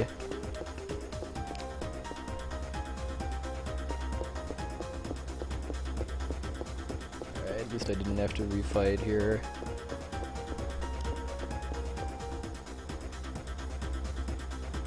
Okay. Oh, anybody that likes dogs might want to mute the stream and look away for the next minute or two. No. I don't use enough PE energy during battles to need that, because basically there's a limit to how much your PE energy can recharge during a battle before it slows down significantly. And once you're past that point, if you change your armor, then that'll reset it, and you'll start gaining it fast again. Yeah, because you can save in the warehouse, so if you save and you're too weak to actually get out, then you're screwed, basically.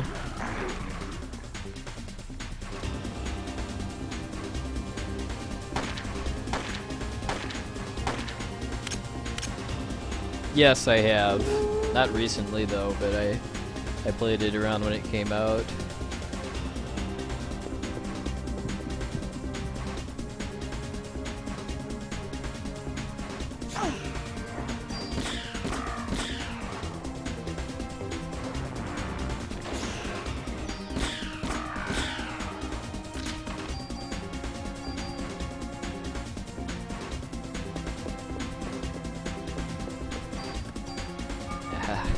Well, as long as I don't die in this next battle, I should at least be able to cast Cure 2.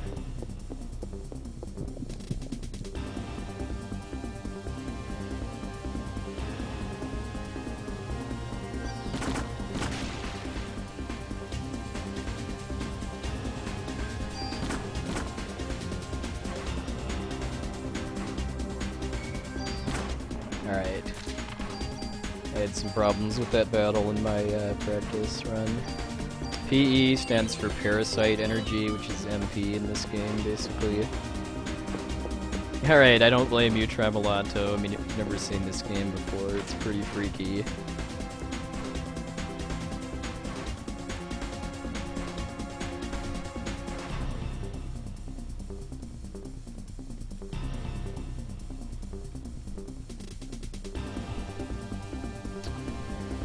Alright, this will be interesting.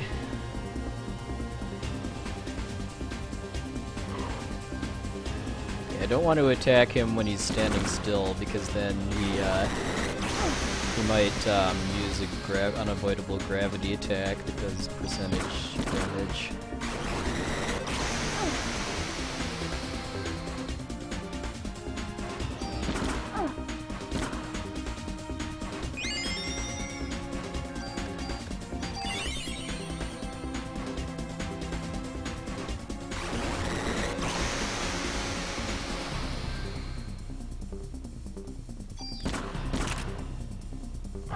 Ah, stupid reload.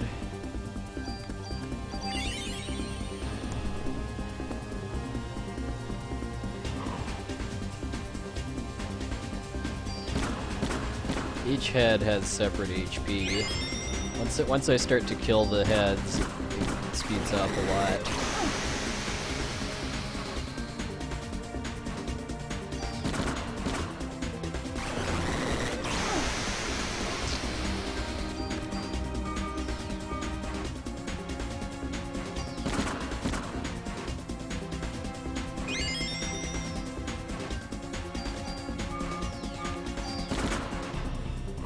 When he roars like that, that means a head just died.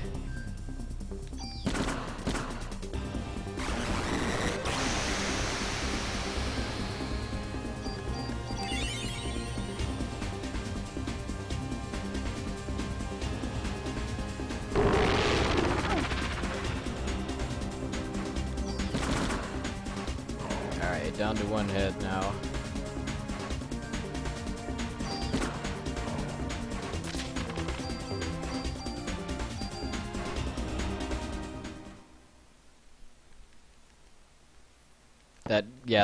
That shockwave attack, as far as I can tell, she uses a lot more often if you attack her while she's standing still. I think that basically it does AI manipulation so that she does it for her next turn.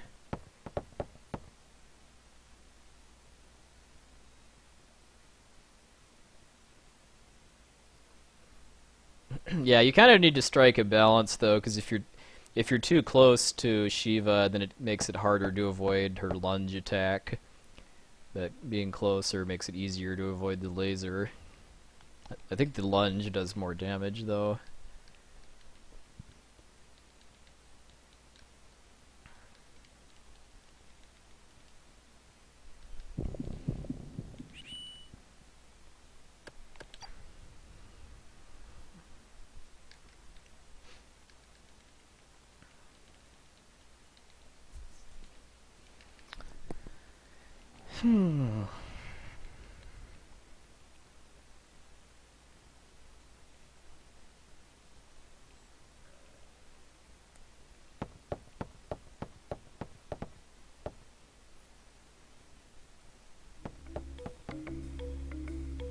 I'm always trying to kind of err on the side of caution in this run, just because if I die in this game, I have to load my previous save file. There isn't a continue feature. What's up, Doc? Hey, that must be Brocentia raid.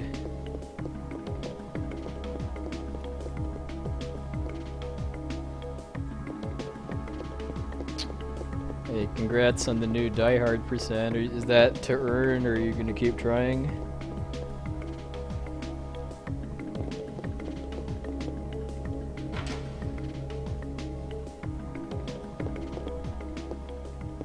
Alright. Just as long as your power doesn't go out, I guess, during the credits. Although we'd still be able to take it as long as all like actual actual gameplay is recorded.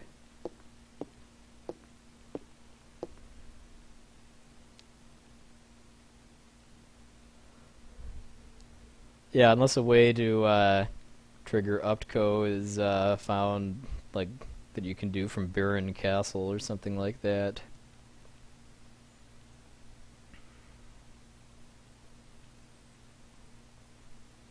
Yeah, I haven't played this game on stream since almost a year ago, in fact, since Halloween last year.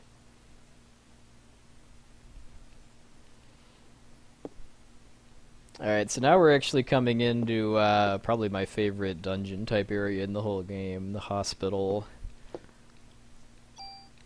I mean, I just love the atmosphere of the whole place, like the camera angles they use and the music and everything.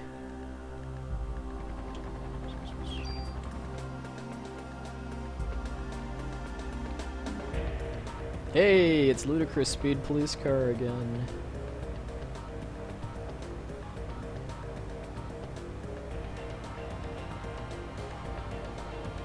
Oh, it's not. I mean, I've made some pretty big mistakes. Pretty much all of which involve armor in some way, because I forgot to equip my first armor, and then I forgot to get the second armor until after I got mauled by spiders, after I was supposed to have it. But I haven't died yet, and I got a kind of a somewhat tricky quick kill on one of the bosses. No, I haven't gotten any super tools yet. I missed my 1% super tool drop a bit ago.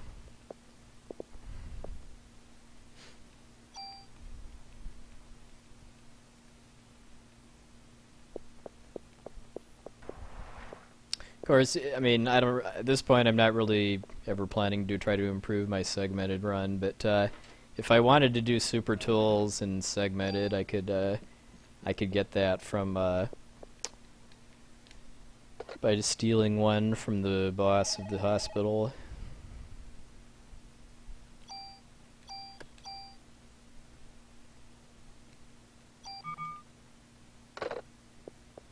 Yes, this would be a Praise the Boss shirt.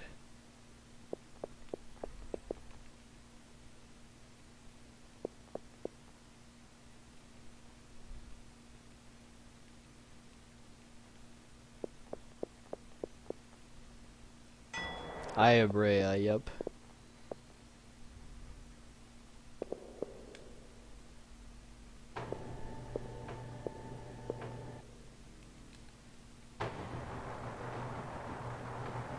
Yeah, super tools do the same thing as tools, only they don't destroy the piece of equipment that you mod from. You can also get either both toolkits and super toolkits, which give you unlimited tools of the respective type.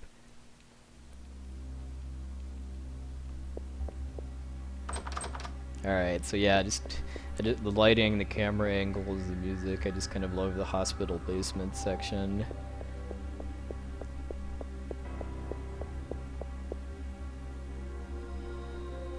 So I'm gonna go here. Nope. Here.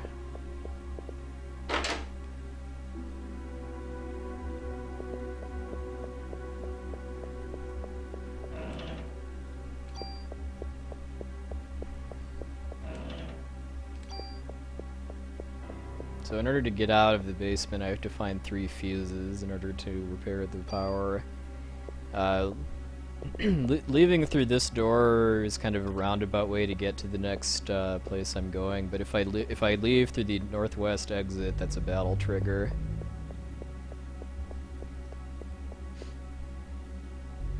So just kind of going the roundabout way saves me a battle.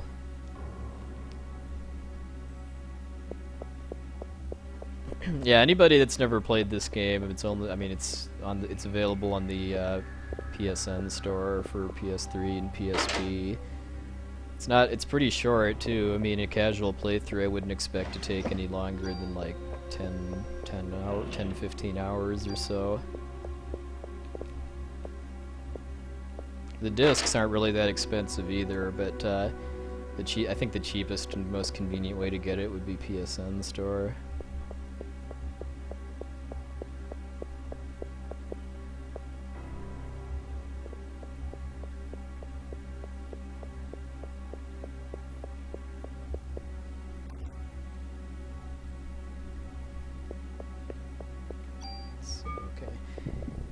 The risk of death is a lot lower once I get past this part of the game or so, just because since I'm in a hospital, pretty much every enemy in here conveniently drops healing items.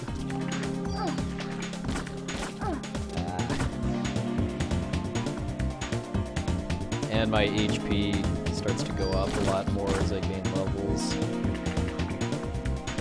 Hey, Magic Ninja.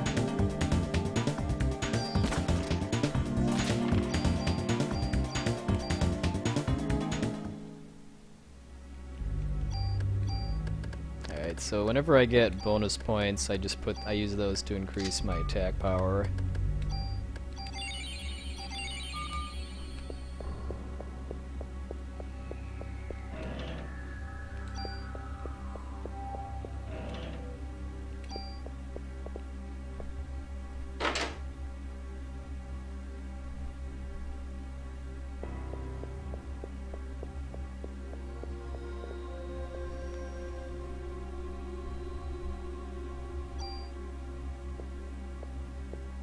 Yeah, I mean, since I'm wearing armor that gives me auto heal, I could probably get away without going into the menu to heal. But if you're kind of low and you take a big hit, you'll still die just because the auto heal only kicks in if you get down to below 25% max.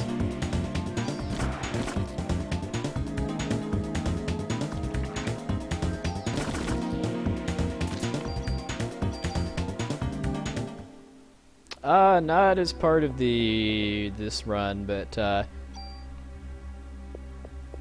might be persuaded to do a quick true ending run using my New Game Plus file afterwards. So this is a random battle here that I got bad luck in having to fight.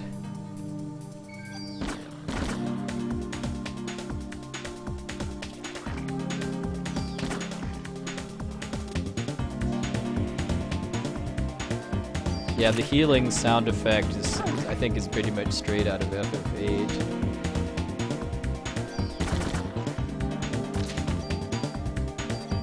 Oops. Guess I should actually use some medicines and get it out of my inventory.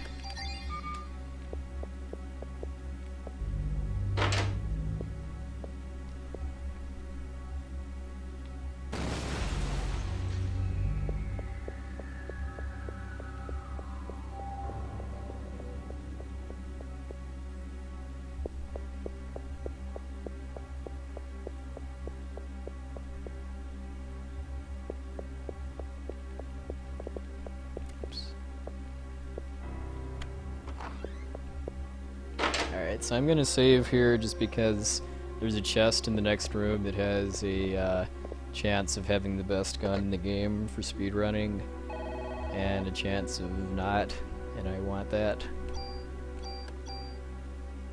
So this is part of why just doing RTAs of this game doesn't excite me quite that much, just because, I mean, all I'm really doing right now is just doing my segmented route and hoping for good RNG.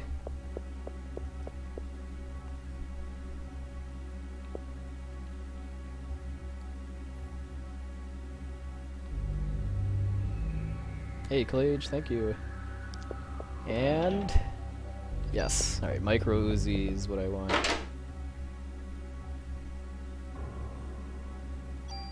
Alright, so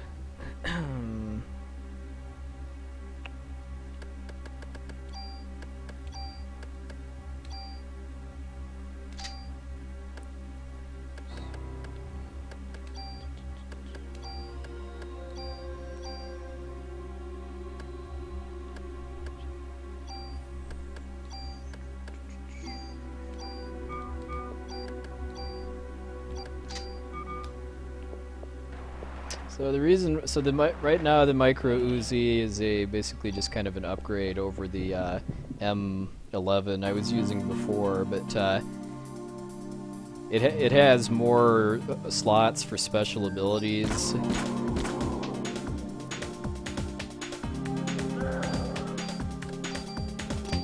see if I softened him up enough. Alright, I think it just takes one hit. Those things are really, really, really annoying if you're using a machine gun, just because they spawn these little bombs that could make you basically just waste your shots if you randomly target them instead of the body. But using that parasite energy power called energy shot, the damage it does is based on how full your PE bar is.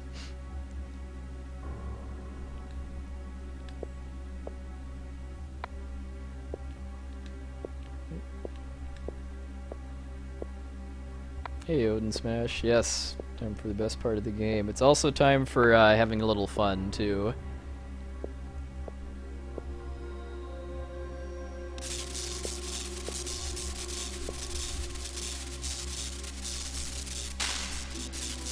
Ah! But she's okay. I don't think that has any kind of negative consequences whatsoever.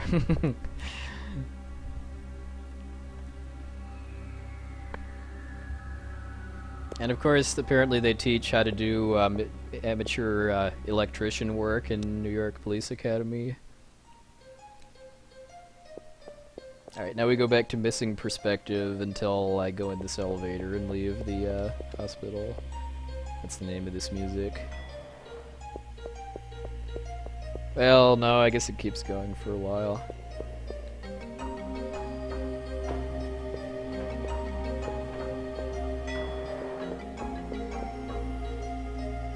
And yeah, that's exactly right, Clage.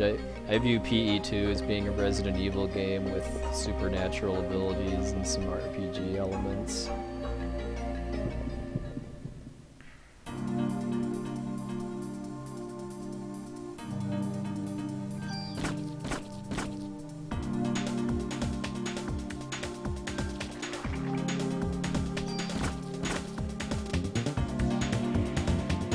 Yeah, the Chrysler Building takes a while, but it does have a payoff because there's some unique bosses and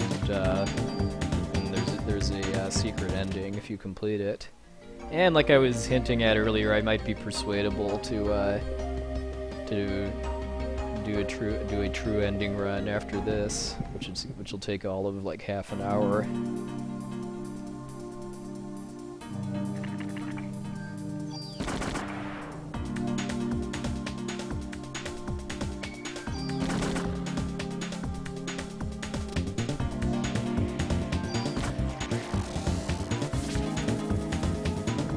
Kind of bad machine gun luck here. Yeah, well, I pumped it up a little myself, but Kark did 11 playthroughs on the file, and I've only done one so far. But I think it'll only take one more for me to have enough bonus points to max out my active time stat at the start of the run. I can't imagine doing that many playthroughs just to build a new game. I mean, I wouldn't be doing a New Game Plus run if I had to do that many playthroughs myself.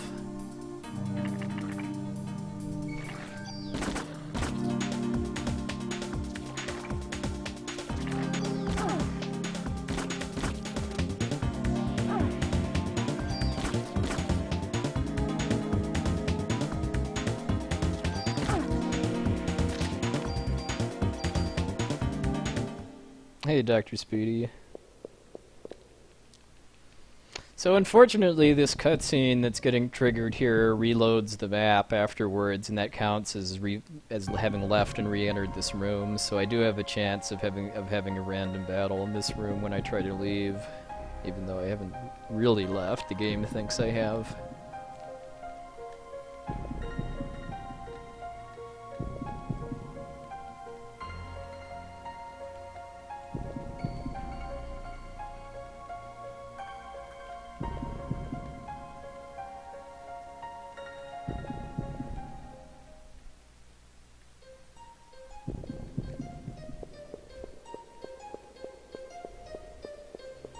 Yeah, because in New Game Plus you gain like a bunch of bonus points after each day in the storyline.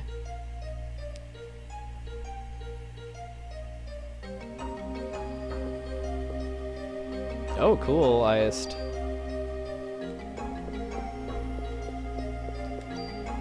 Kind of mildly curious how you would actually speedrun that game,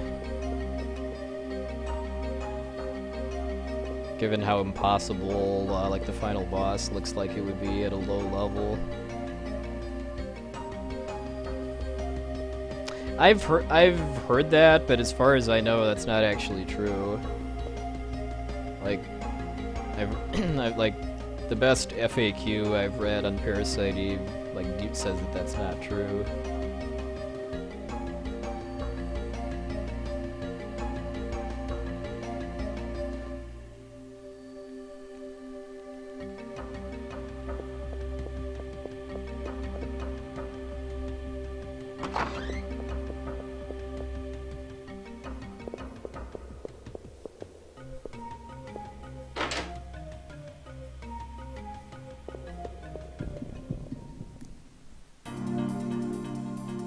Oh, so you basically exclusively use cards instead of weapons then? Ow. Got belly flopped by a slime.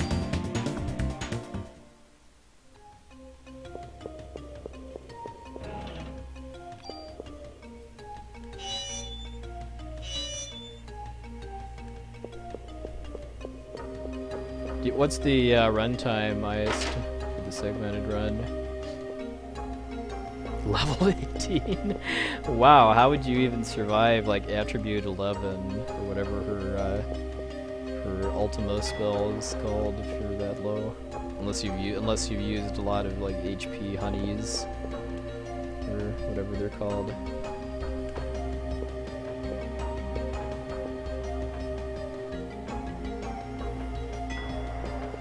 Yeah, I think you can definitely tell this is a Japanese game, given that this hospital actually has a 13th floor. I mean, I kind of wonder how many hospitals in New York City really have 13 floors.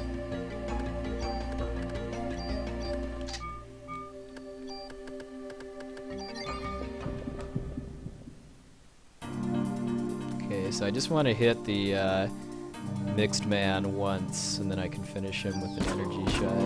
Okay, there we go.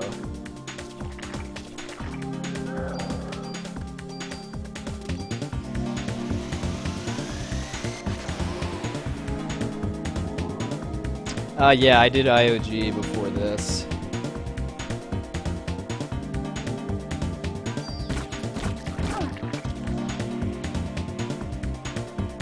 It was a pretty decent run, too. I got, I think, 220, 38. It's about 3 minutes behind my PB. So not bad for a no reset run.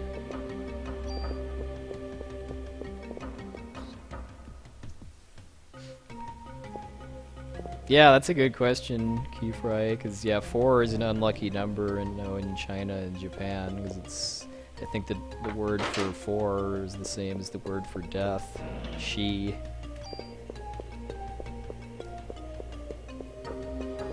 Like, that's why I think it's kind of a nice touch that, like, in Metroidvania games, Death always has all 4s for his HP.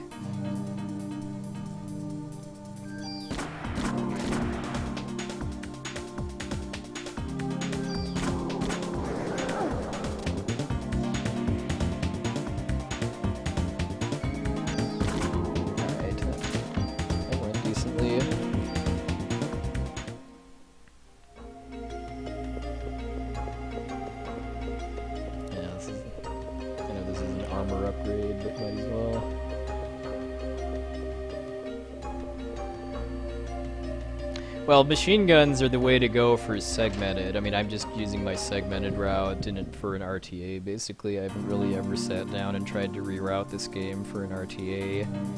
Because the problem with machine guns is just that you don't have control over targeting. So you do end up losing turns and battles from just bad RNG on targeting. Yeah, like for a casual playthrough, I'd recommend a rifle or a handgun.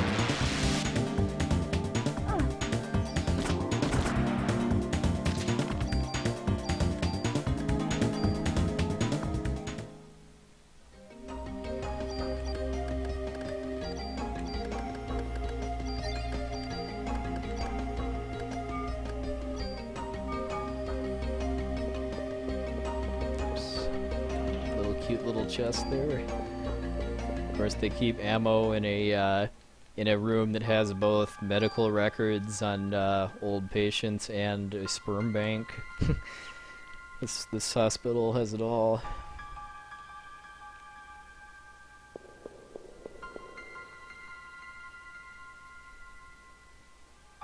Yeah, I think it's she is the Japanese word that means both 4 and death. No, it's artificial sperm that have no mitochondria is the game's thing.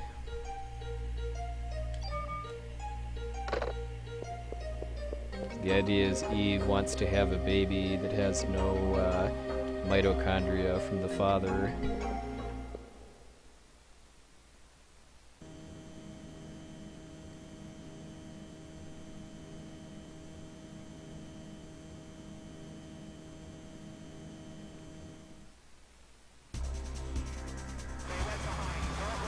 Yeah, it's. I mean, this game is basically a sequel to a Japanese novel, also called Parasite Eve. If you've either read the novel or at least read a synopsis of it, which is all I've done, there's some references to it in the game script. Like Maeda, the Japanese scientist, that's been in some of the cutscenes, talks about some of the events that happened in the novel. But kind of the underlying theme of this game's story is that mitochondria, which are parts of cells in living organisms that create energy for the cell, those are actually parasites that have their own consciousness. Alright, so since this I don't have enough for paste. I want to get close to this thing because it has this really nasty triple web attack that I don't want it to use, and it won't if I'm pretty close.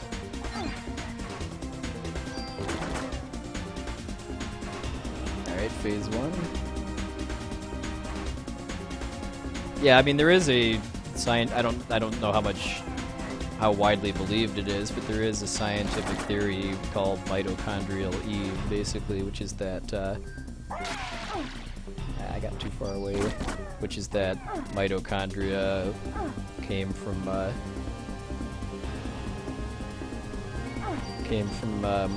something else originally.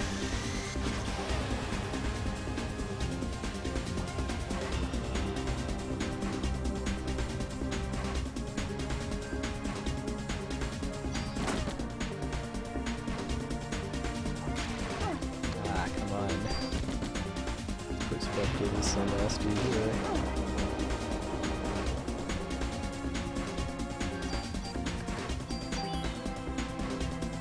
I was hoping that energy shot would kill it.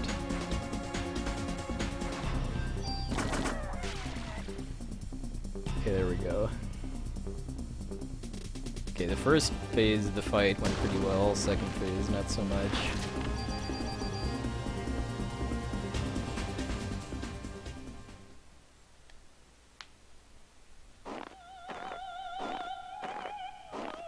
Yeah. Well, not being a biologist, I would kind of wonder, well, why all living things that have I mean, if mitochondria are actually kind of another organism that got absorbed, I guess, by I guess why would all living things have it then? I mean, if it was just humans, I could see that. If your theory is that all humans are descended from one person that absorbed the mitochondria, but if not, then why do plants and everything have it too?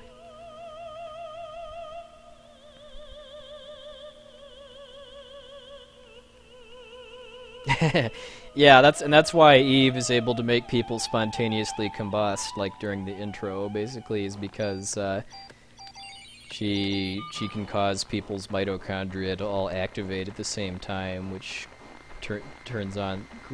causes the cells to create so much energy that the body combusts. This is kind of a nasty thing here too, because if you take too long, if you take too long to get to that corner, then you die, actually.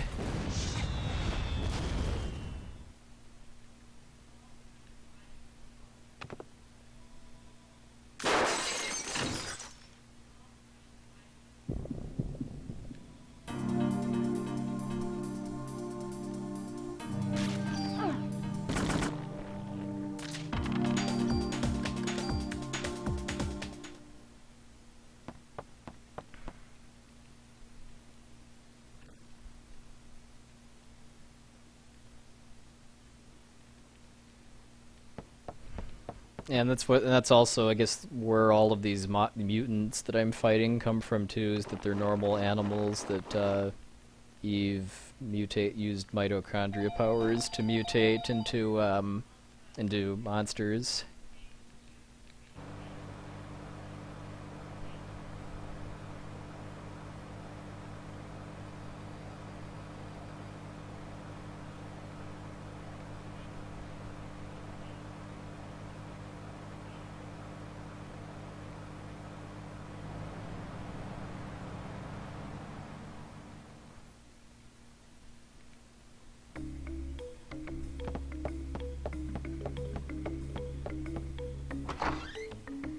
Alright, so now we're coming into day 5, which is like a good third or so of the game.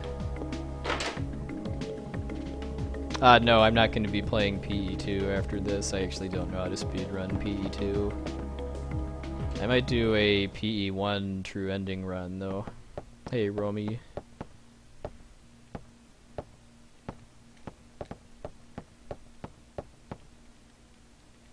Yeah.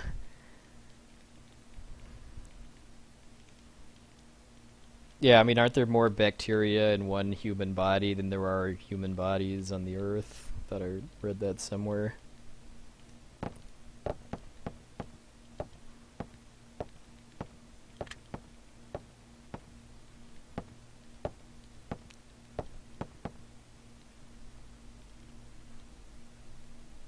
Oh, go for it.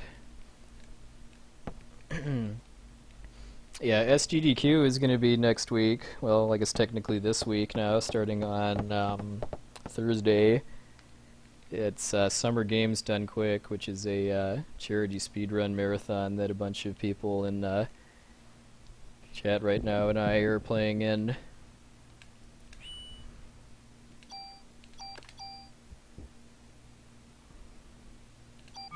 There's going to be 2 different chats, basically. The Twitch chat is going to eventually be require a subscription in order to chat, along with using special emotes and stuff. But there's also going to be a free QuakeNet chat. That's just being done basically to control the Twitch chat, because there's been a lot of very bad stuff that's happened there in previous marathons. Yeah, I'm not. This is an optional area. I'm not actually going inside. I'm just coming here to pick up that gun and this tool, because that PPK, which is James Bond's gun of choice, lets me get the first strike ability, which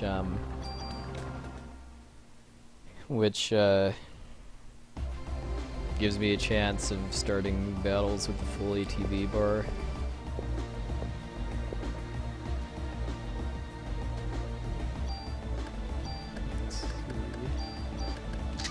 And this is where having the micro Uzi definitely starts to pay off, because the micro Uzi lets me mod extra abilities onto it.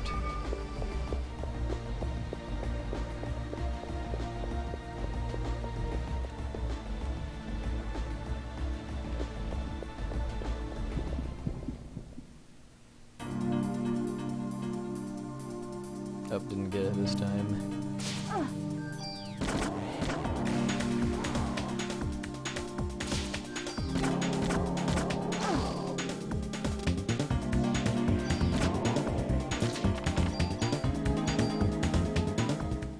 Oh, that's a little bit of a difference.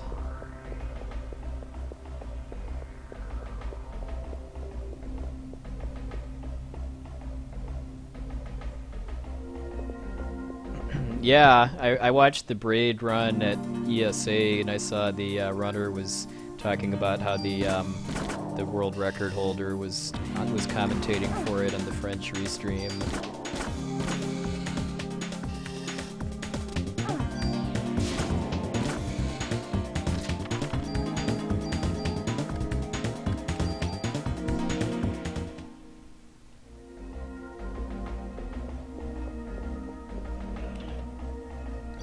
Oops, I don't actually need that.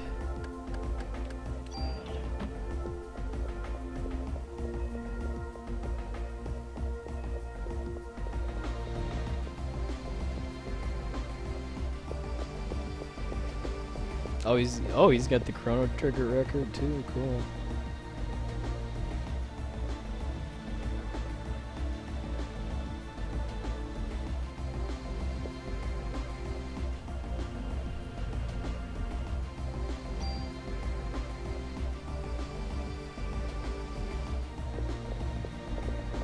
I've never. I mean, I have Braid on Steam, although I haven't played it yet. But the run at ESA was pretty fun because the runner gave pretty good commentary. I'm sure the French stream was really good too, with the record holder commentating.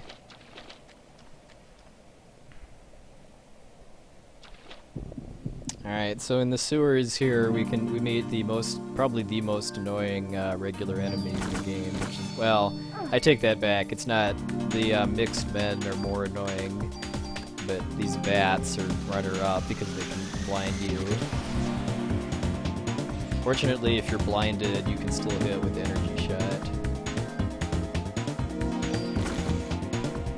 Okay, I'm just gonna wait for it to wear off before I shoot again.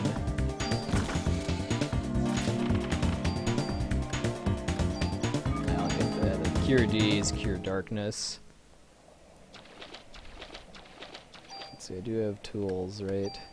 Okay, good. Because I skipped a tool I got in my segmented run upstairs, given that I don't think it's really worth it in an RTA because it gives me an extra chance in a random battle. Okay, so let's lure them.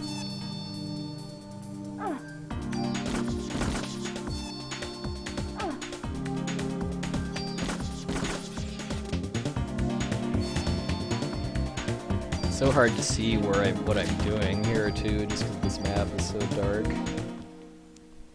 Yeah, blinded by science. Alright, so this right here is the last battle that I have to deal with not being able to control my targeting.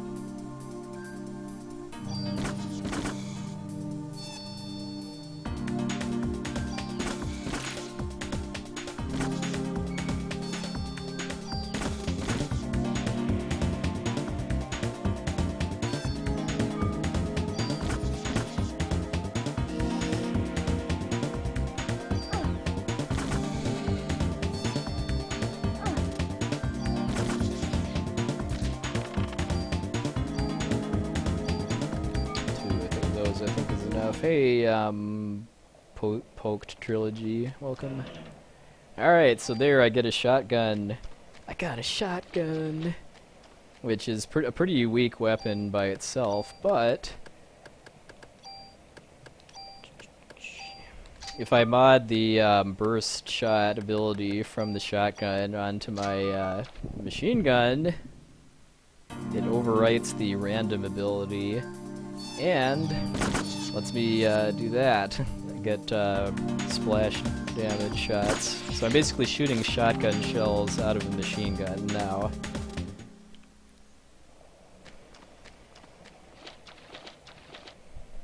It does unfortunately reduce my number of shots per turn from 3 to 2, because if you have the random rate of fire ability, that gives you a 50% shots per turn bonus without actually lowering the damage.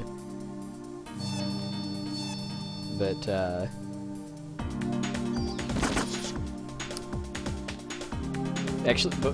being able to actually control targeting and get the splash damage is a very worthy trade-off.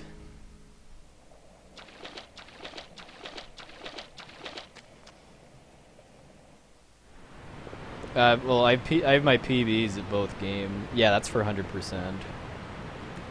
My PE run before this was a 2:20:36, so a little over 3 minutes behind my PB.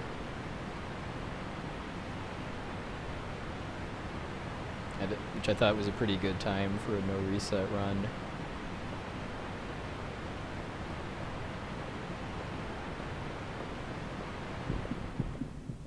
Alright, this battle right here always reminds me of the Airbuster fight in FF7 because of just the layout. Plus, that actually killing this bat before it can blind me is really hard because of the tight space here, so I just energy shot it.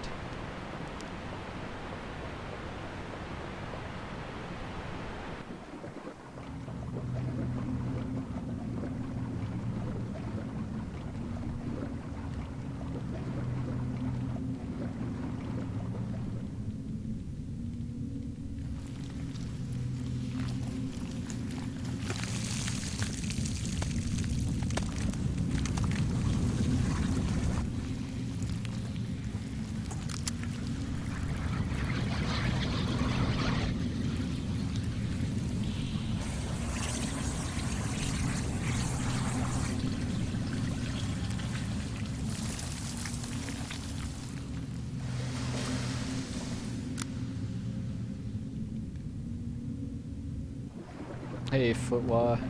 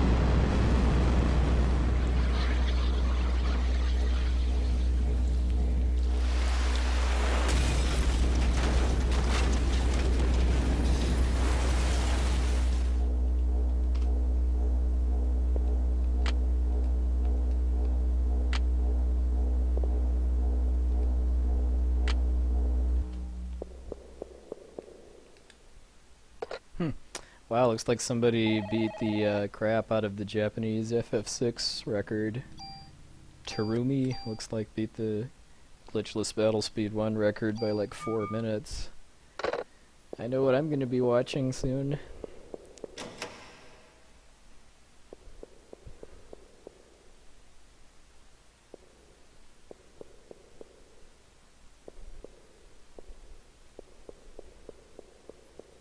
Final Fantasy VI.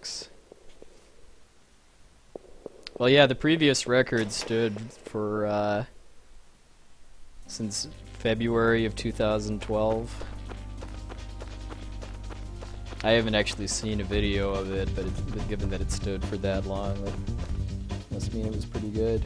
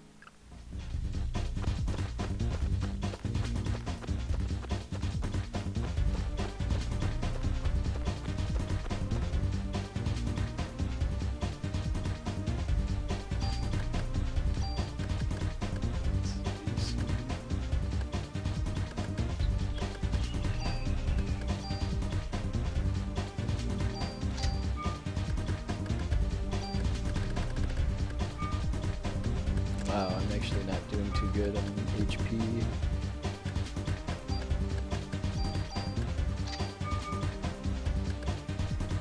Let's see, just want to make sure I have enough to cast haste.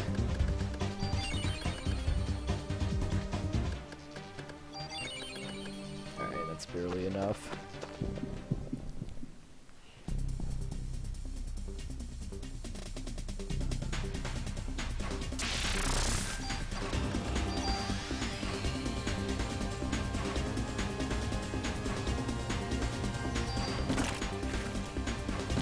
Like I always have to reload right at the start of this fight. Yeah, I want to kind of stay to the side of the centipede during this phase.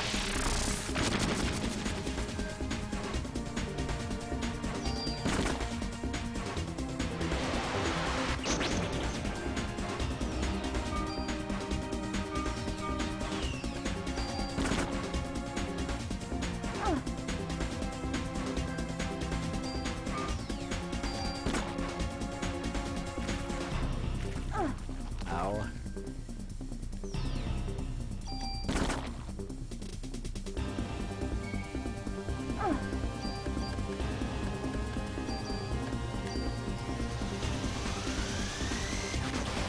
Hey, Pochako, thank you.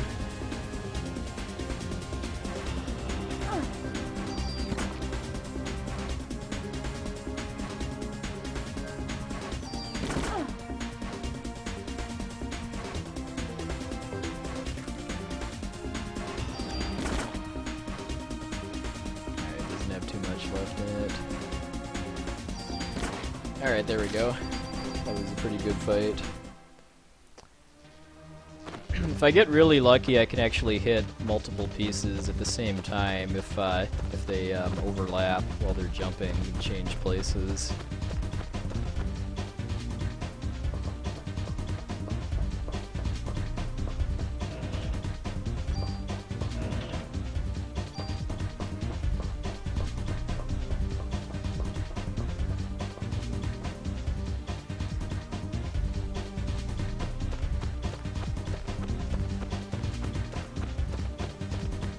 Now we're coming up on one of the strangest placed disc changes I've ever seen in an RPG.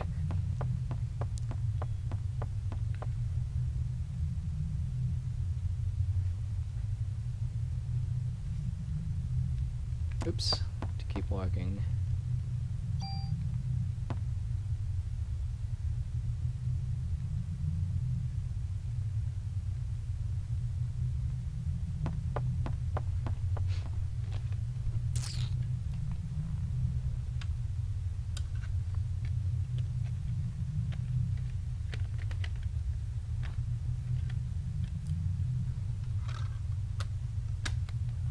I mean, they could have had the disc swap be at the start of day 5 or something like that, but instead it's just at this random place after you find out that Eve is heading for the museum.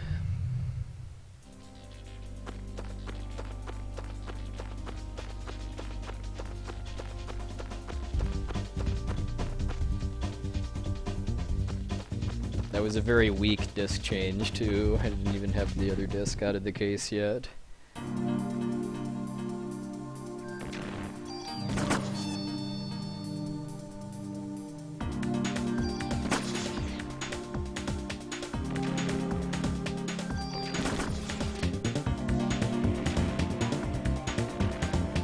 I'm okay with this battle lasting a little, like a turn or two longer than it can, just because lets me get my PE energy recharge a little bit.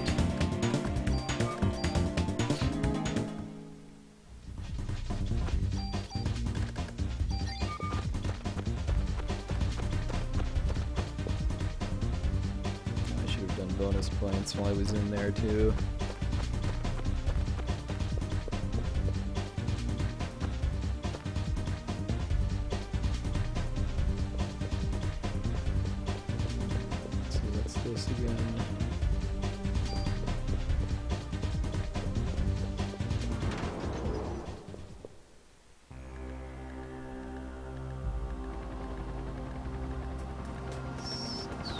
Alright, now it's time for the longest dungeon in the game. The museum. I don't really like this place that much compared to like the Central Park and the hospital too, just because I don't know, there's so many clipping through the door. There's so many battles here, and there's only like 4 total different types of well, maybe more like 5, I think, total types of enemies. But it just kind of wears out its welcome.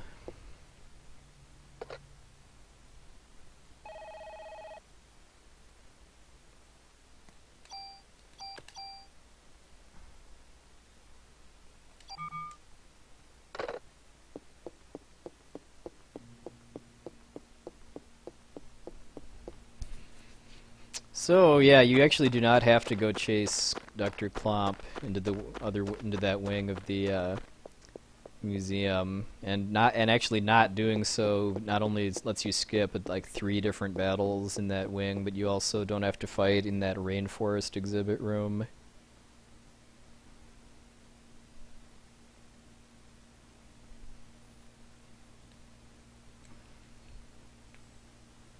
Yeah, and there's quiz machines that you can use to get bonuses. Like the TAS manipulates them to get tool drops, but I just skip all of them just because if I don't get a tool, it isn't really worth the time.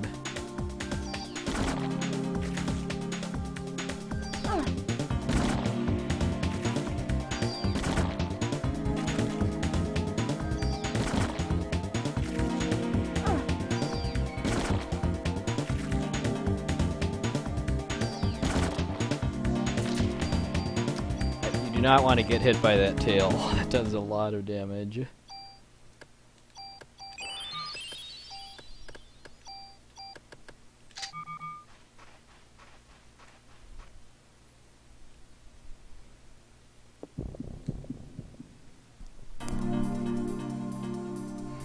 And now we've got dinosaurs, which are pretty easy but have a lot of HP.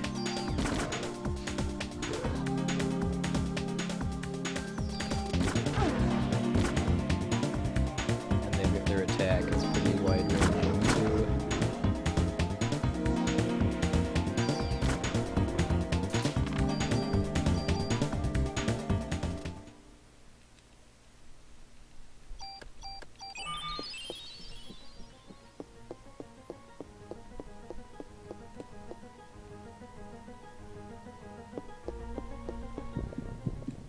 Yeah, I mean, this is an action RPG, so, I mean, there's very, very few truly unavoidable attacks in this game.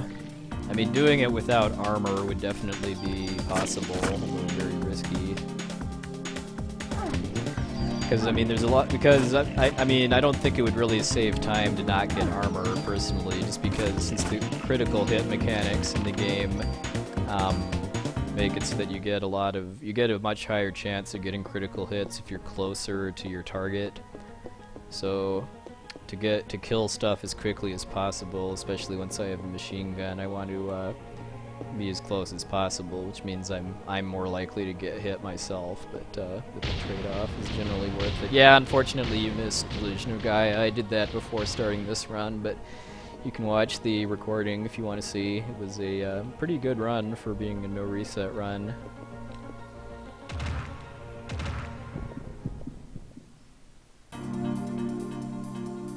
Now we get to fight Sonic the Hedgehog.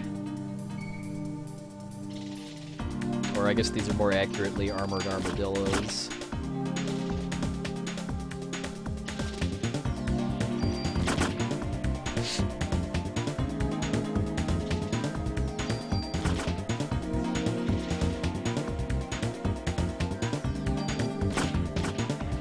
The reason why I'm kind of shifting my target periodically too is because if I shoot something and then kill it, if I had any more shots targeting that enemy, they just don't happen.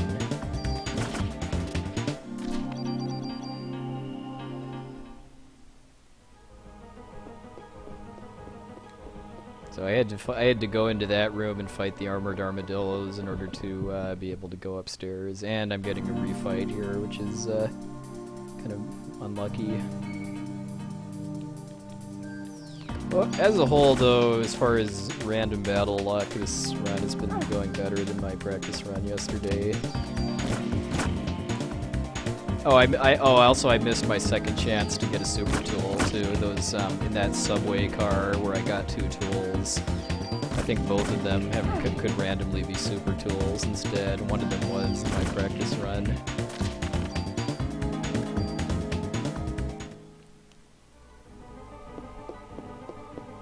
So what's that? Another gun I don't need.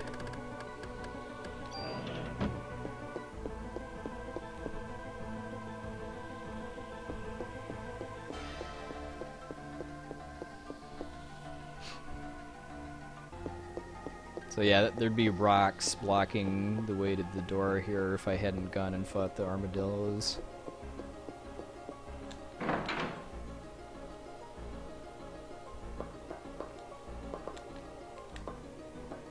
Yeah, the ending to this run is pretty cool, actually. Well, because of the strats I use and just because of the ending of the game itself is cool. Some of the battles in the museum are random as far as what enemy formation I fight. Like usually I feel like here there's only one dino instead of 2. Running away in this game is pretty much useless because if you run away you get warped. I mean, it's random whether you can actually run away or not, and if you succeed, you actually just get warped back to the entrance to the room, and the trigger for the battle gets reset. Like I mean, the task doesn't run away from any battles that it can't manipulate not getting.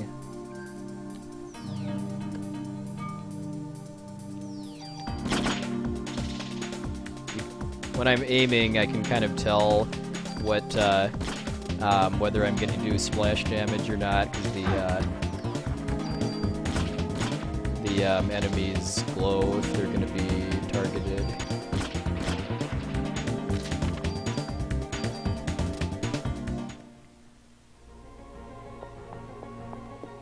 It might I mean, in an RTA, it might potentially be faster to try to run away from refights or random battles, because if you succeed in running away, then you get even though the battle trigger gets reset, you get another chance to just avoid it completely. But I mean, like, by this point, most battles only take, well, I don't know, these armadillos have a lot of HP, but just these hopping frogs, they die fairly quickly. So I don't know if it would really be worth trying to run away.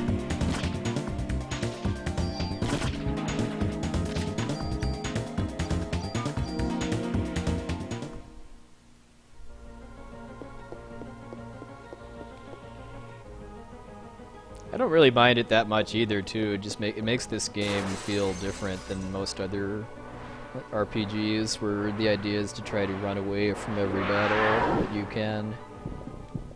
The fact that you basically have to fight pretty much all of them in this game just gives it a much different flavor, and plus the game is pretty short too. So I mean, even with fighting a lot of non-boss battles, I mean, my PB is under 3.5 hours.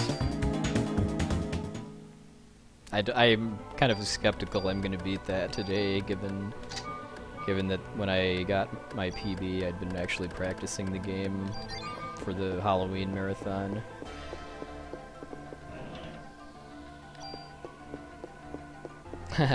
Hey, Wes.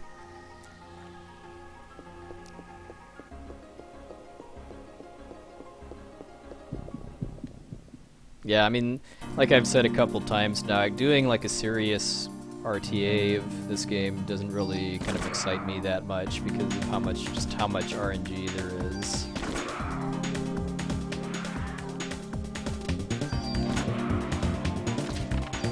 I mean, like Final Fantasy IX has its share of RNG too, but at least like there's in this game, like everything that happens in every battle has RNG in it in some fashion, pretty much. Okay, I was hoping for a first strike there so I could do this.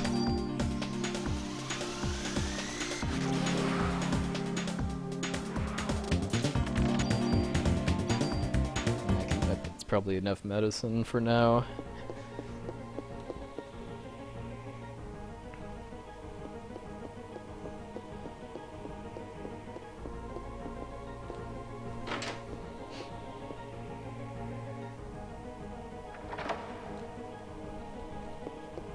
There's a lot of really cool cutscenes in this game too, I mean, and just given that it's not that long compared to a lot of other RPGs means I don't really mind them that much. I mean, if I actually did like a lot more runs of Parasite Eve, I'd probably get bored by some of them, but I think a lot of the CGI is aged fairly well.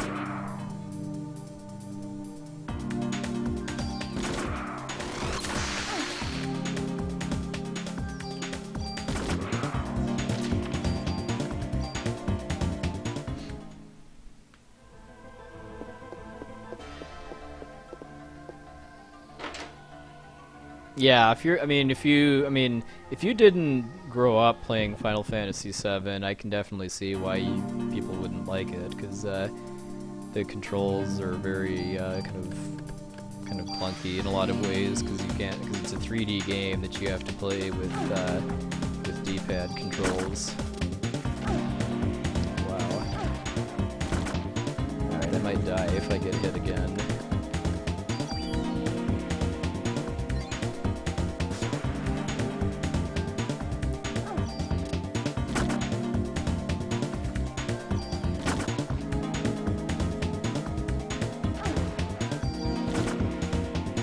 The auto healing properties of the armor I'm wearing only work if I have under 25% HP. So with how much damage that tail was doing, another hit would have killed me outright without actually triggering the healing.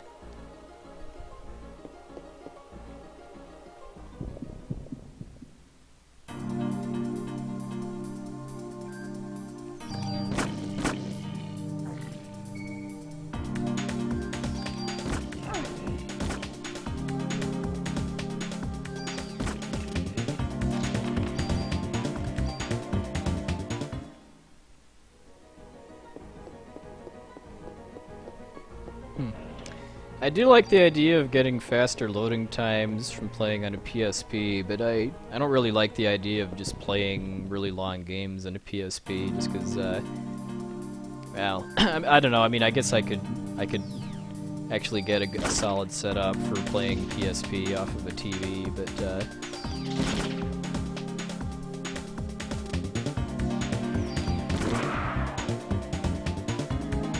pretty much everybody else that plays the games I do does consoles, so...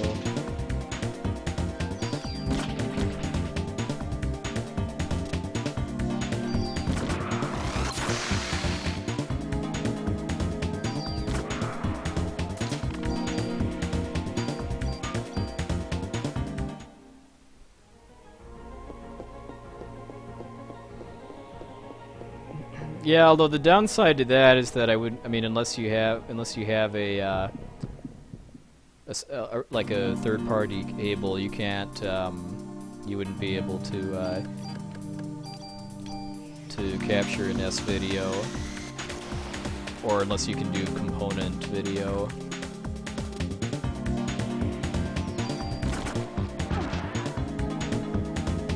Bad luck. I mean, I know in my segmented run I didn't get a scorpion here. I got just the, I think, the pterodactyl and 2 dinosaurs.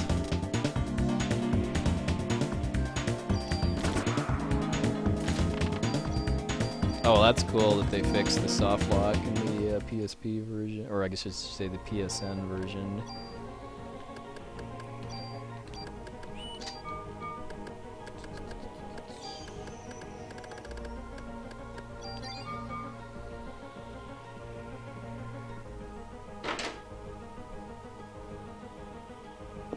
Well, you need a special Sony AV cable in order to do either component or composite AV out from a PSP, because it's it's a cable that plugs into both the headphone jack on the PSP and a video out port that's right next to it.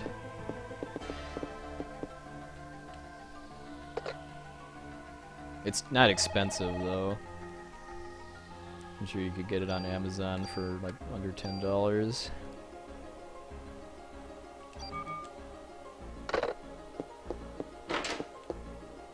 Yeah, I know the Go has a different cable. She's calling headquarters. Which, obviously, and of course that still works even when you're on day 3, when you're in the police station, which has been trashed. Mm-hmm. Yeah, I mean, you actually can't do both at the same time, but if you're using, the AV out cable, then it'll just output to a TV. I've played, PSP games on my big screen TV now and then, using component video. I've never tried to stream, though. I mean, I definitely could, because I've got, my TV that I stream with has AV outs, so I could just use that as a pass-through to my Dazzle.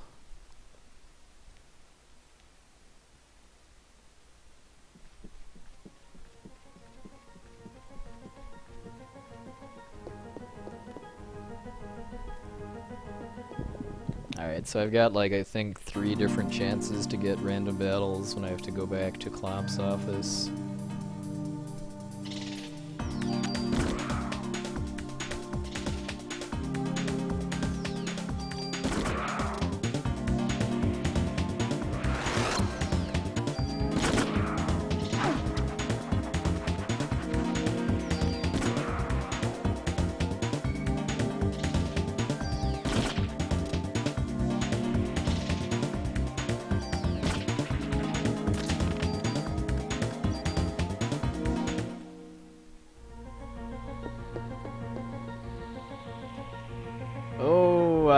Probably. Did I already get this? I did, okay.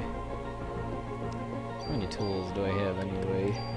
3. Might as well mod some stuff then. So I just need 1 more for the, for getting double command. Odds of doing a Chrysler building running fairly high if enough people ask for it after this run.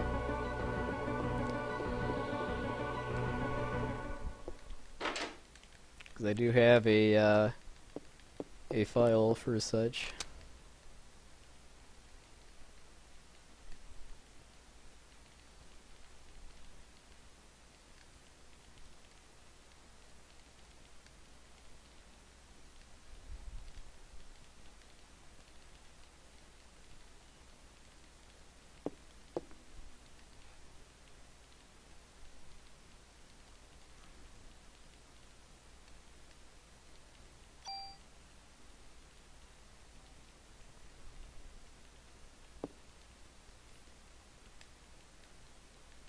Alright. Sounds like there's interest.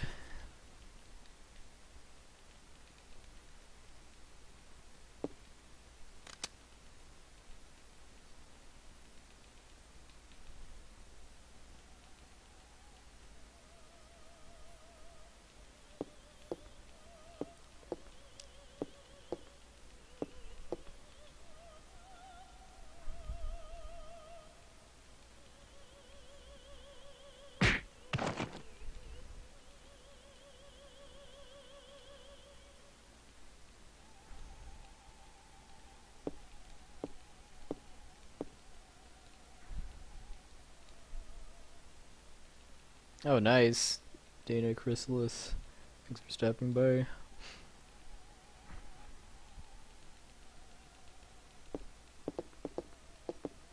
Oh, okay.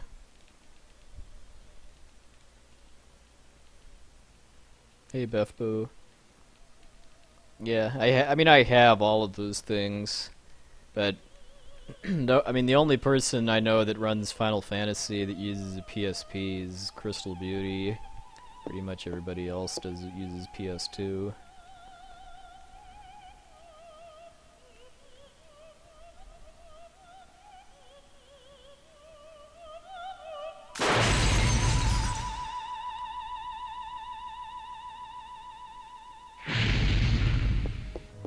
Daniel Punch!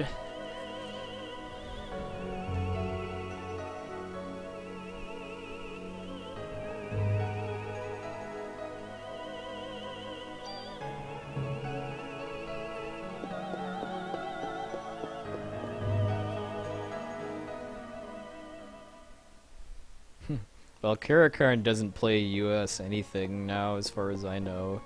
I think he's pretty much, he does all of his Final Fantasy stuff in the Japanese versions now.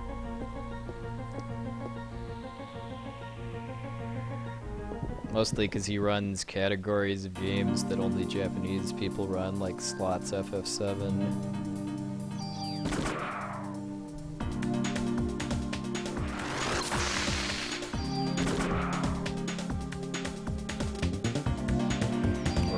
FF8 with Zelcard.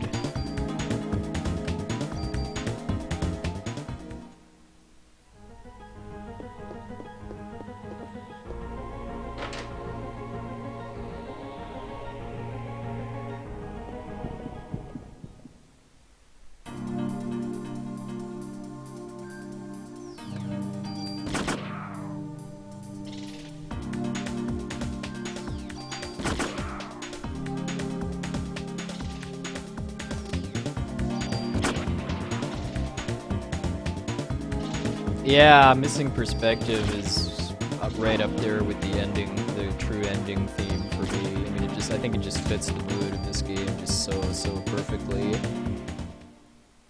Saga Frontier % run, I would love to see that to fruition.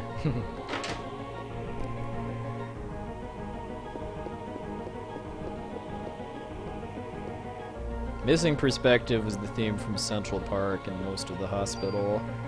Let's see. Might as well heal before this fight.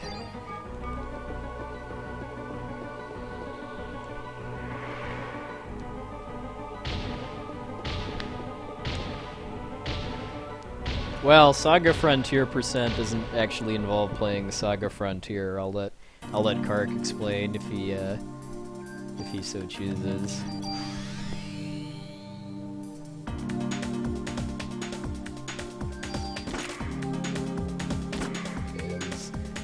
A lucky reload.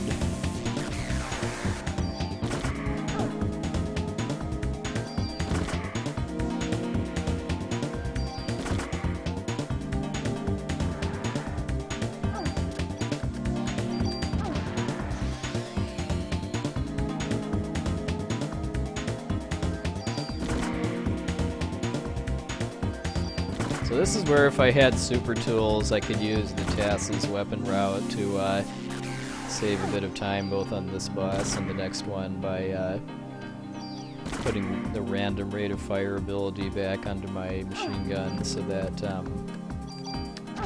I get more hits per turn. Oh, dang it. I was hoping this would be deathless.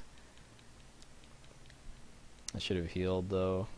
I forgot that can do that much damage. So yeah, now I get to watch the clamp cutscene again.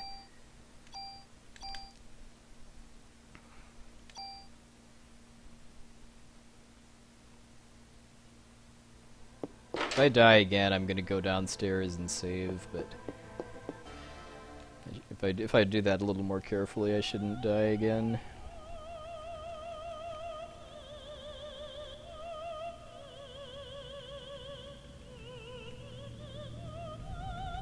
The Triceratops, I think, is one of the most difficult bosses in the game, just because of how much damage that charge does and how hard it is to avoid without haste.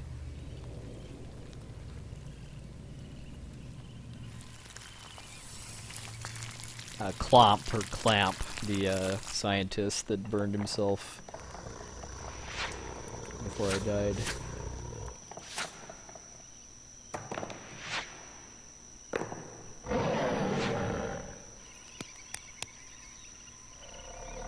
Yeah, I like how somebody pointed out that the T-Rex is able to roar before it actually has flesh to like have lungs or anything.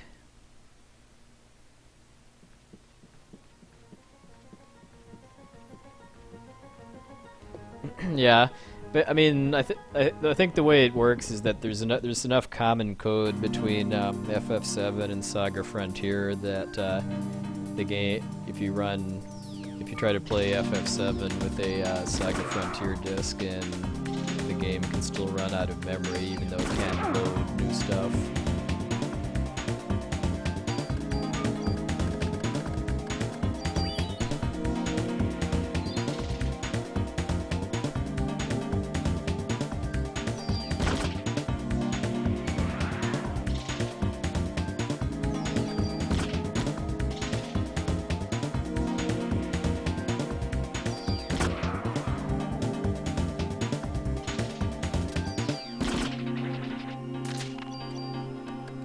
Yeah, the only Saga games I've actually even played are the Game Boy Final Fantasy Legend games.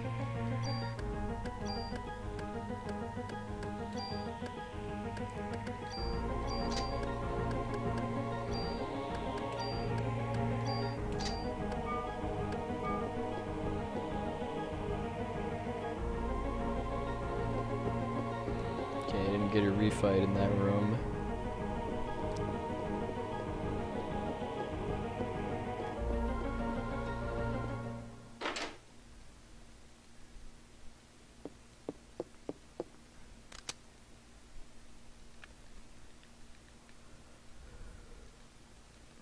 Well, I just died to the Triceratops. That was mostly just because of being aggressive and not healing when I should have.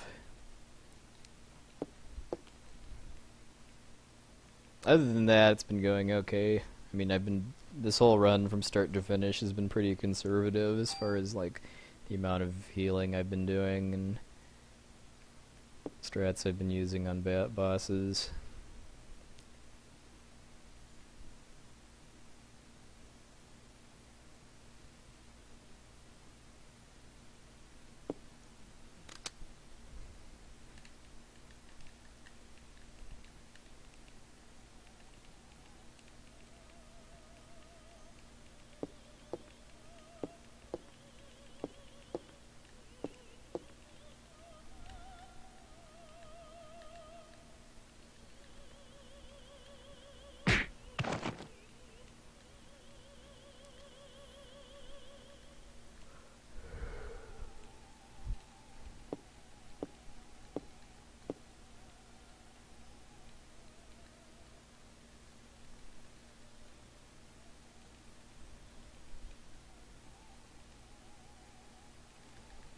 Yeah, unfortunately, you missed IOG. I did that before starting this run,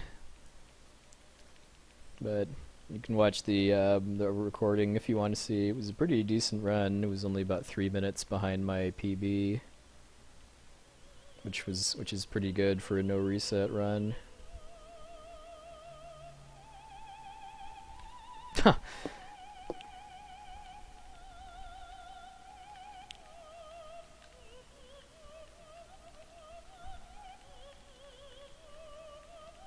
Oh.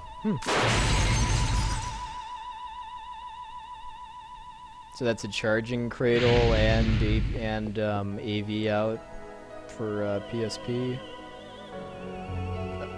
Or I think that looks like a Go.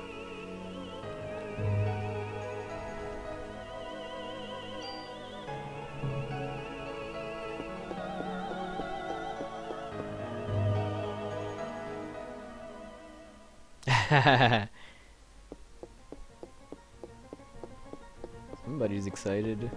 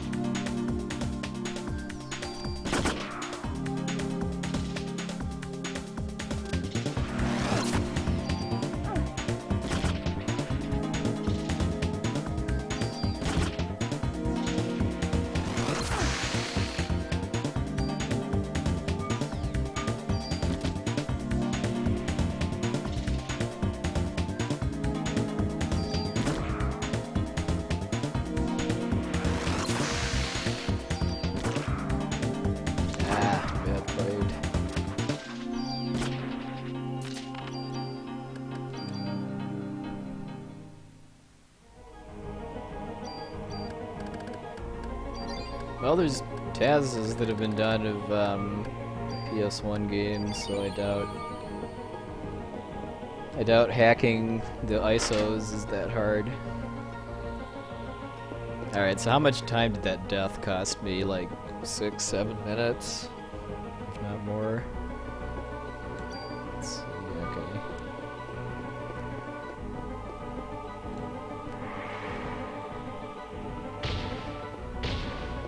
Alright, so if I get around 200 HP, I'm using medicine.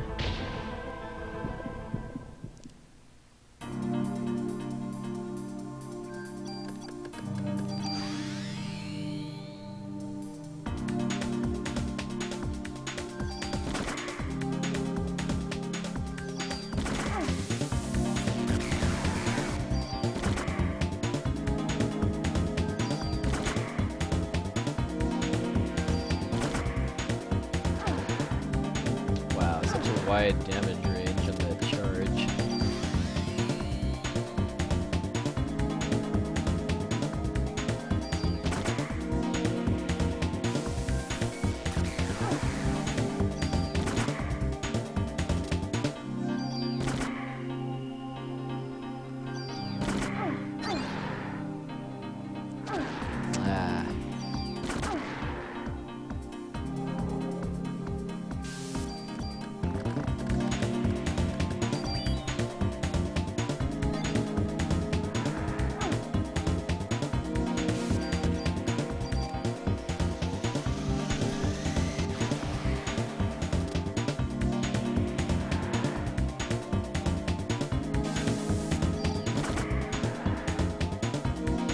Yeah, I should probably be using energy shot in the first phase. I think it still does basically the same damage, whereas the regular shots do a lot more on phase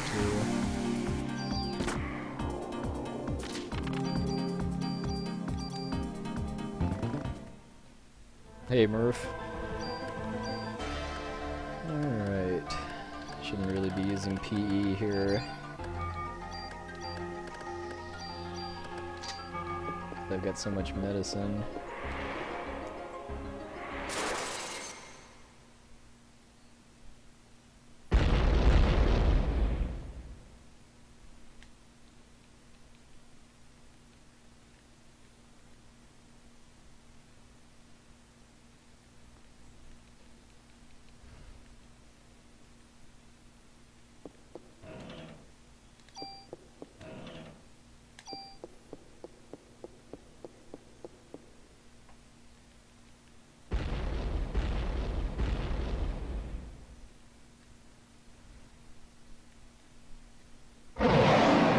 Alright, that is a roar. That is a roar. Hey, Bartles. Yep. I want to do another FF5 run tomorrow, but I'm feeling pretty much ready to rock.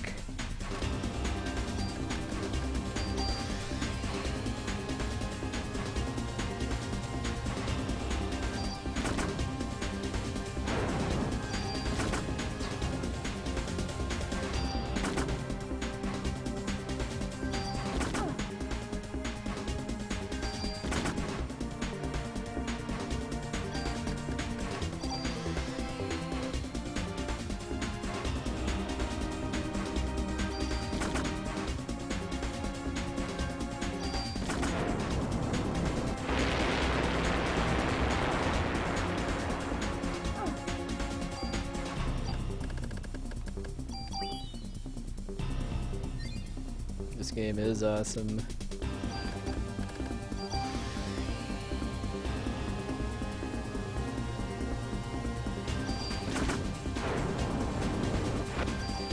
What's not awesome is when the T-Rex goes up against the wall and does that flamethrower moves, and it becomes a lot harder to avoid.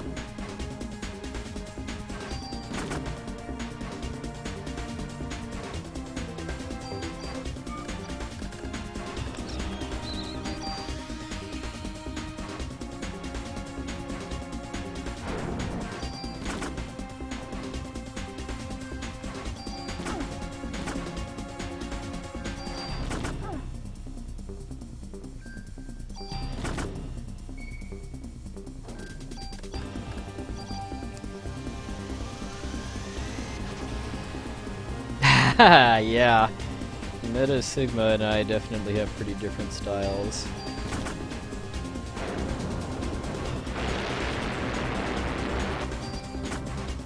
That's right. Choke on those flames.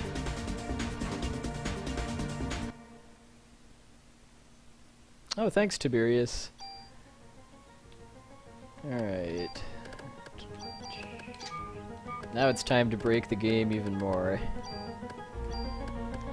Because that T-Rex was packing heat, so I had to put him down, but the heat he was packing has double command, and since I've modded that onto my machine gun, now I can go now I can do 2 actions a turn. And also, I hate these elevator buttons. Come on.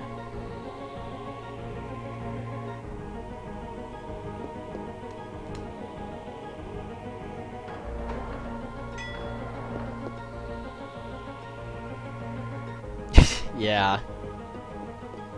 I just mean, that post just made me shake my head. I mean, come on, man. Your run is under 2 hours. You really can't honestly think you can just wait to drink your protein shake and work out and stuff.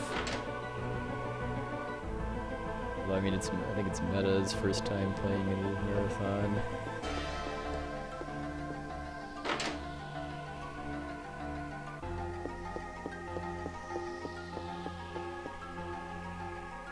So, before we were so rudely interrupted by that Triceratops, we were going this way.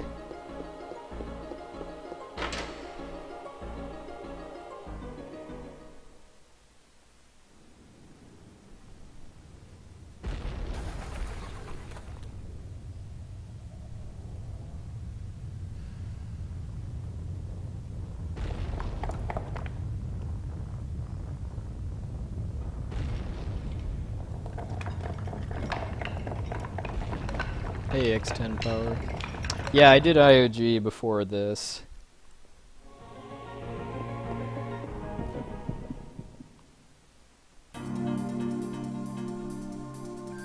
So, 4 shots a turn now.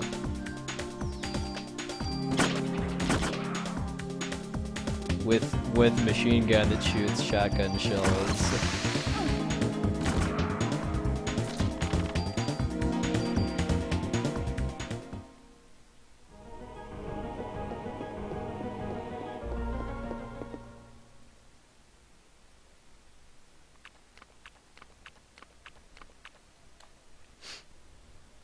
Alright, now we've got a couple minutes of cutscenes before we start the end game. Because the museum was the final dungeon. I mean, all that's left is bosses now.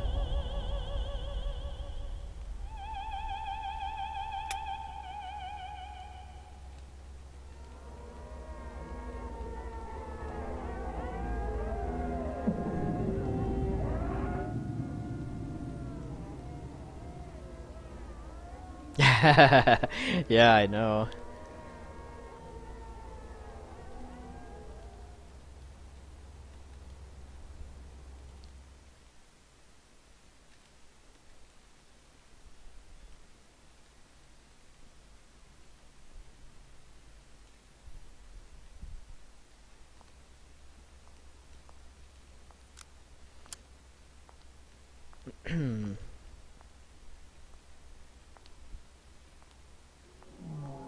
Yeah, apparently she's got like 4 arms and 4 legs now, I guess. That's only temporary though. After she has the baby, she goes back to more normal numbers of limbs.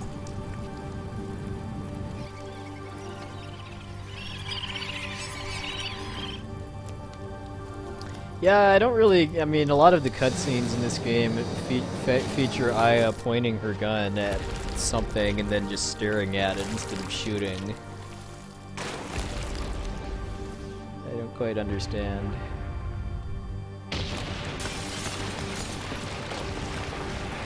Like, why she just stands there and stares at Eve for several minutes instead of shooting her and giving her time to summon her Stay Puft Marshmallow Man wannabe to carry her away.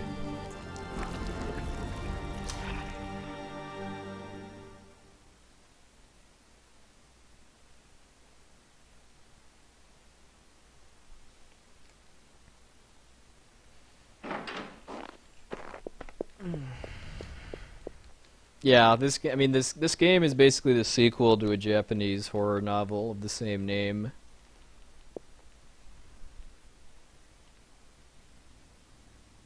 Yeah, I mean, I'm obviously pretty desensitized having speedran the game. Hey, ludicrous speed again! But even 15 years later, I mean, this is still a very, very creepy game. I like this game much more than PE2. I mean, PE2 is a fine game, but I like the first one a lot better. I just like the story and the battle system, and the characters.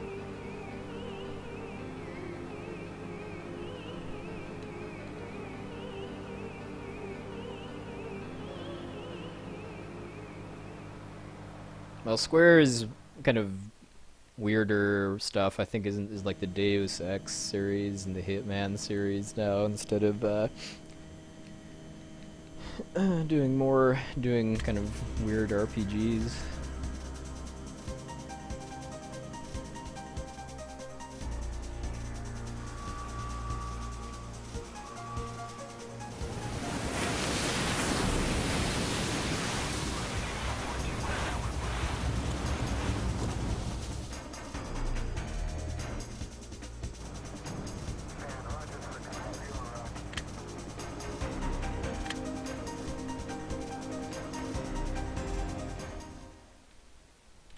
What's up?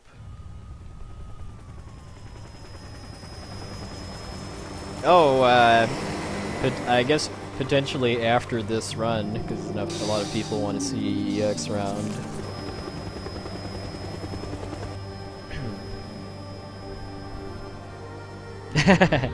Yeah, I think I just need to do one more playthrough in order to have enough bonus points, because I mean, it's at the point now where I can beat True Eve without having to heal, and it's just a matter now of I just need to get enough bonus points that I can get 99 active time stat.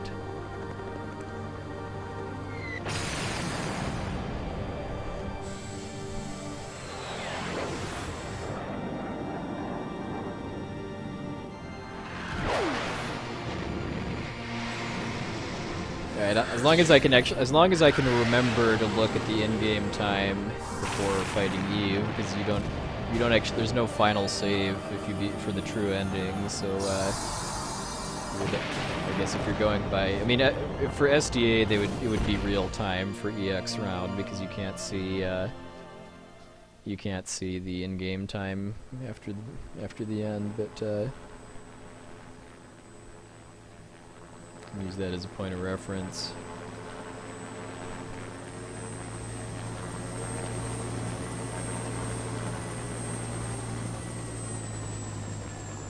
Hey, Saints.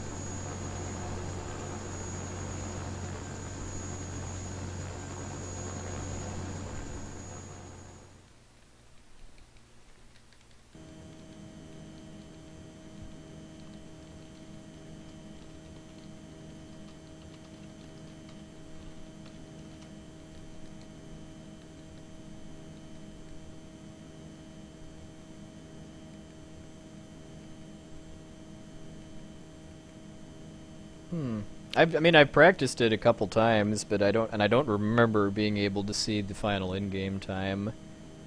Could be wrong though.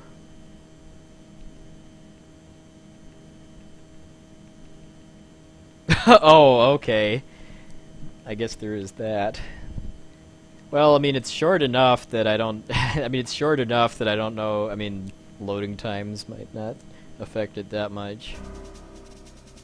Like when I practiced yesterday on my PS3, and my in-game time after day one, I think was 11:54.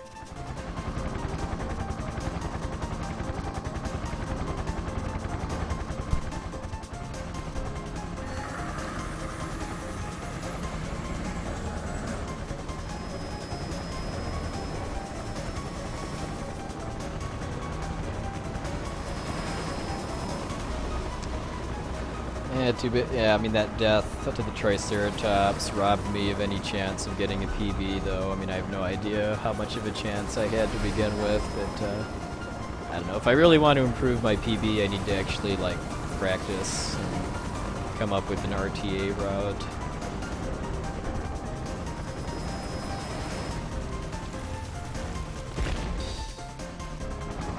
Yeah.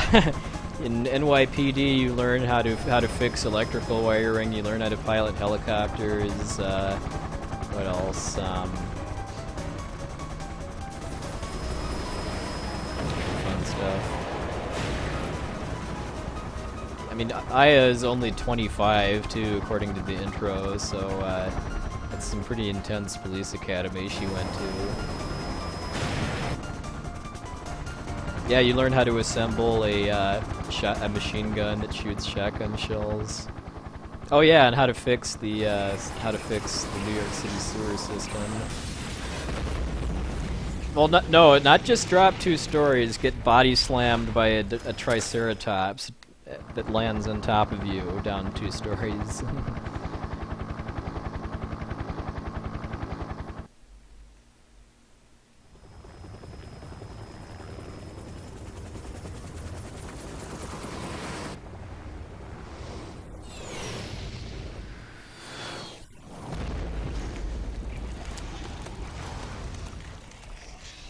And thus it ends, not with a bang, but a sploosh.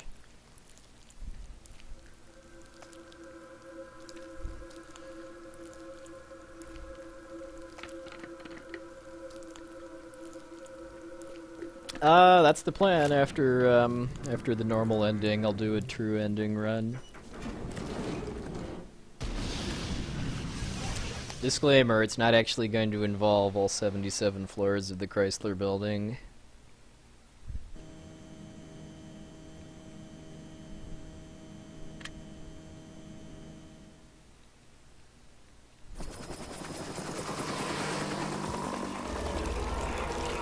Well, and also the fact that she landed on, like, tiles or something very hard.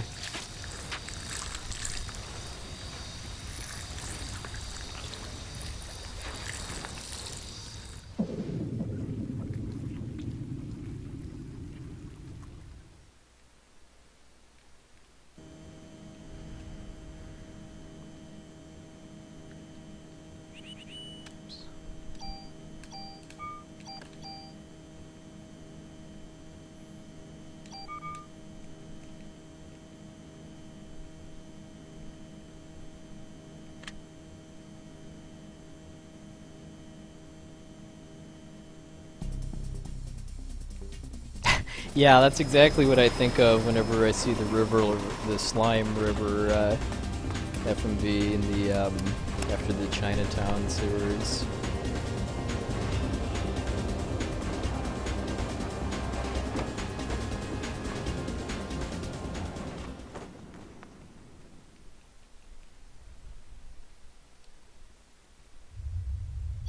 Let's see. Yeah, you can get a full heal before this, but just wanted to see if I had bonus points to use.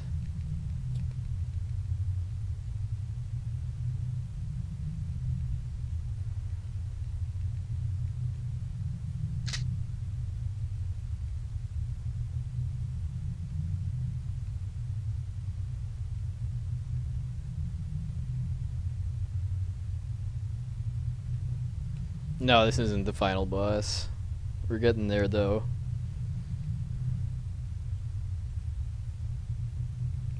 It's got better music than the real final boss, narrowly.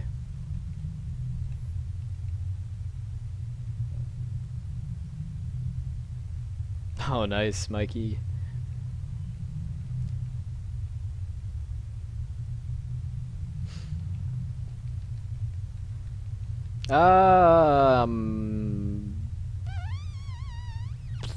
Three, because she's wearing a well, I guess 4 if you count that she's wearing a coat over her dress at the very start. Then she's wearing a dress for day 1. Then she's wearing jeans, a t-shirt, and a jacket for days 2 through 5. And then she's just wearing her blouse or shirt or whatever for this part.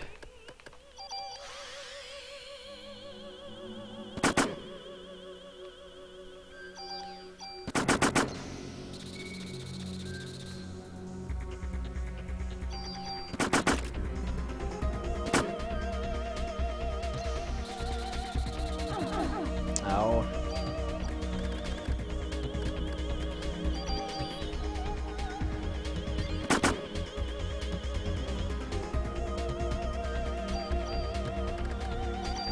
Okay, she has this really nasty grab move that, ooh, just barely avoided it there. What she does if I'm close.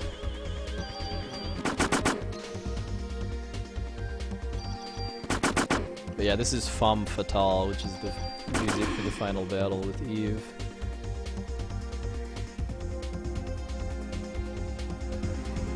Unfortunately, we don't get to hear a full loop of it, just to fight win as fast as I can.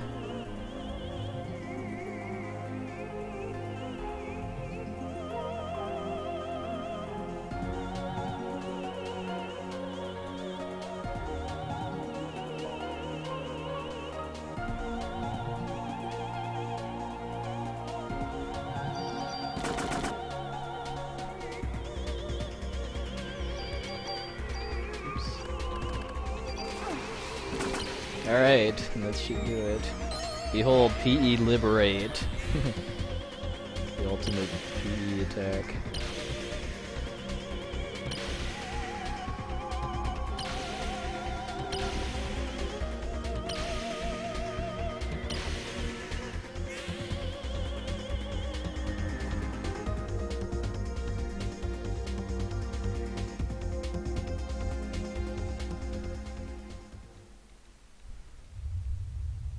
Yeah, I mean the main complaint I hear about the third birthday is about the story, because I guess it just really mauls the characters established from PE1 and 2. I mean, I didn't even really care that much for the story of PE2. I mean, I thought the gameplay was fun enough, but I thought they could have done so much more with keeping reusing characters from the first game.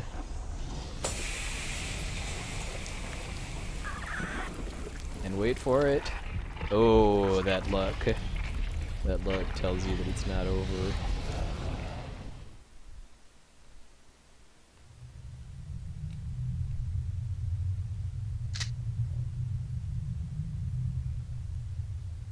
The third birthday is the, well, it's the third Parasite Eve game, basically, for the PSP. It has very little to do with, yeah, I'll save after this stuff. Oh, okay. I mean, it's basically it's a third-person shooter, more for the most part. I don't think it really has any RPG elements. The Parasite Eve wiki is actually pretty weak. It doesn't really have a whole lot of stuff in it other than kind of the same kinds of articles you could find in Wikipedia for the games. Hey Axel, yeah, well, I'm gonna do a EX round true ending run after this though. So we get to end the stream with my favorite piece of the soundtrack.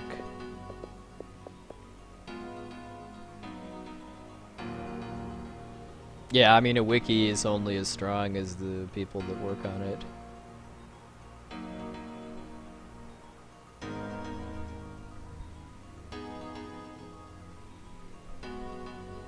Oops.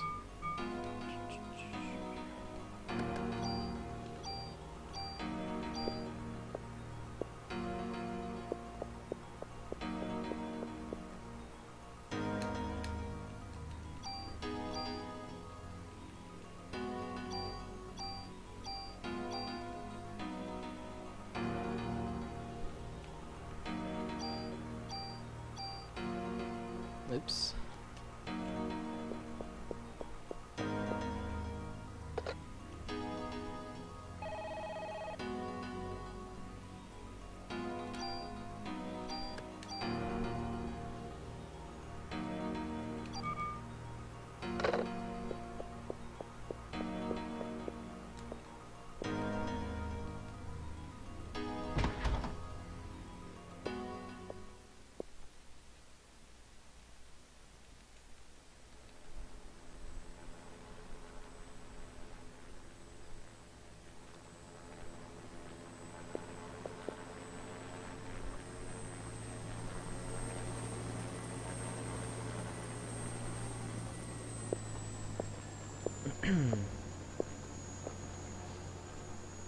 Yeah, I mean I don't know, this game had a bit of marketing behind it when it came out in '98, but just the fact that the sequels didn't never really took off that much, probably a big part of why it's not a huge name. Also, PE1 was never released in Europe and was only in Japan and North America.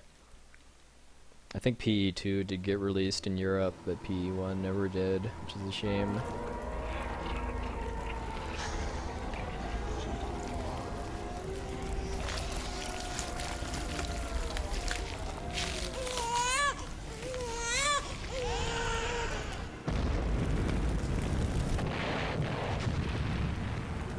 It's a boy, I think. I imagine it's probably asexual. A baby. Yeah, you could. I mean, you could. I know you can get PE1 if you have an American PSN account, because PSN accounts are very easy to make up. Like I know making a Japanese PSN account is very easy because there's no actual address verification. So I imagine if you're in Europe and you wanted to make a North American PSN account, it would be just as easy.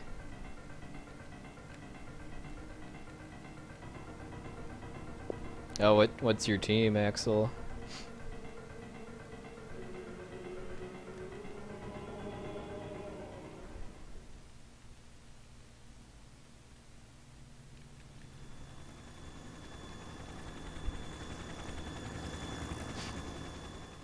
Yeah, I mean you can always emulate too if you get the disc images. There's some pretty good PS1 emulators that don't really require very soupy PCs.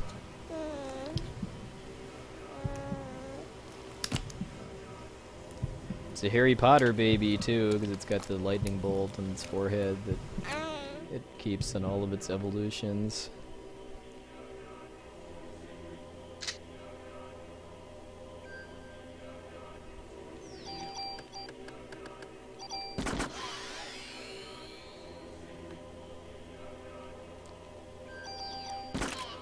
Ah, bad time for a reload.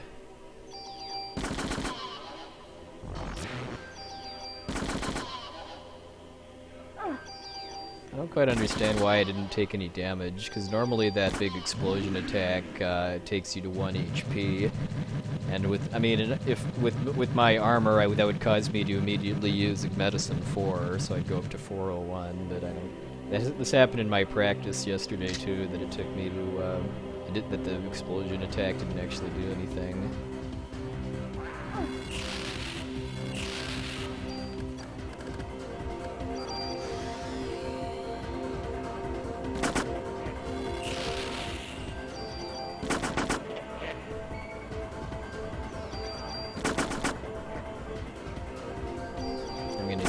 You only have to kill the body, but I'm gonna kill the wings too, just for safety.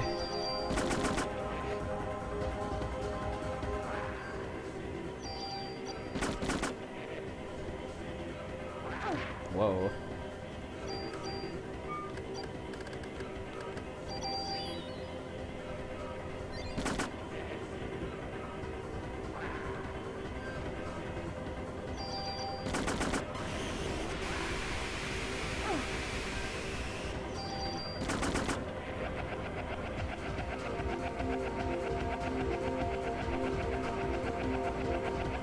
Well, yeah, using emulator to play PlayStation games is kind of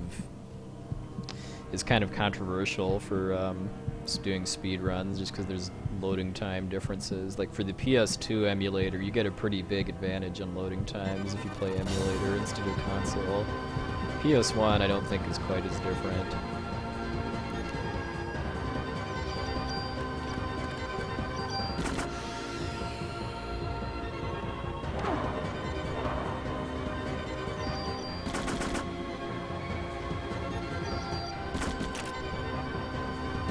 Ah! I'm getting really trolled by reloads in this run.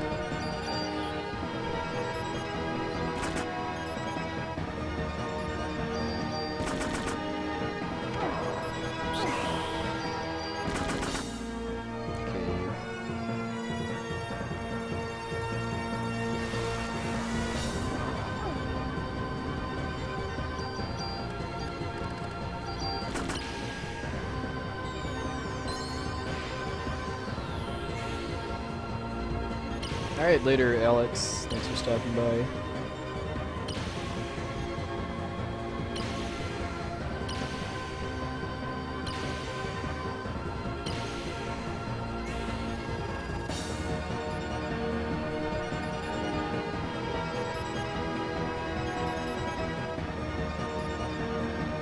I'm still not dead. I should be dead now.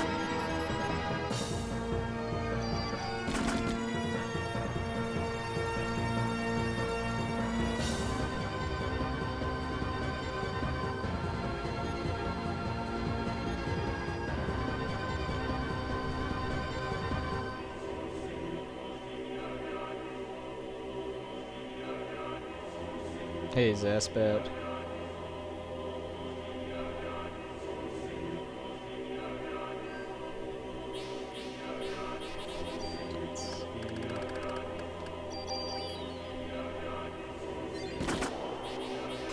Pretty much over at this point, but I can still die if I get hit by the lasers enough times.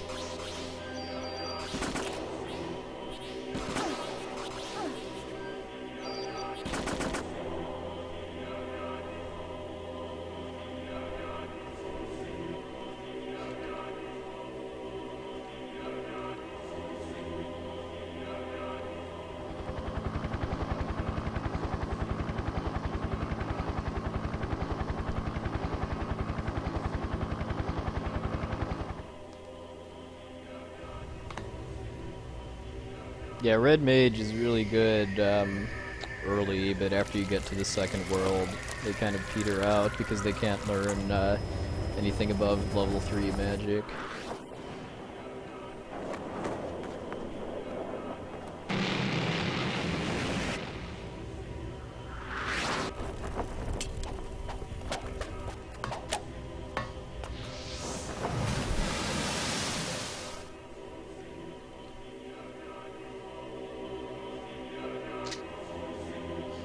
Hey, Blazone. On fire!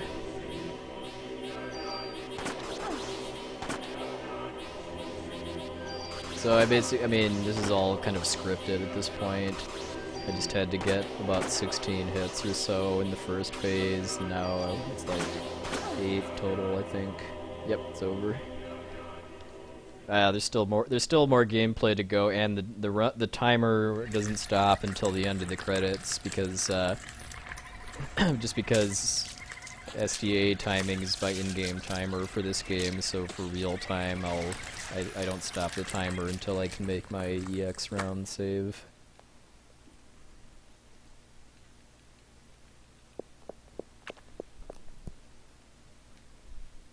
He burst into flames because he got too close to that thing called the Ultimate Being, and his mitochondria were basically going into overload. You have to kind of play the game in order to really understand the story.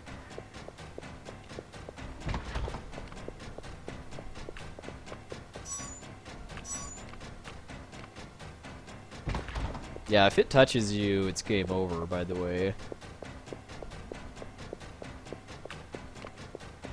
That's why I'm hesitating at the start of each screen, just because I don't have all these maps memorized right now, and if I accidentally walk backwards and go into the previous room, then it's waiting for me there, and then I die.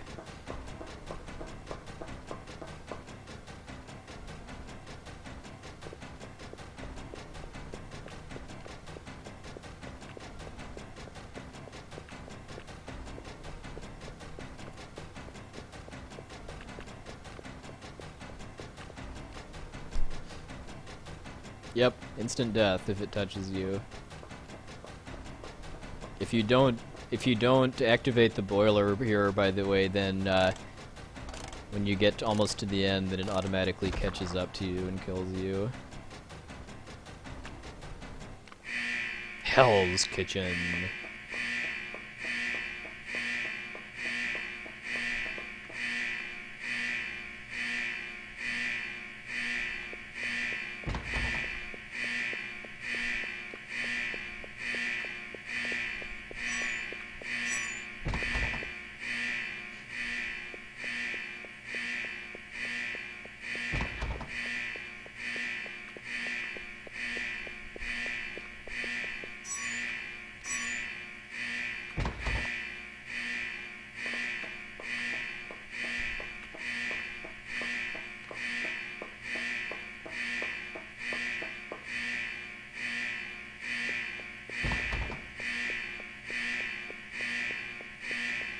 Alright, and that's the end.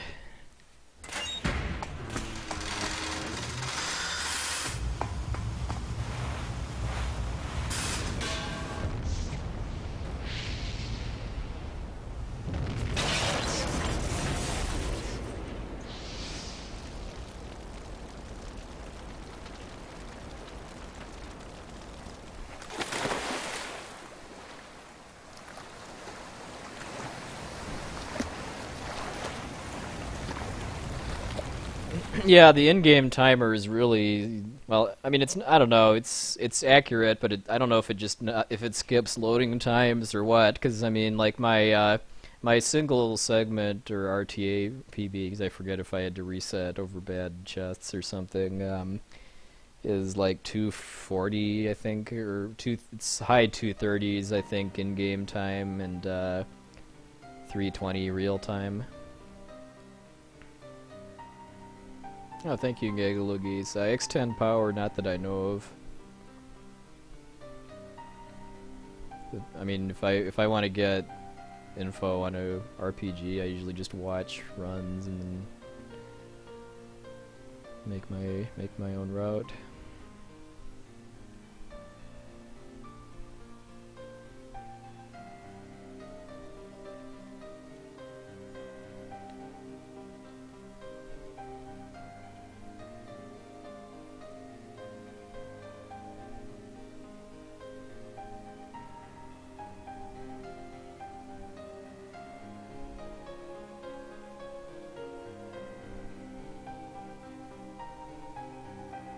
Oh, if you think this music is good, it gets better too. Not really right now, but in the true ending credits.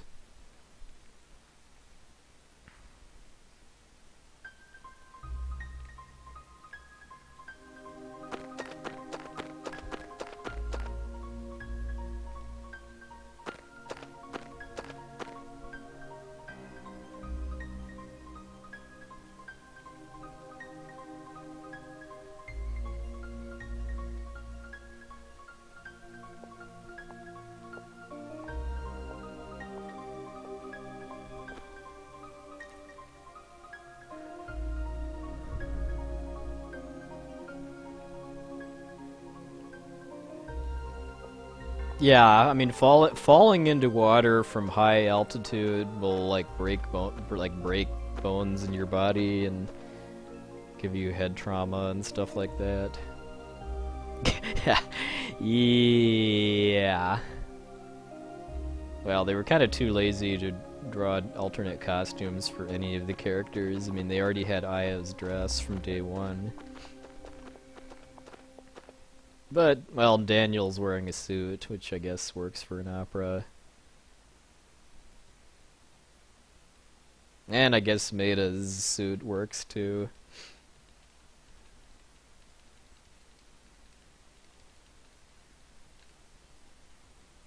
Oh no, it's like Groundhog Day!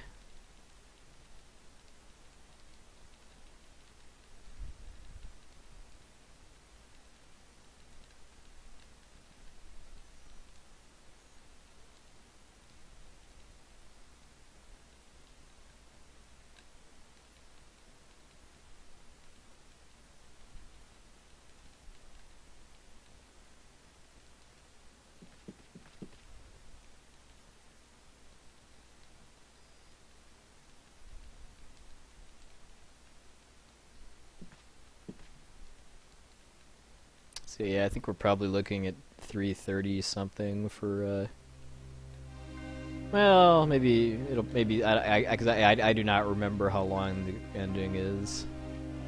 I don't know if we have at least 10 more. Probably I don't think the credits are 10 minutes long.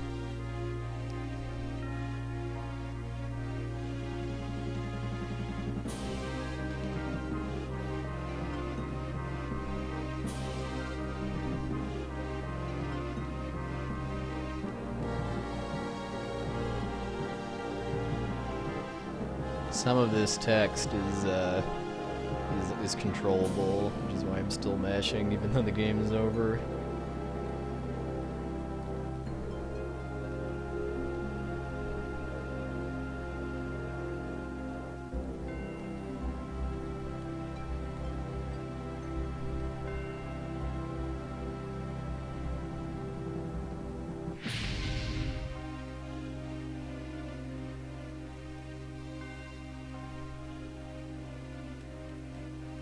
Here we go again.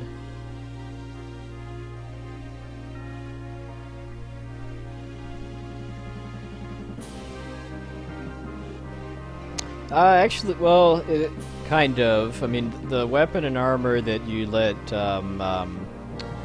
Wayne engrave at the start of day 6, you get to keep at the start of the EX round game, and anything that you have in the item locker in the police station carries over, but your stats and levels do not.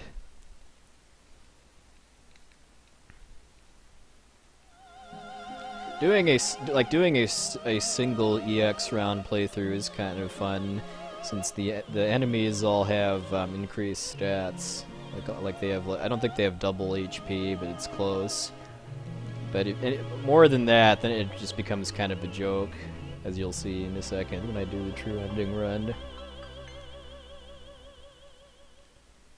I think that's it for inputs.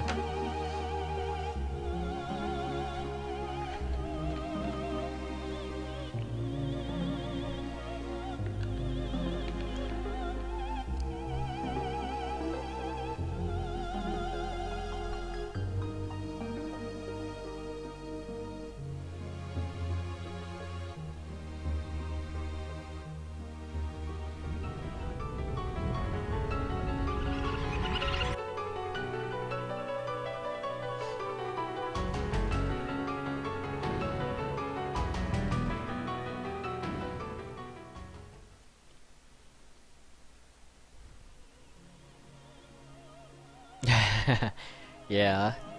I mean, this ending I think is meant to be kind of the normal ending is meant to be kind of ambiguous. Like the way I kind of look at the normal ending is that you see that even though Eve is dead, the mitochondria are still in everybody's body, waiting for their chance to try to take over again.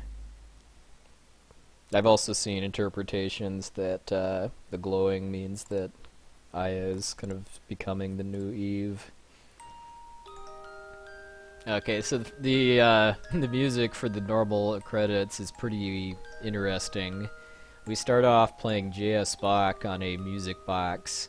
Then we go into what is the second part of it? The second part of it is Japanese pop, and then the third part is jungle sound effects. So you're in for a treat.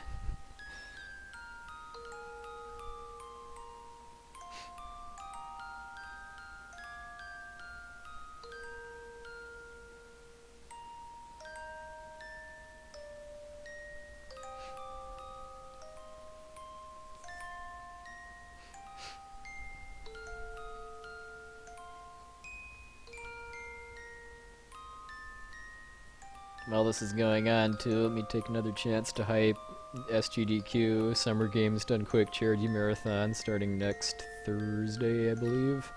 There's the schedule right there, which auto-converts to your local time zone.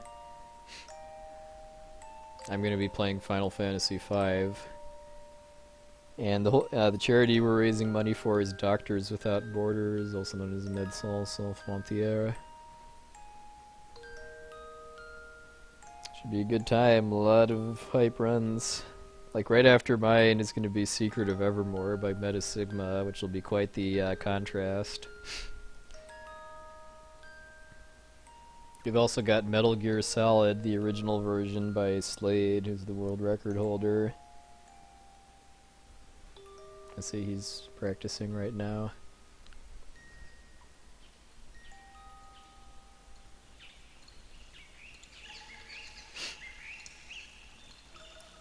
Yeah, unfortunately FF5 is a graveyard game, so if you're in North America it's kind of nasty hours unless you're nocturnal, but hey, if you're European it'll be morning for you when it starts.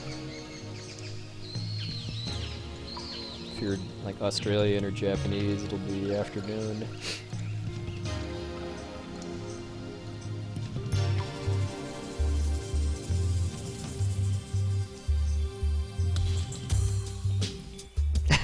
Nice. Well, yeah, if you're watching me now, well, it's only like 11:40 I think in UK right now, 12 something in Europe.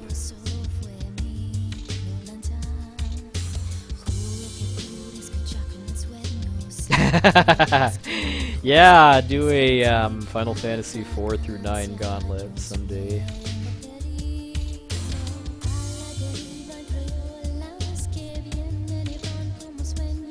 Up next is a true ending Parasite Eve run, and that's going to be it for me for today. So yeah, thanks everybody so much for watching. Thanks for the support over the past 2.5 years or so that I've been streaming speedruns. I wouldn't have as much fun as I do if I didn't have awesome people to chat with while playing. I'll definitely have to do Viewer's Choice again. This was a lot of fun, both in the, even though ROM Scout kind of rigged the balloting a little bit by hyping this option on Twitter. I happen to like all of the games that I speedrun, so I won no matter what.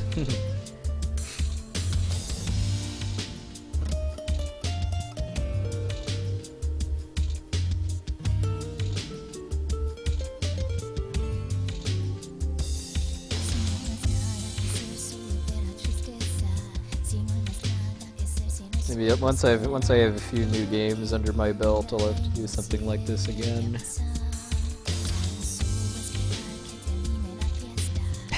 Thanks, Keyfray.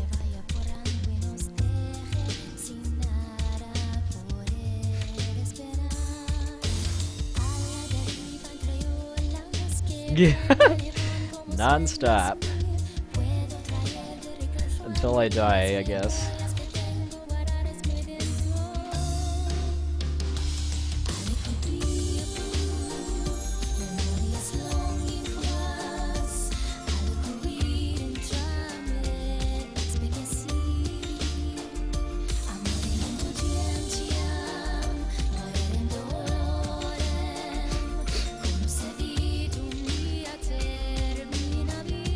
Aw, thanks, Tiberius.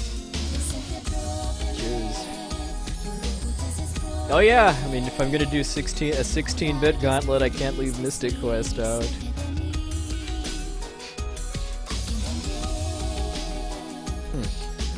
I've never played Crystal Chronicles, but that sounds crazy.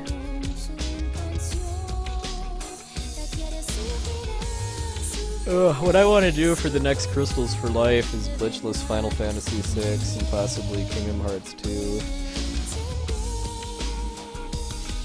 Maybe Illusion of Gaia if we're gonna have Soul Blazer and or Terranigma, but by itself I don't think it would really work for. I don't think it would really work since it's not. It's more of a 2D Zelda style game than an RPG. I might eventually pick up Kingdom Hearts 1 once the PS3 version is out in America, because it has cutscene skip, so it's about 2.5 hours faster than the PS2 version because of that and because of faster loading times.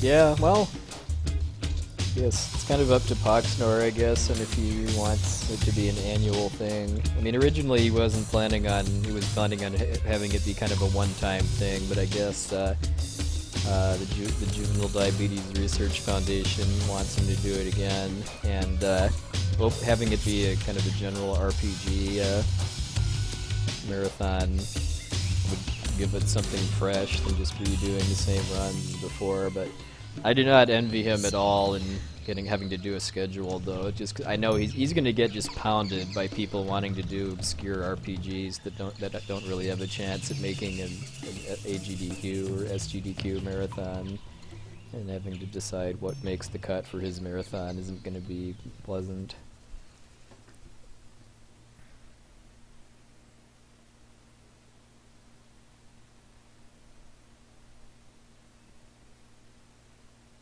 Oh, thanks, Jen.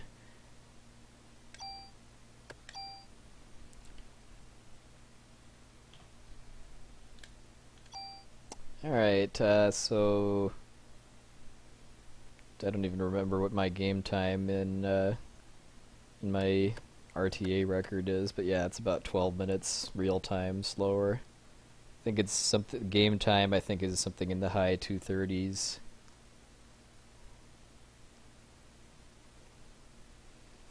Alright, so, with that being said, back to Disco and we go.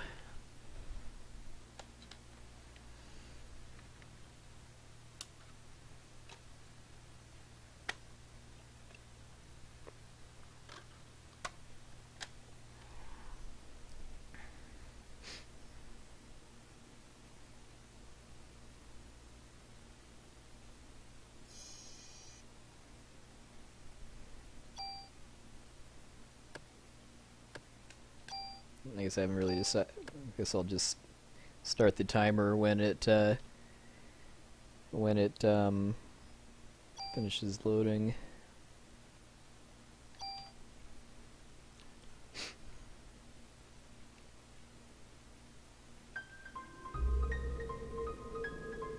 Yeah, ancient cave in a marathon. Yeah, Somehow I don't think the Ancient Cave is particularly marathon safe.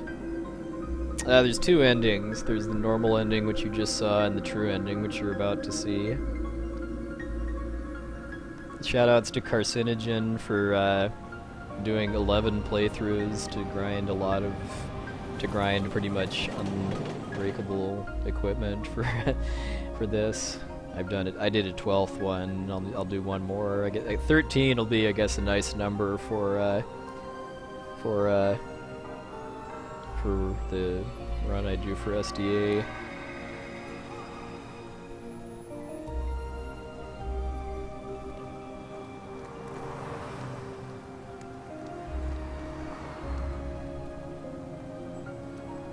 Well, I mean, there's ways to lose outside of battle that you could maybe count as endings, like if you don't jump off the roof fast enough on the hospital, that could sort of be a bad ending, or if the ultimate being catches you in the final chase.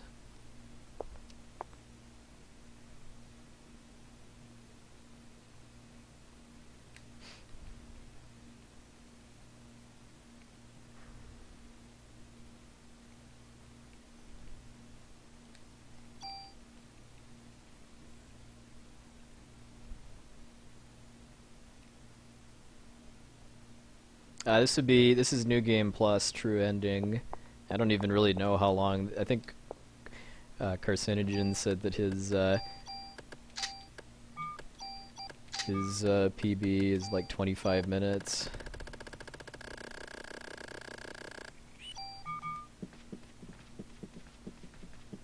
You like that? I have the fun gun and the plot armor.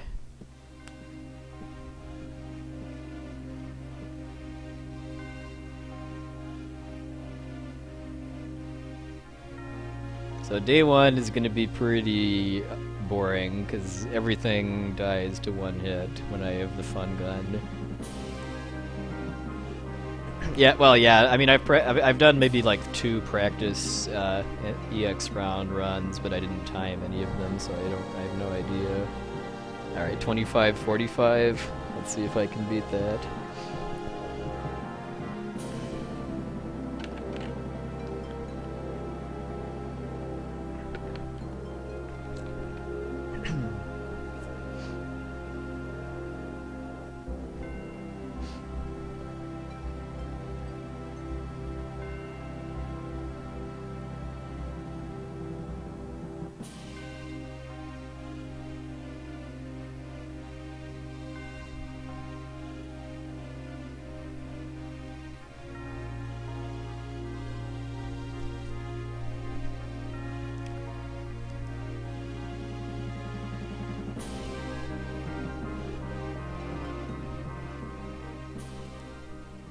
Yeah, this is a quick New Game Plus run before I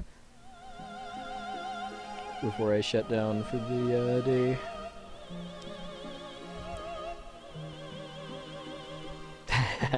Yeah, this is true ending, so it's Chrysler Building. Disclaimer: it's not going to be the entire Chrysler Building.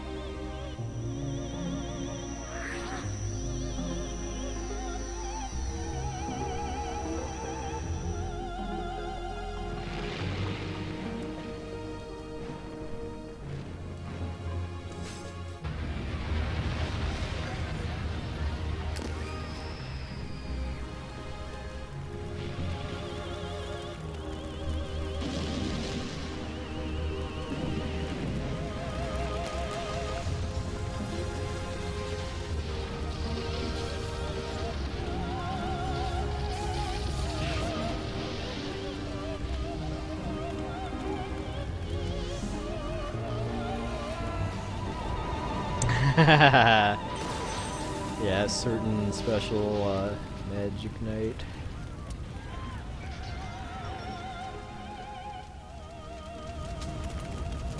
Yeah, the CG in this game is aged pretty well, especially compared to like FF7, which only came out a year before this game. FF7 is pretty blocky looking. I mean, I've played PE2, but I'm not really interested in speedrunning it at present.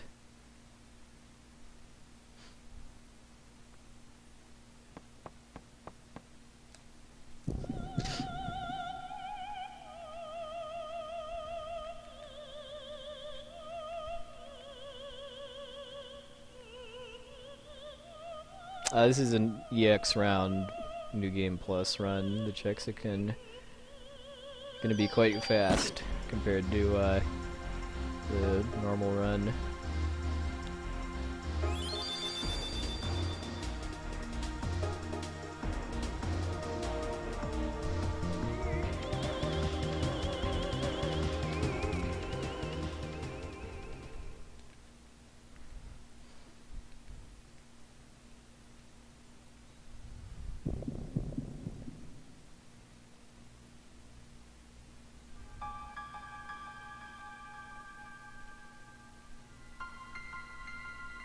Downside, though, is that most of this run is cutscenes.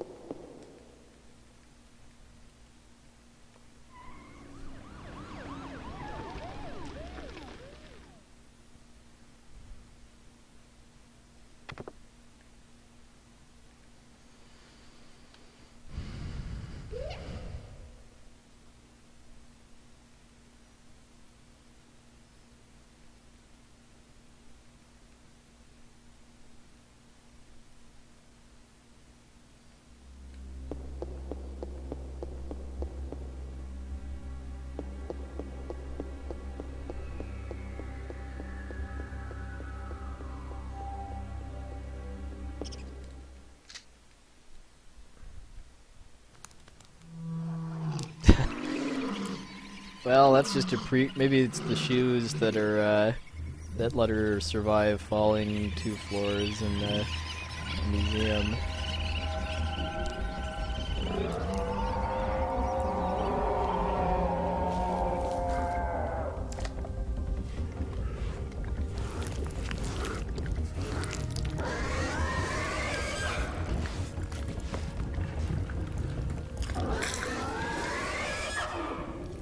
What game are we talking about?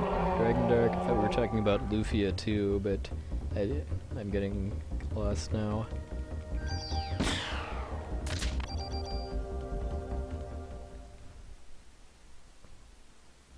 Oh, okay. I have not played that game.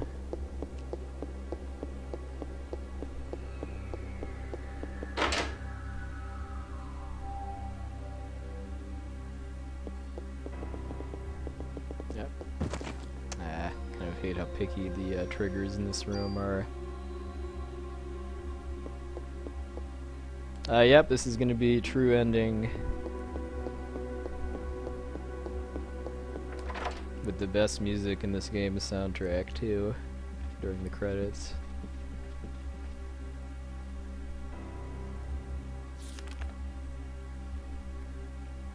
Well, I mean, I enjoyed Lufia 2, or I mean Lufia 1 as a kid, although I enjoyed Dragon Quest, old school Dragon Quest games too, which it's kind of what I always say about Lufia 1, is that if you like Dragon Quest, you'll like Lufia 1, and if you don't, you won't.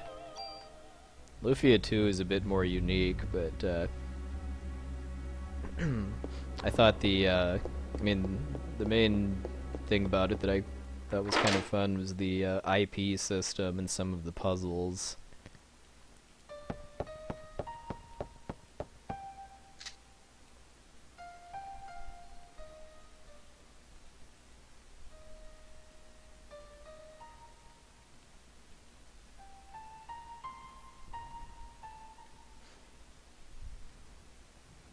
Yeah, I do agree that Lufia 2 is aged better than the first game.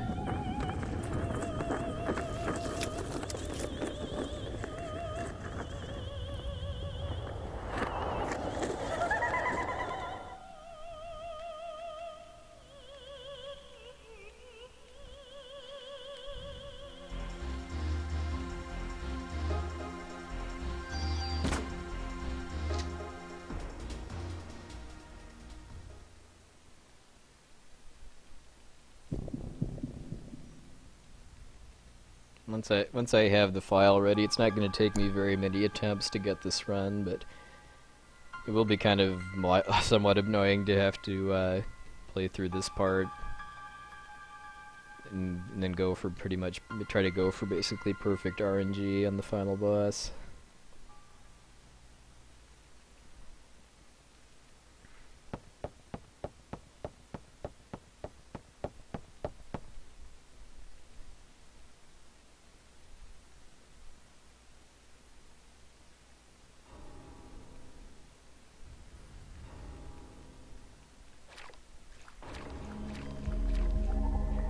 Yeah, I mean, I have the DS remake, although I haven't played that, and it sounds like it might as well be a different game than the Lufia 2 remake with how much was changed.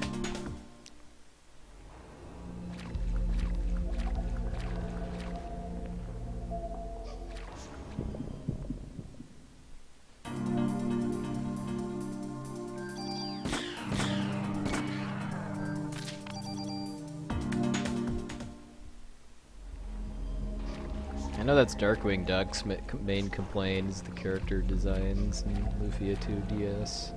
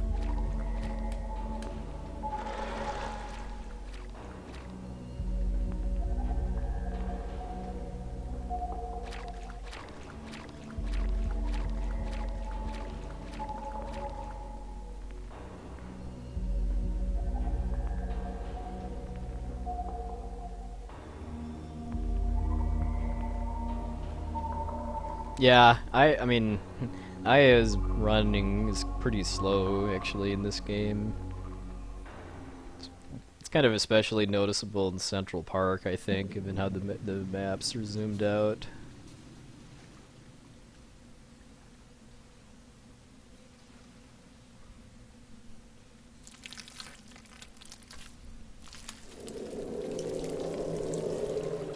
This is a true ending run.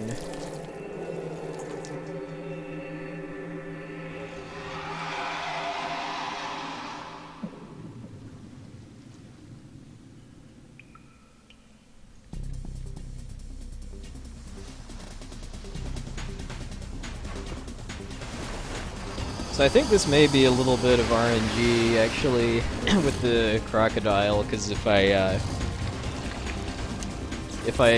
my first shot, which is randomly targeted, hits the body, then it dies, but if it hits the tail, then I lose a couple seconds. Yeah, there I hit the tail, so that would probably be a reset. Because in my practice yesterday, it just, I mean, my first shot hit the body and then it just immediately died without having this phase change here.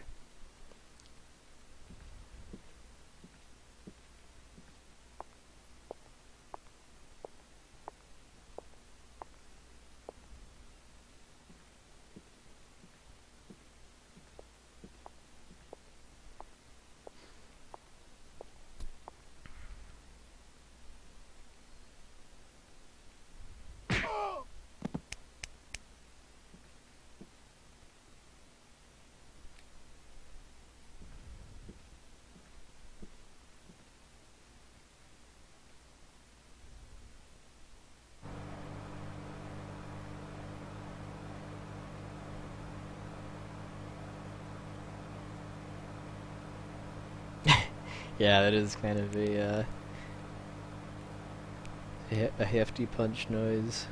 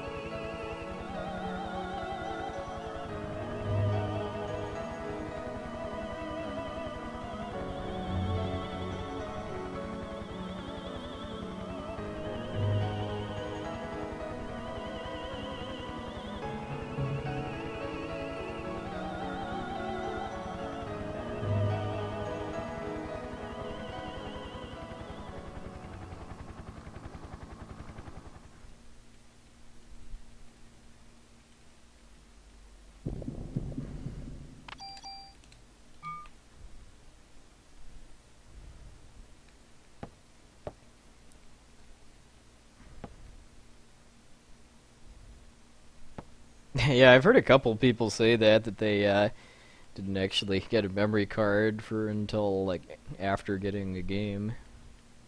Like trying to play FF9 or something without a memory card sounds like fun. Basically just have to pause in between play sessions.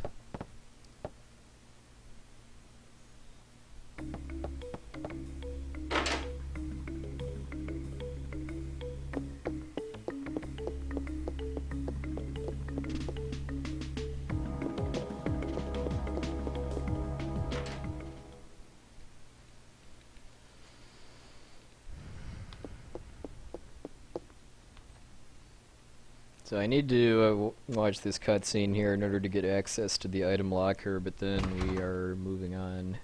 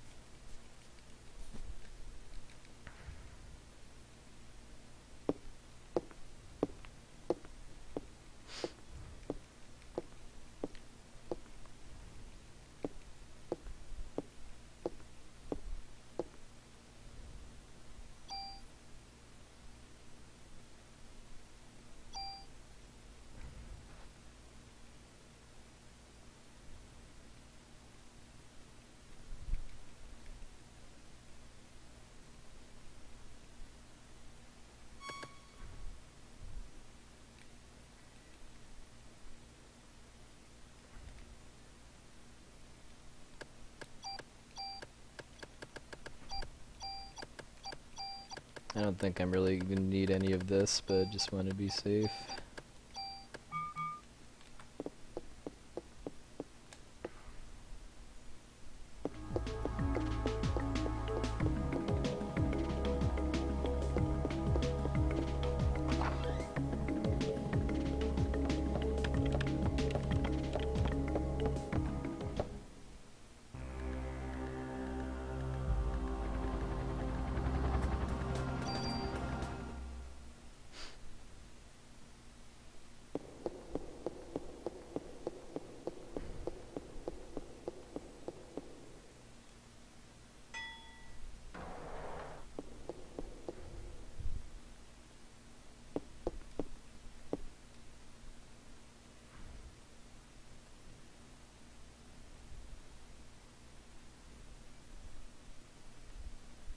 We are going to the top.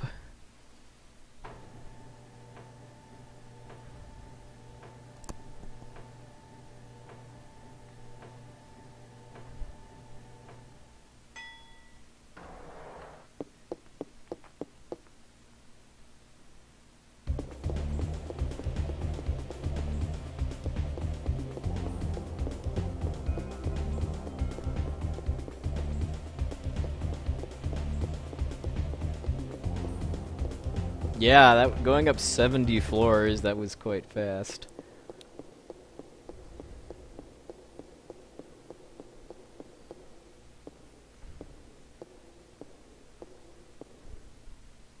Hey, Senior Vorpal. Yeah, it's a good game.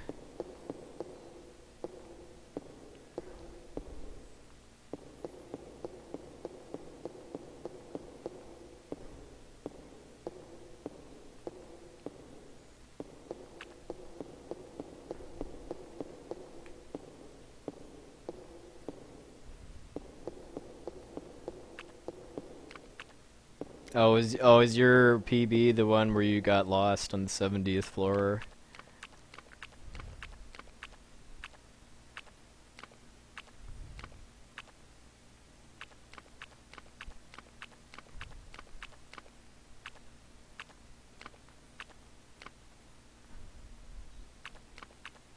Oops.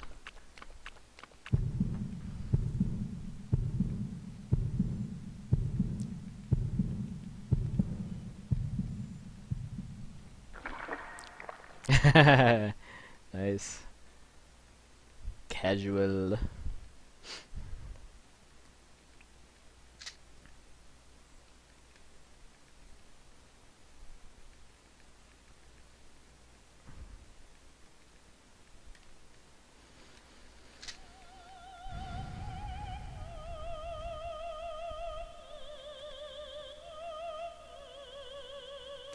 I should check my in-game time too, just out of curiosity.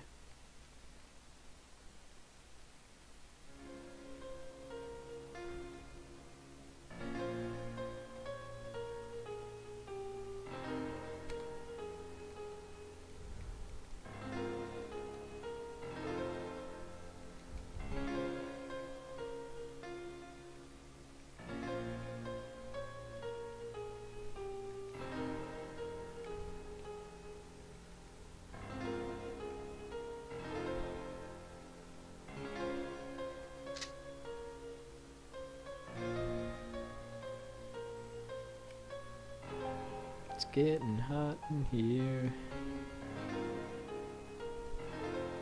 Alright, let's see, 16, 17.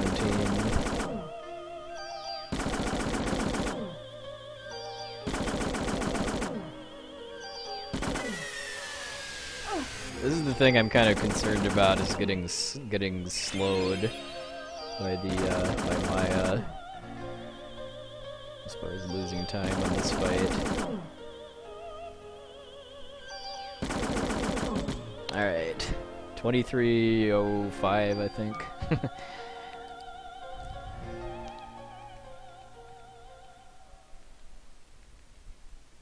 Hey, Booty Gay. Yeah, that's True Eve, or that was True Eve, I should say. True Eve is not too formidable against the fun gun.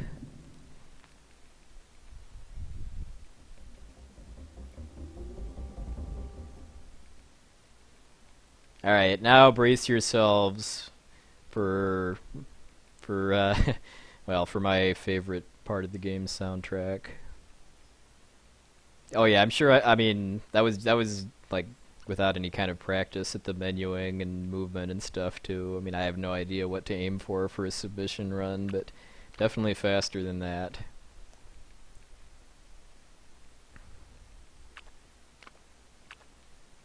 But yeah, once again, shoutouts to Carcinogen for making the fun gun possible.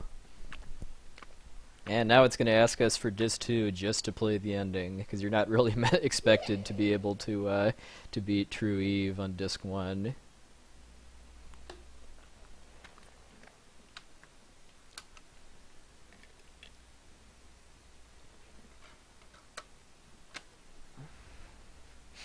Alright, so for the true ending, we got a absolutely gorgeous orchestral arrangement of the Parasite Eve main theme. Yeah, you can go to the Chrysler building as soon as you get to the world map. For the true ending run, I basically just need to get access to the item locker so that I can get the Chrysler key 7, which I then use to go directly to the top.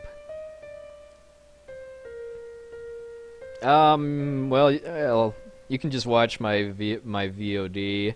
I mean, the fun gun is a full Uzi modified to have 999 attack power. I think I forget if it has all three of the stats maxed out, but it's got 999 attack power and enough range and bullet capacity for it not to matter. Yeah, this was a New Game Plus run. I mean, my New Game single segment PB is 3 hours and 20 minutes. And, well, you just saw my New Game Plus PB.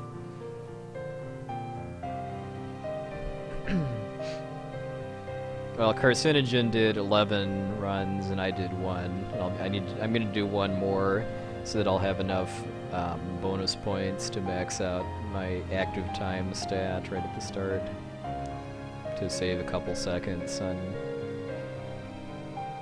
Eve.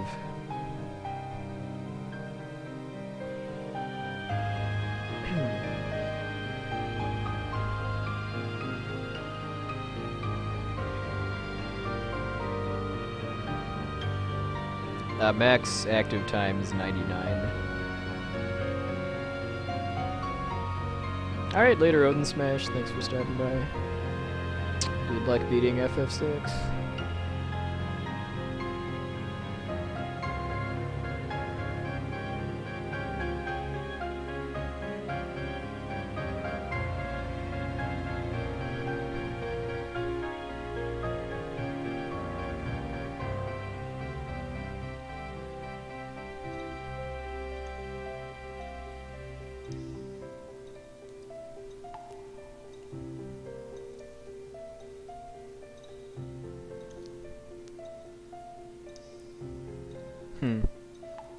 Well, I mean, if you have the toolkit, you can get other guns and then mod those to get more points. I wouldn't say it's impossible to get 999 from 12 playthroughs.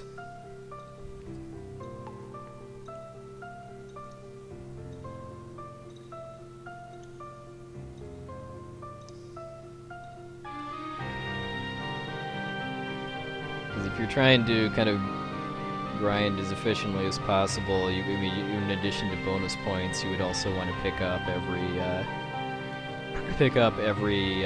weapon and armor that you can, and then in order to get more points for your primary weapons.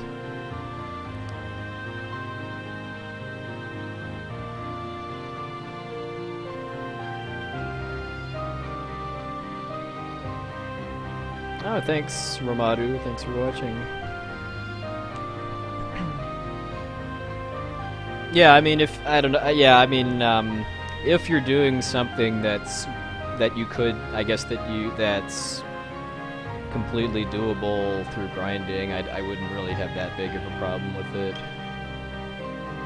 I mean, I would have a little bit of a problem with like giving yourself so many bonus points that it's obvious just from looking at like the number of rounds you finished that the file was modified, but just from just getting like weapon attack power from other means, that's a little different.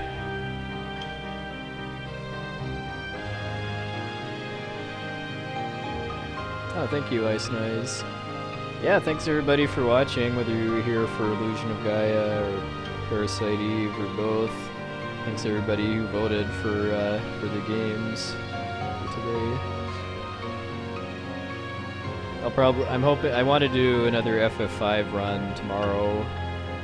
It'll be in the evening, American time. Tomorrow is my last chance to do a run before I have to leave for the marathon, actually. And if you're new to my stream, please hit the follow button if you like what you saw. I mostly do Square RPGs, mostly the Final Fantasy series these days, but also Kingdom Hearts and the Soul Blazer trilogy. Check out my chat mods channels too, and I've got my Twitter and YouTube below my stream player if you're so inclined. And I really shouldn't be talking over this music. Oh yeah, this part is really good.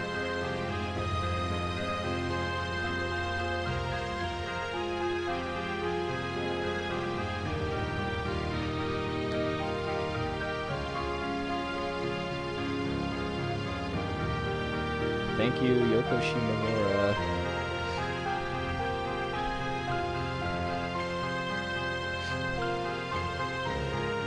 No, I have not played the third birthday.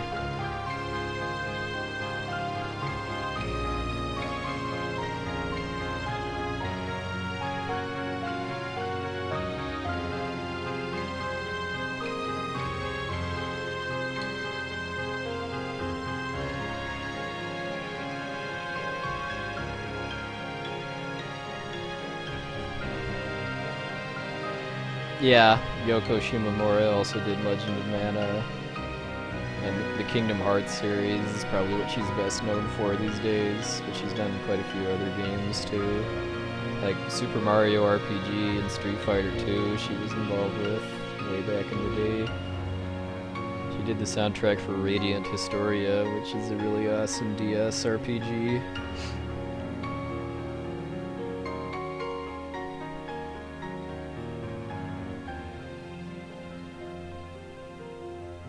Oh yeah, Xenoblade.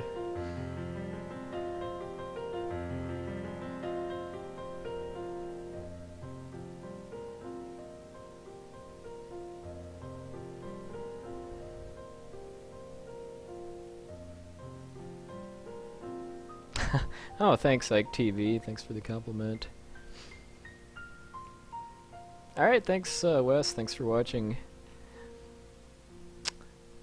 Looking forward to seeing you and other people in a couple days. Yeah, good luck getting, or hope you're able to get one of those PSP Go docks soon to accelerate your Resident Evil domination.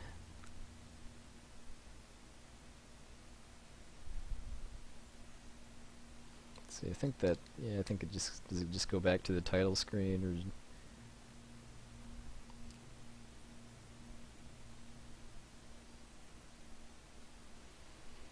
So yep, I had a lot, like I keep saying, I had a lot of fun both doing the poll for this and doing the runs too. So I will have to do this again sometime, preferably once I've got some more games to add to the poll. Like maybe once I've learned some version of Final Fantasy IV, I could offer an FF4 and 5 double feature. Although I don't think 4, 5, and 6 is going to happen back to back. Some kind of Final Fantasy double feature maybe could be in the offing. Alright, so let's see who else is streaming right now.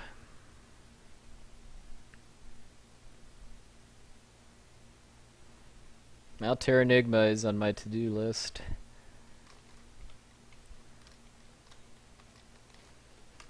My alter ego Poxnor is doing Final Fantasy Legend 3.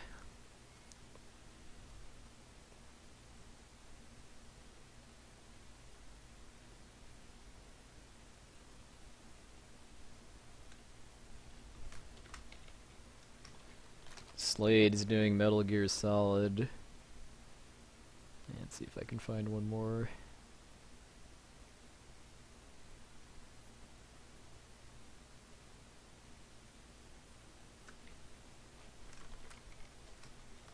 And looks like Murphigator is doing Double Dragon Neon. So if any of those are your fancy, please check them out and give them my regards. Otherwise, hope to see you again tomorrow night for FF5, and then hope to see you for Summer Games Done Quick, starting on Thursday at noon U.S. Mountain Time. Plug the URL one last time. So I'll run a couple ads before I stop streaming for the day, but everybody have yourself a good evening or morning, and see you later.